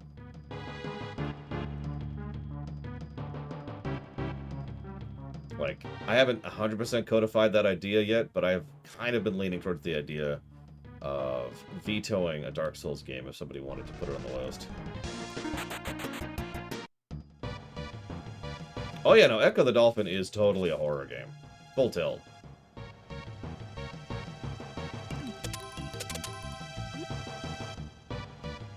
That's not hyperbole. If you feel like it, look up the last boss of Echo the Dolphin 1 sometime. Just find an image of it. Or I suppose I'd say an image of her. Dark Souls specifically, Blade Jamal. I actually still want to cover Neo.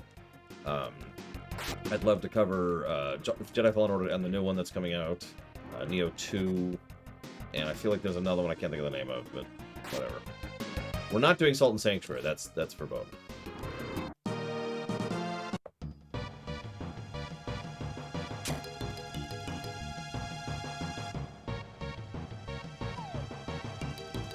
And yeah, Sonic 1 is a very basic game. Whether that's good or bad, well, it's a little more interesting to debate. But Sonic 1, fairly basic. It's just here again.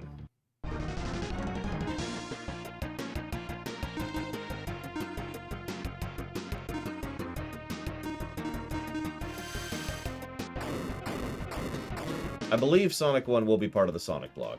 I could be wrong about that, though. Oh, you know what? I think I wrote that down. Hang on, let me check. Sonic blog, Sonic blog. Did I write it down? I did! The Sonic blog will include Sonic 1, Sonic 2, Sonic 3 and Knuckles, Sonic CD, Advance, Advance 2, Advance 3, and Mania. So there's the list.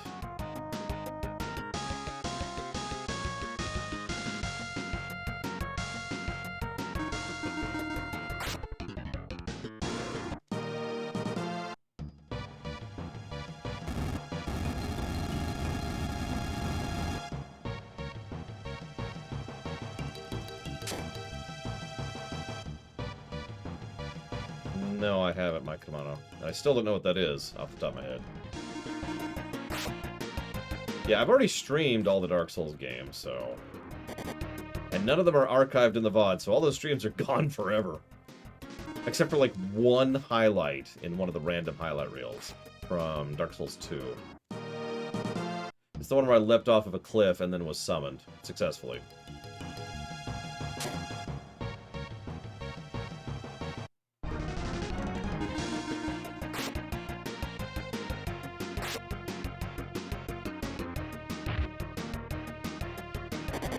Demon's Souls. That's true. I've never played, and we've never streamed. I didn't used to archive any of my streams, Evo. And you're probably thinking, why not? It never occurred to me that people would want to watch the streams. It wasn't until people started actively being like, hey, I'd really like to watch such and such, that it occurred to me to start archiving them. Because it was just very natural to me to not even think about archiving them. So I didn't.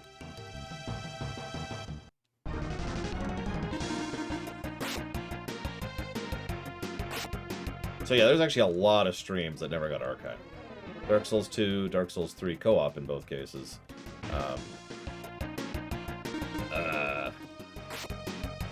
Both of our XCOM playthroughs, which were actually, excuse me, all 3 of our XCOM playthroughs, 2 of which were actually really good runs.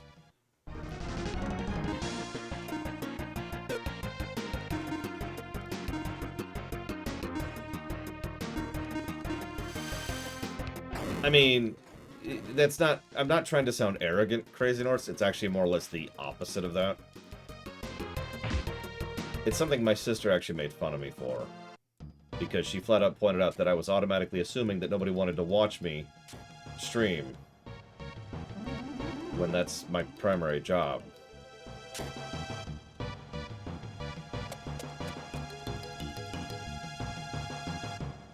I don't think very highly of myself. I don't know if you've caught that.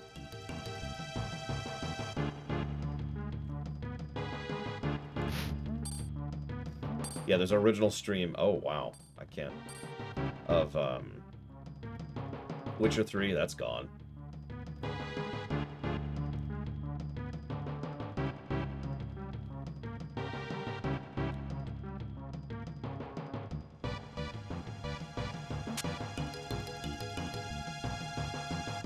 Alright. I'm officially at the Google it point.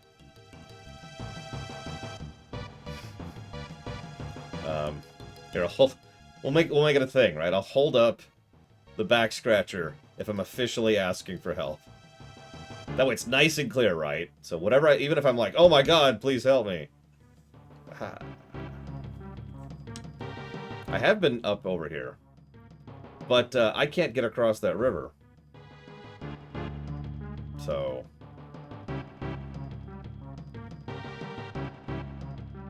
However, I will now start going back in that direction to see what I missed. So I obviously missed something. You can apparently push...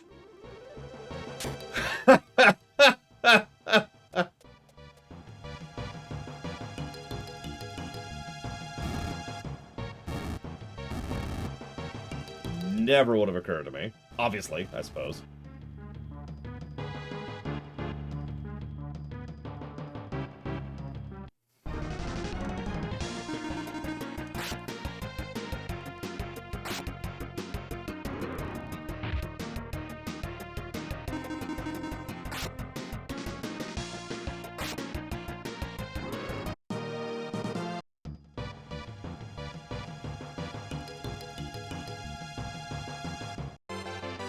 Jet helm. I'm sorry.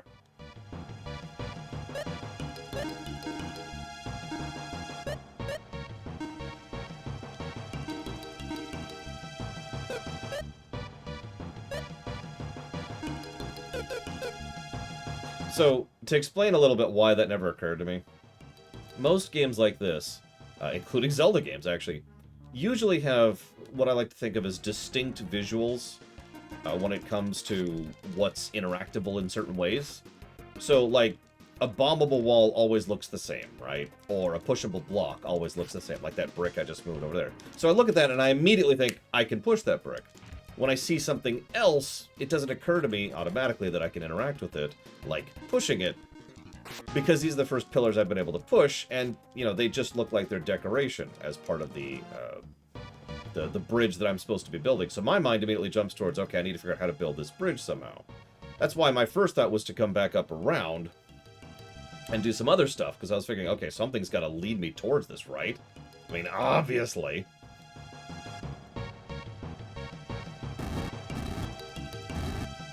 I mean, I can't just be a complete moron, can I? Wait, I can? Well, shoot. Now, I might have guessed that one.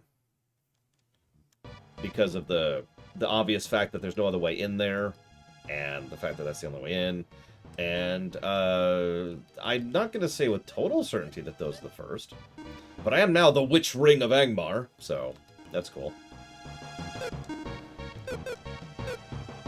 So far, it is loads better than the first game, Star Wars. I am enjoying myself much more, even though my viewers hate me and want me to die. Now, obviously my viewers want me to die. I'm terrible, and, you know, nobody would ever want to watch my stuff, ever. If I fell off of a cliff tomorrow, nobody would even notice. But in this specific case, it's a little bit more egregious than usual, so I'm trying to figure out what I can do better. Now, my first thought is donuts. Now, hear me out. What if I invent a device that makes it so that every time you watch one of my streams, there's just ding ding, and there's just a donut there, and you get to have a donut. Now, you get 1 donut per stream, so 2 donuts a day per my usual approach. But donuts. Now hang on. Here's the catch. You don't get to decide the donut. It's randomized. Like donut select technology, that's the thing of nightmares. We could never invent that. But we can invent random donut creation machines. We could just make this happen.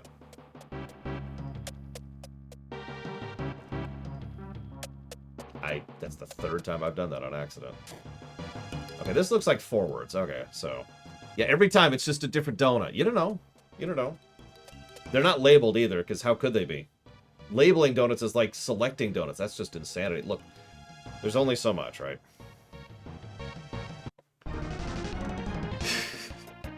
In fairness, I actually knew that Quickman blocked.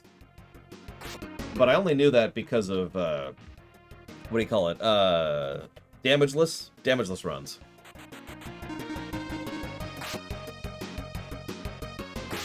Oh my god, no, that would be perfect. Okay, hear me out. What if you get the donut appears, but you can recycle that donut? Because we can't actually decide on a donut. That technology is beyond us. But we can give you a fresh donut.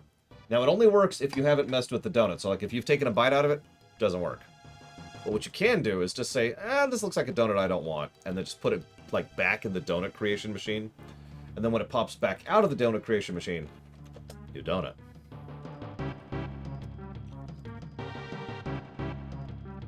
I mean, how long are those games, Alok? No reason, I'm just curious.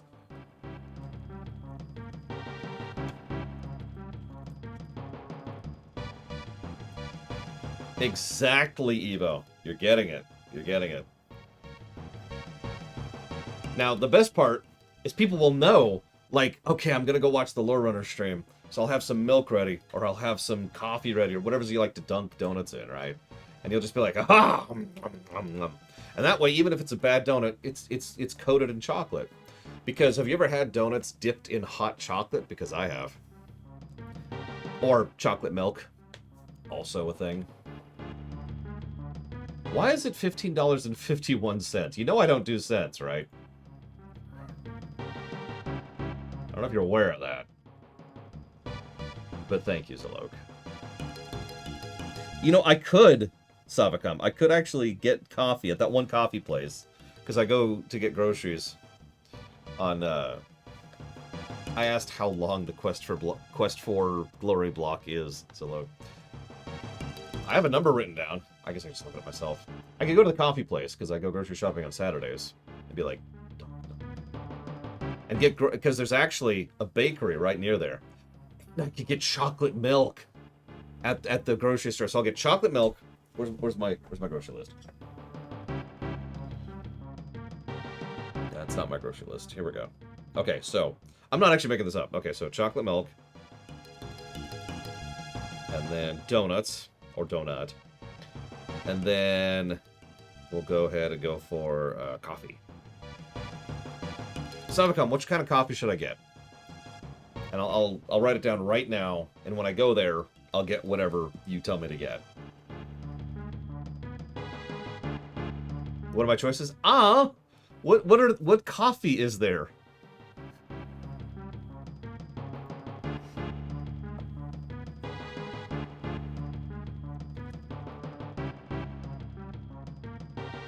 Black coffee. I actually haven't tried that yet, so that's valid.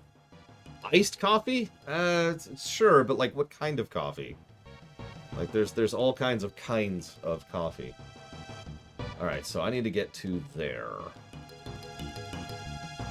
Let's see if we can find this.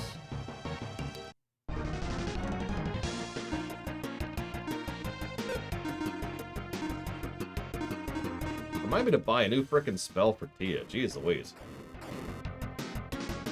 Close my eyes and point. That's what I did last time. Actually, no, what I did last time is I said, what should I get?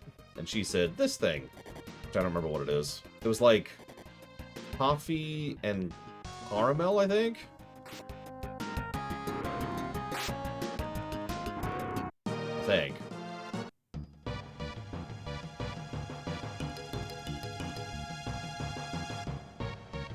So, interesting fact. One of the reasons I don't ding games like Final Fantasy IV for the invisible walls things is most of the invisible walls are informed by the design of the dungeon layout. Like this. Simply by the nature of how the dungeon is laid out makes you think that spot, and that spot might be a place where there's a hidden wall. Now, not all of them are like that.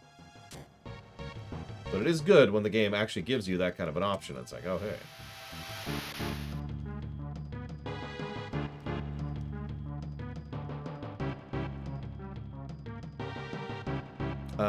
But yeah, we couldn't get 5 working or streamable. I forget which it is, but I actually did feasibility tests on all of the Quest 4 series, and that was the one that just didn't work. This looks like a boss fight. So, before we move forwards... Yeah, the streamability gap continues to plague me. Yep, Quest for Glory 1 through 4. It is 45 hours for the block. Not terrible.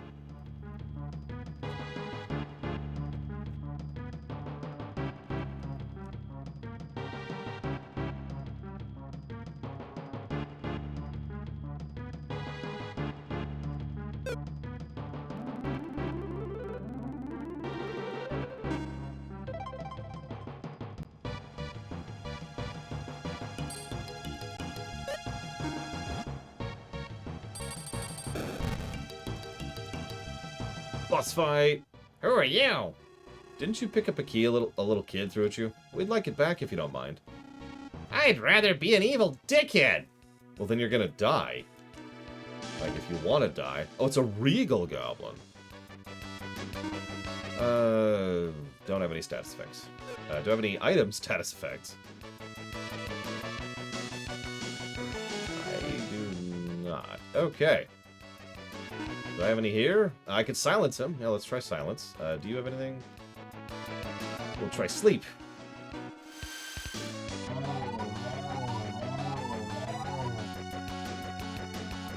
I don't even know if that hit.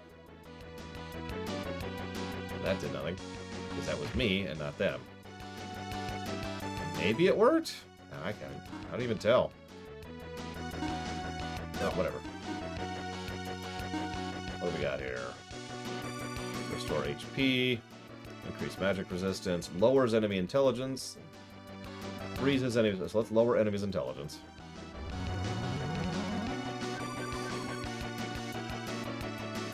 That kind of worked. The goblin's apparently not very smart if it only lowered it by 3.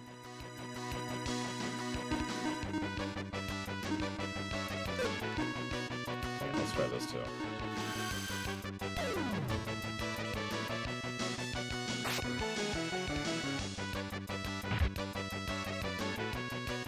Yeah, he's not acting.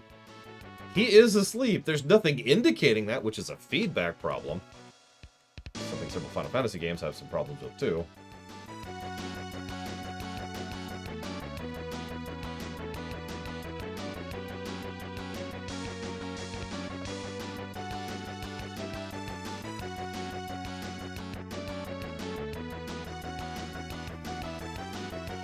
Don't do it, Knock Loose. Don't do it!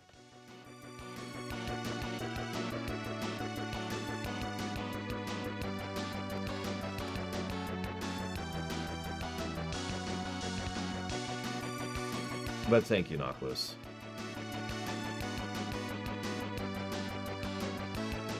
Let's see. A Lord of Stars, an angry raccoon, a large tattooed individual, and a deadly green lady. You got it. Putting that towards... Hang on a second. Loose. Putting it towards Secret of the Stars. Done. Thank you very much again, Noctis, as always.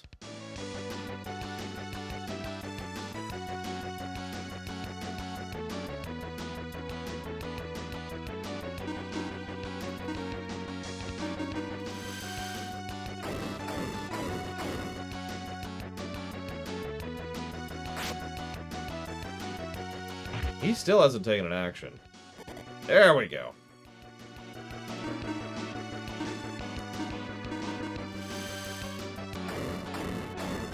That's a good question. Do we have a peep spell? Whatever it was called back in FF4. We have such a thing.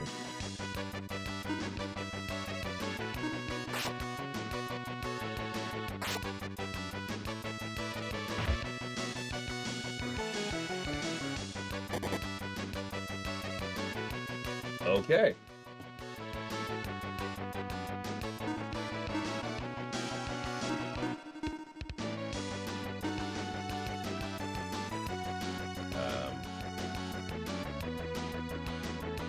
Oh god. Right. There it is.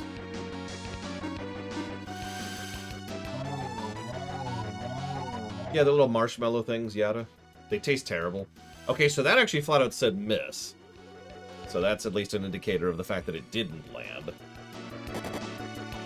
So that's something. Still not great, but it's something.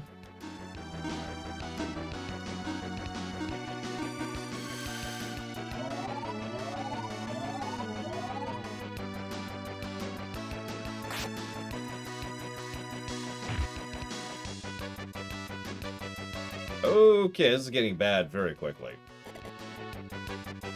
Who's ready to die? New plan. Kill the boss.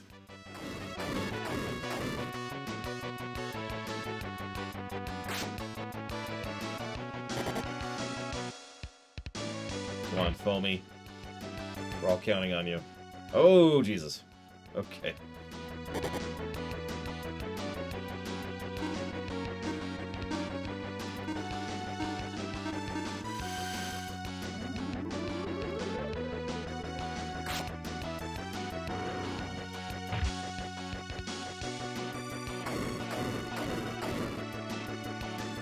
Secret of the Stars is probably a terrible JRPG on the SNES. I say probably because I've never reviewed it. We've streamed it, briefly. It involved the terrible story of Tom Cruise, the evil one, of course, who's trying to conquer the world. No! Ross! Ross! You were the best of us! I never fed you long knives because you're not worth the money.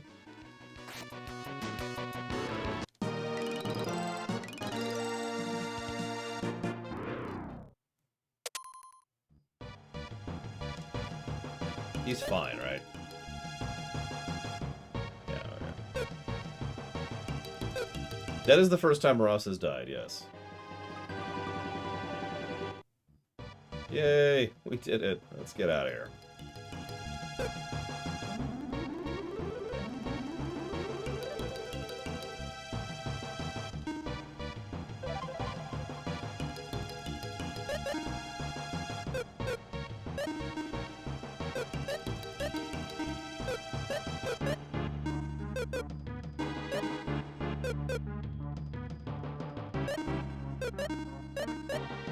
I do have one escape. Okay, okay. Thank God. I was just about to say, do I have to walk out of this place? Okay. Ah, I'd like to buy some things, please. Like some escapes.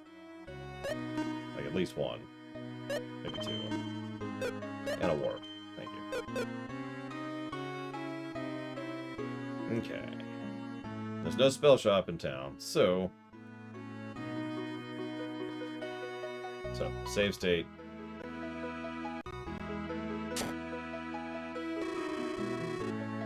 Let's buy all the long knives. All of them! Oh, that's... Wow, it's actually gonna... Hold on. It doesn't cap me. Alright. Alright, Ross. Eat up.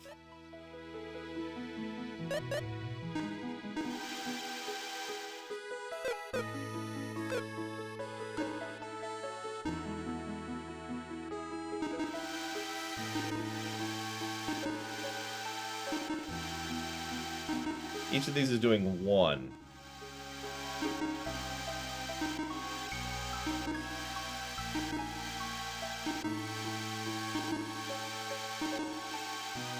And it's out.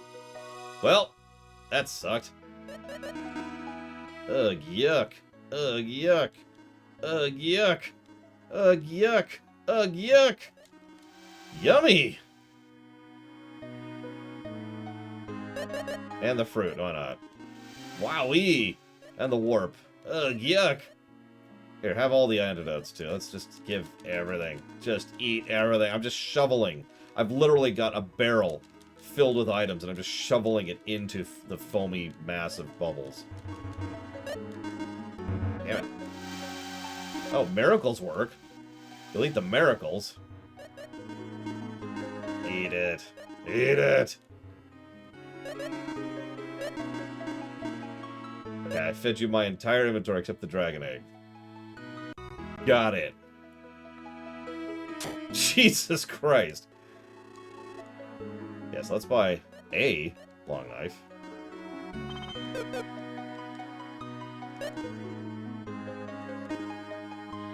Have a long knife, buddy. You're welcome. Now, never ask me for food ever again.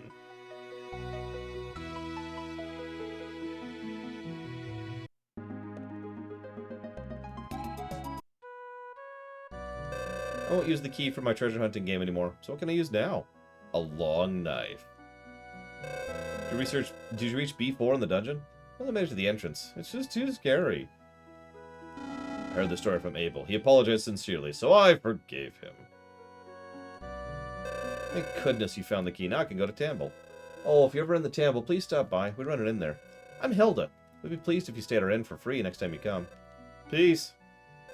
Oh, I guess I forgot to have you open the door.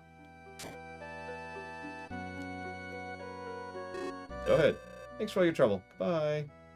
Seriously, picture taking like a caravan through this narrow passageway. Like, this is fancy and all, but not very practical.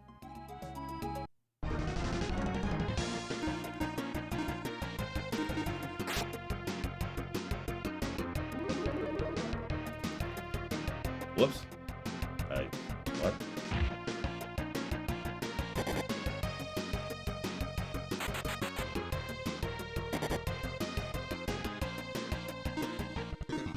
Okay, that one. Jeez Lord.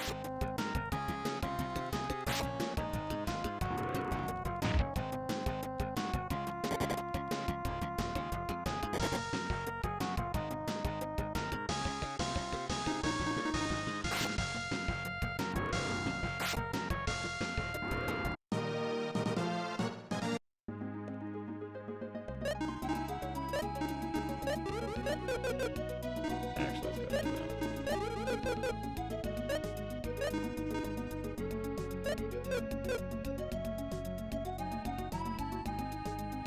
Oh god, so there's no intercity trade?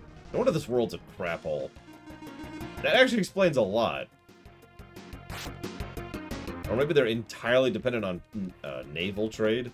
But then again, so far the 3 cities, or four, excuse me, towns and cities we've seen do not have any kind of port. So that ain't happening.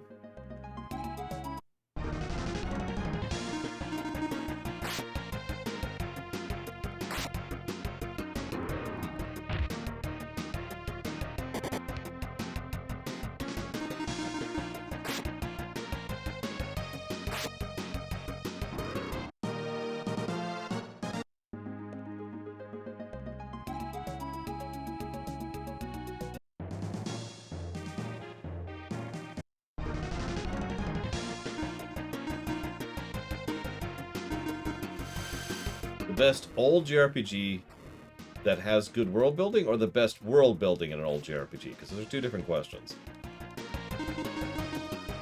Also, we need to define old. I hate to be persnickety, but how do we define old?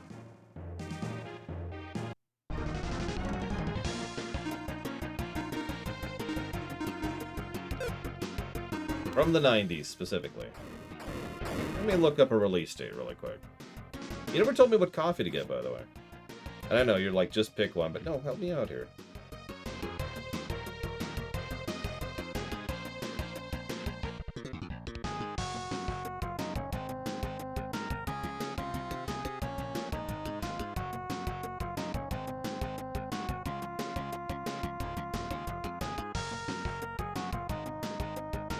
Look at me.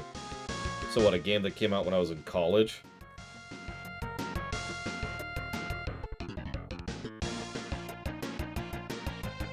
Damn!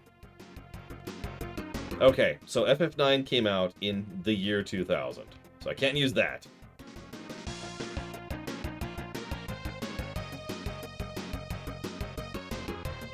Alright, fine. So hang on. So we've got Butter Rum or Highlander Grog. I have no idea what any of that is, but I'm just gonna look for it. Or French Vanilla. Surely they have French Vanilla. There.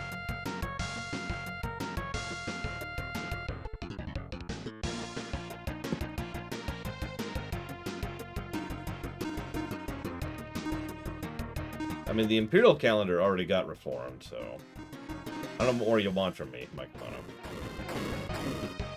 Alright, so if it has to be the 90s...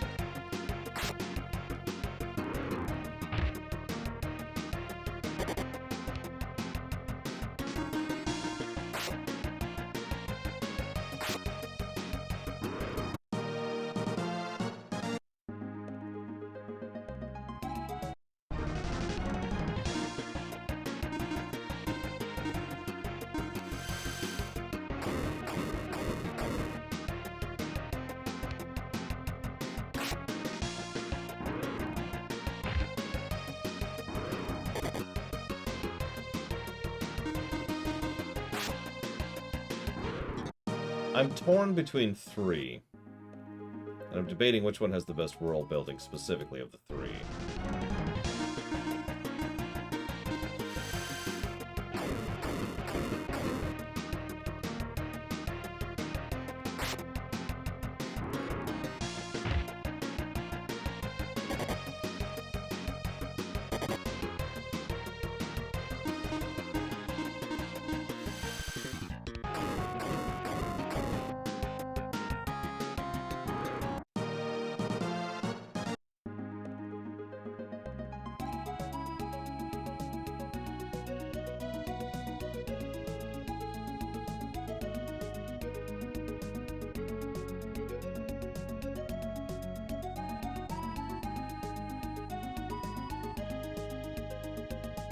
I can't decide. It's either Trials of Mana, Earthbound, or Chrono Trigger.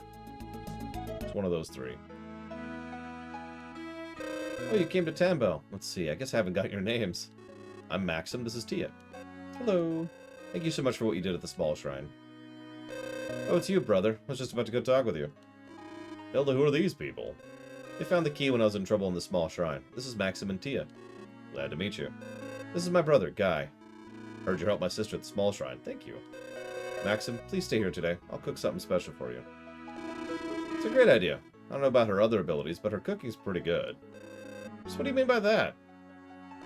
Well, is there anything else you can do well? I can't think. What are you saying? I manage the inn, cook, clean, I do the laundry. You can't do anything. I do my own laundry? Yeah, right. If tearing apart the clothes is called doing laundry, you do that really well, huh? Men, they can't do a thing by themselves, yet act like they rule the world. Don't you agree, Tia? Yeah, I know what you mean. What? Never you mind. In any case, please stay today, Hilda. Why don't you go and fix up some? Coming right up. I'll be back in the square out back training. Why don't you join me later? Sure, I'd love to. See you then. They're so close. They appear to be nice people, too. Yeah. They're cool.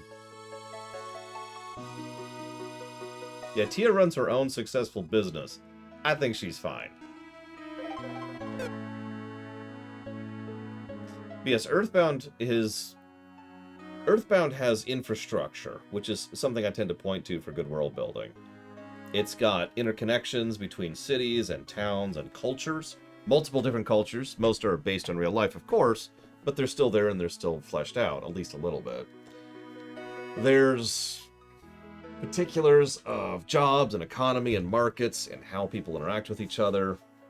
Most people reference and talk about the other towns and how they impact their lives and so forth and so on.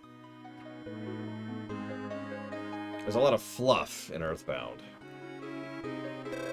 Monsters came to the city before and Guy got them all. Ah, spells. I need spells. Monsters have been hanging around lately, so I started to learn about fighting from Guy. Magic's powerful stuff. You gotta be careful. Use all your MP before you know it. What do we got here?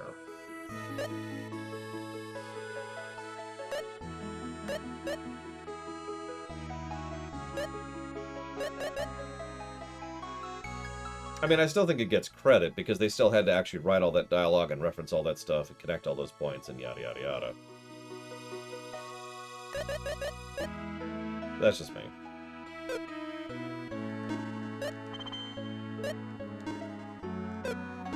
Gale, of course, does ice damage. Droplet does water damage.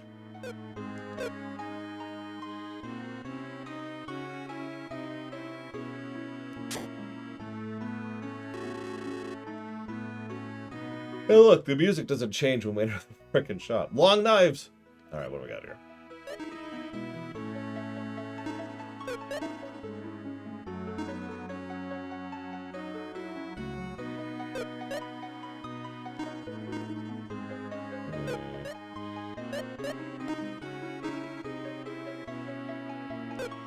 Well, I hate to lose my AoE, but I haven't been using it much lately anyway, so we'll go ahead and finally upgrade his gear.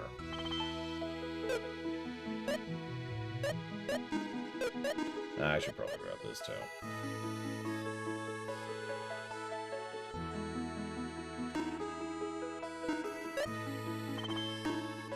What'd you call him? Gooey?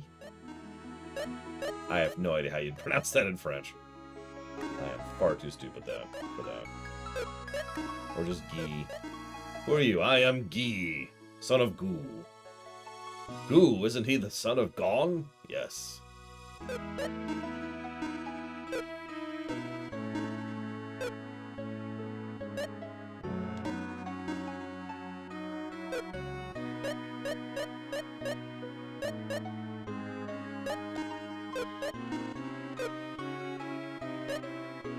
Son of Jaula, or Taguvma, excuse me.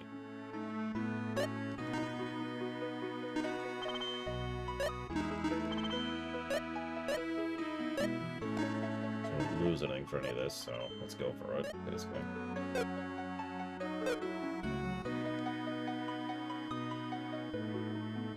Gih? That's an interesting way to pronounce it. I like it. Please don't ask me to repeat that, though. I'm way too stupid to do pronunciations. What do you want right now? Magic scale. I don't have a magic scale. I do have an eagle rock.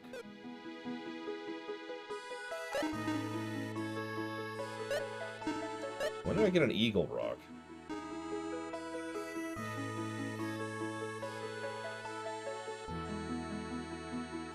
Sure.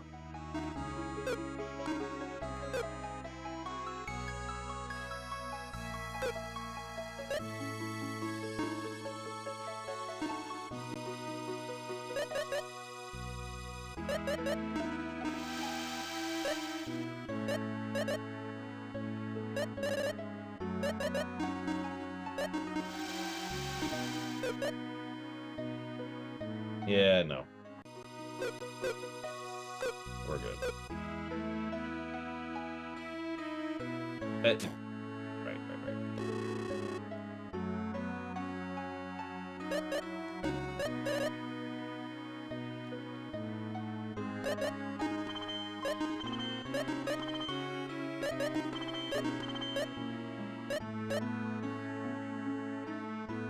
See you around, Devo.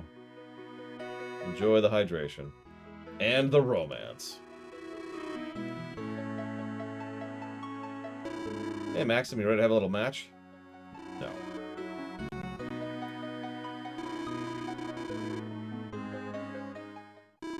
Can I strut all my stuff? You'd better, you might end up getting hurt. You're that confident, huh? Alright, coming at you. Guy. Well, we were just getting to the fun part. Monsters. Monsters are in town.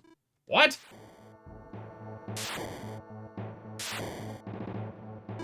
What the?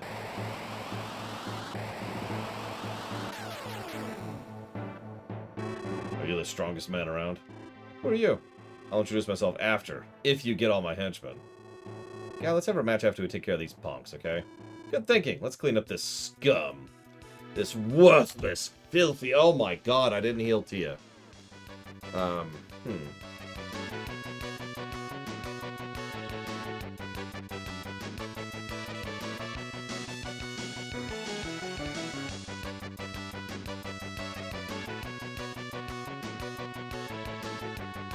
Well, we got this.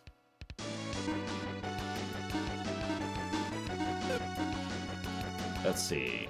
They're lizards, so I'm going to suspect that they're weak to ice. I'm wrong, but we're going to try it anyways.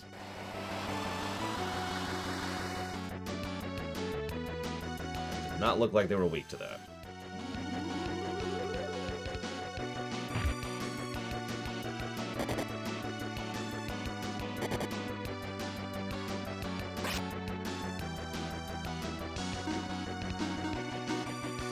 Well, let's try flat or droplet. Surely lizards are weak to water.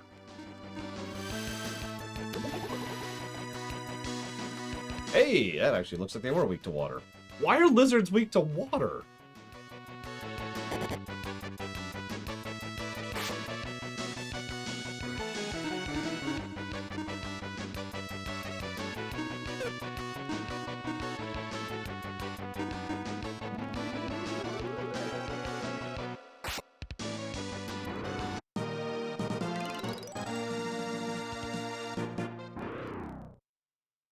Is that it? Oh, way too easy.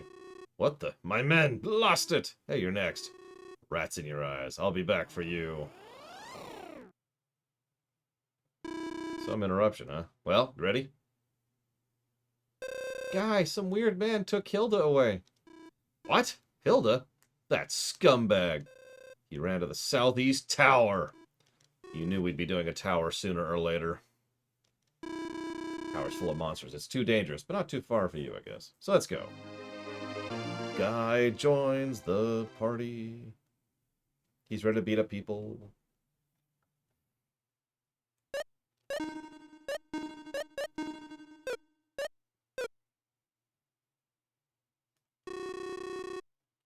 Do we even have access to battle knives?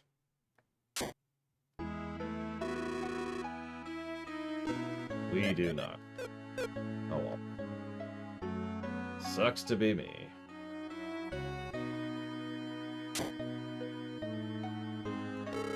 Oh, was taking the southeast tower. I knew it! That place is mysterious after all.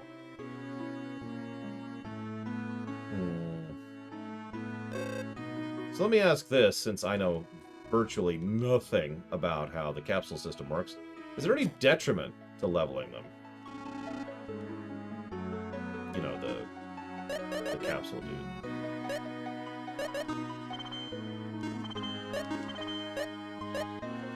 Hey look, it's a big boomer. Like, is this one of those situations where if I level them in one way, I'm locked out from leveling them another way, or however that works?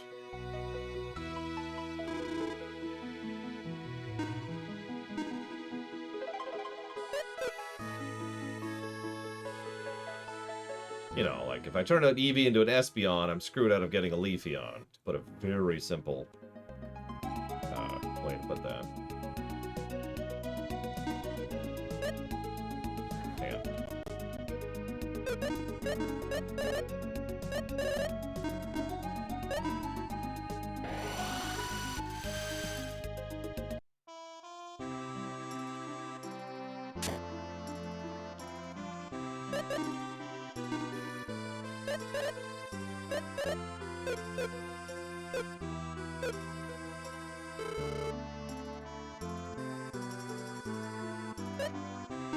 Battle knife.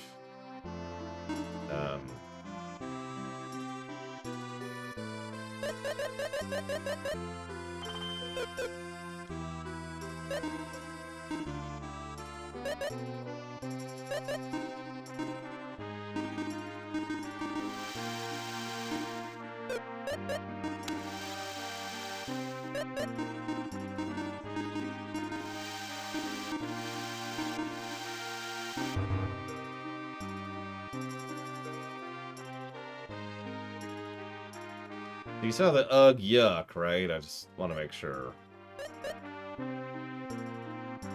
Because, you know. Wait, best to not feed them what they crave? What? I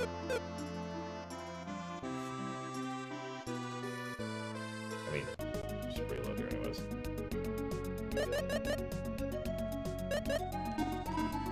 Just, what? What? Blade Ball? Like, I thought you were joking for a second there. Okay.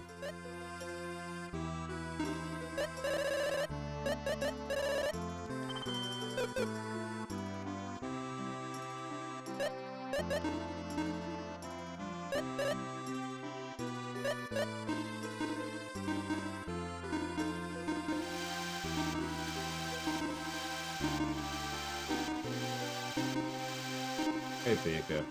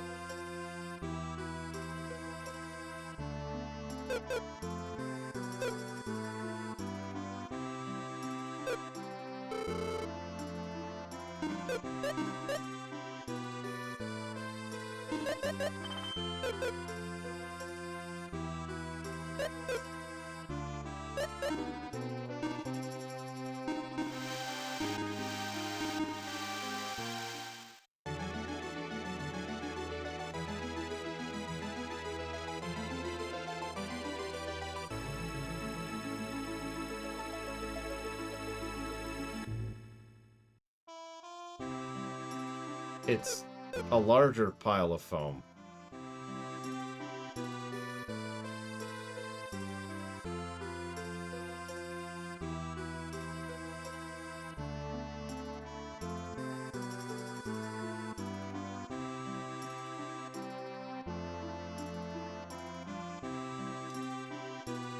I think we're gonna get that money back for right now.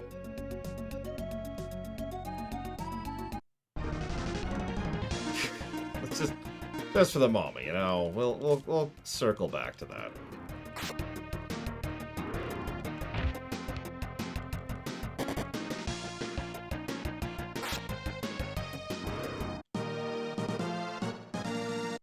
Probably heal. I keep forgetting to heal. Yes, it was Fumi, and now it's Fumier. Can I not? Oh my god, I can't stay at the inn because she's not here. Will you let me stay at the inn? Oh, thank goodness. Okay.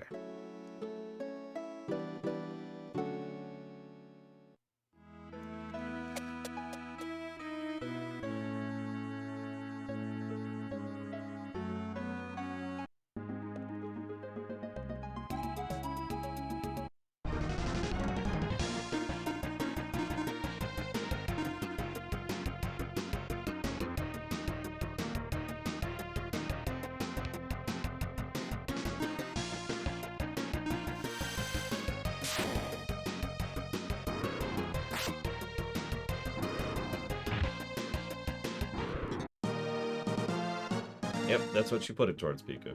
Or rather, that's what you already told me towards. Told me to... You know what I mean. You already told me that. Don't worry, I will take a point, make a point to not take a break today just to look that up for you, Pika.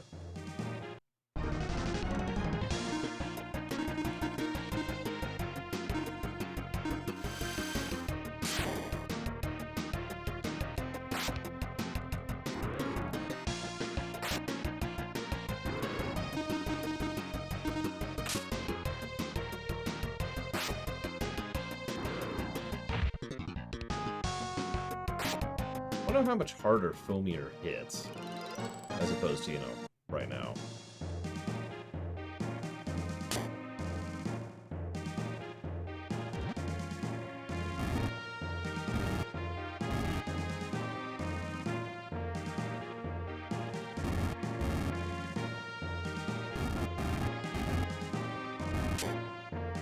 A bit harder. Yeah, that sounds about right.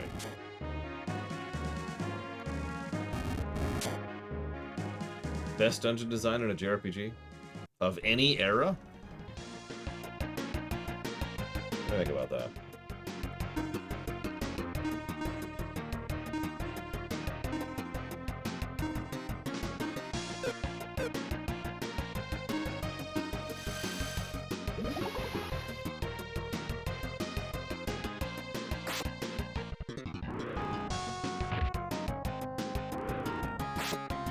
Not counting this game, because I'm still reviewing this game.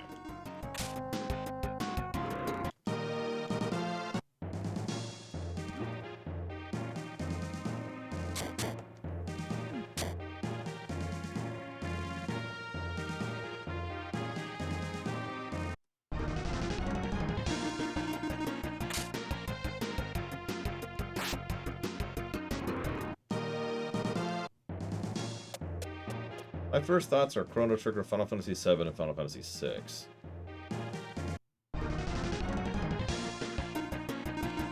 Past that, I'd have to really think about it.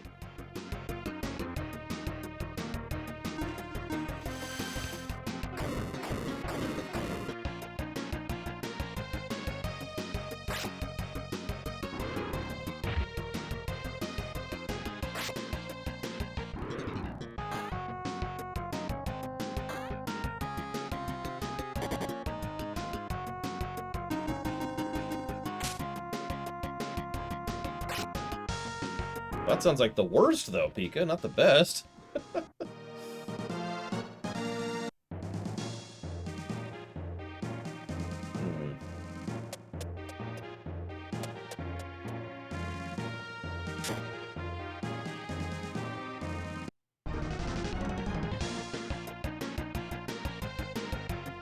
Several dungeons in FF7 were quite good, yes. Shinra Tower is probably the best dungeon in the entire game. And a lot of the dungeons have multiple paths and multiple routes, and the camera's zoomed out far enough so you can tell what you're doing and where you're going. And they're lucrative, and they've usually got gimmicks. They kind of fall behind because the visuals of FF7 are honestly not all that good. Yeah, it's just the nature of the beast, so to speak. And, there's no mini-map or anything like that, but otherwise they do a pretty good job overall. FF6 has a similar dungeon design approach, but really shines in how it does the multi-party dungeons, as well as, making sure that it's really lucrative to do the dungeons in FF6. Like, I know that sounds strange to point out, but the item distribution in FF6 is legitimately excellent. Probably the best itemization I've ever seen in a JRPG. No joke.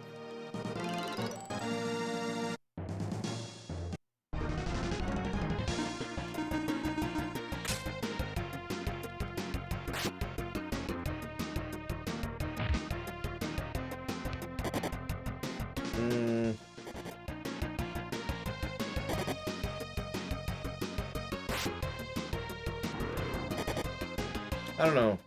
I'm torn between the Fade and the Deep Roads. Both of them kind of suck. So here's a dumb question, Valerian. What about the Pixel Remaster raised your opinion of the game?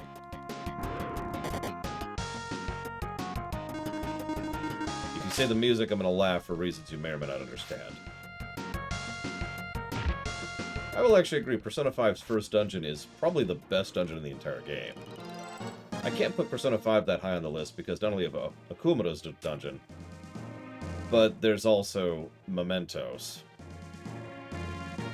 which is Mementos.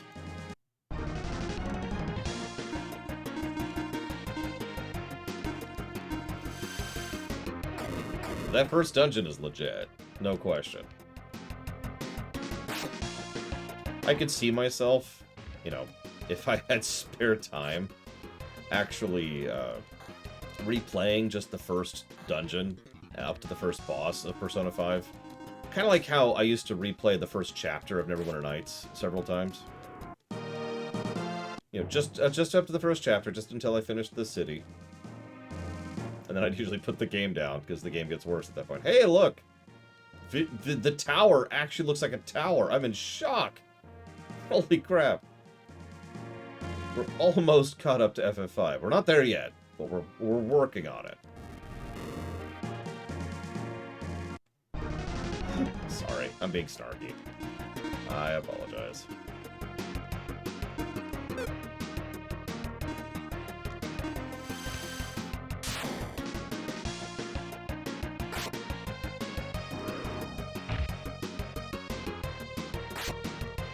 Interesting, Valerian. So what I'm hearing is nothing is the answer to my question. Which is valid. Yeah, OSHA was like, What? We need to give players shortcuts. No, I'm not actually being facetious. That is a valid reason, Valerian. Accessibility and recency are perfectly valid reasons to be like, yeah, this game went up or down, in my opinion.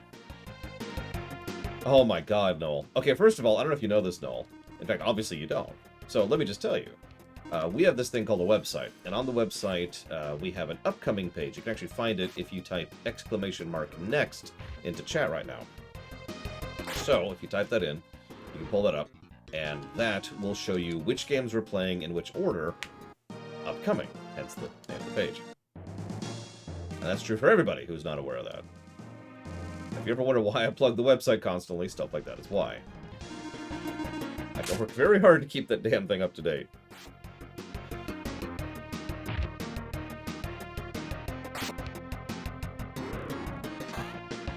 But yeah, to put it into simple terms, and I plan to talk about this at some point in the future, the world of balance for me is like Mass Effect 1, whereas like the world of Ruin is like Mass Effect 2. World of Balance is very plot-focused, very heavy on events and sequences, and the overall sequence of the plot, which makes sense, it was what was designed first. World of Ruin is very character-centric. Very few events actually have anything to do with the plot other than simply getting the crew back together. But pretty much every major event in the World of Ruin is heavy on character interaction. What's funny is that wasn't intended, as I've talked about before. That was just, they had extra time, like a lot of extra time left over, so they decided to keep going with development instead of ending the game in the floating continent. So, they did. But it works out perfectly by coincidence, because the two halves really balance each other well, no pun intended, excellently in my opinion. I honestly feel FF6 would be a much worse game if it focused on one or the other. Well, so far it's been decent, Ross. Have I ever played Wasteland 3, the game we're playing next, I believe? No, I've never even picked it up before. So this will be brand new to me. Total premiere run.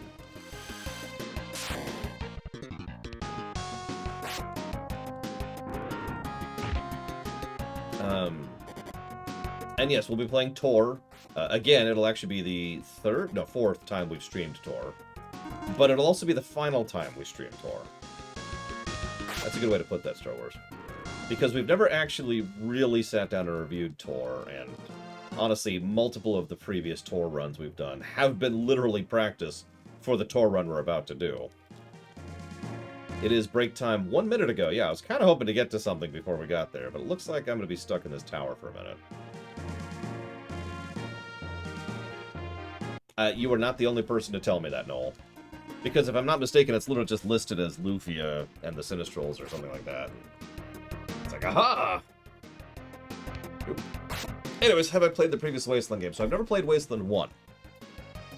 I have a history with Wasteland 2. We've actually streamed Wasteland 2, although that was a long time ago. A very long time ago. And I hated it. And you're probably thinking, but Lore, you're dumb! Absolutely right. But I'm going to defend my reasons for hating it when we get there. But first, the most terrifying puzzle of all. What to eat for lunch.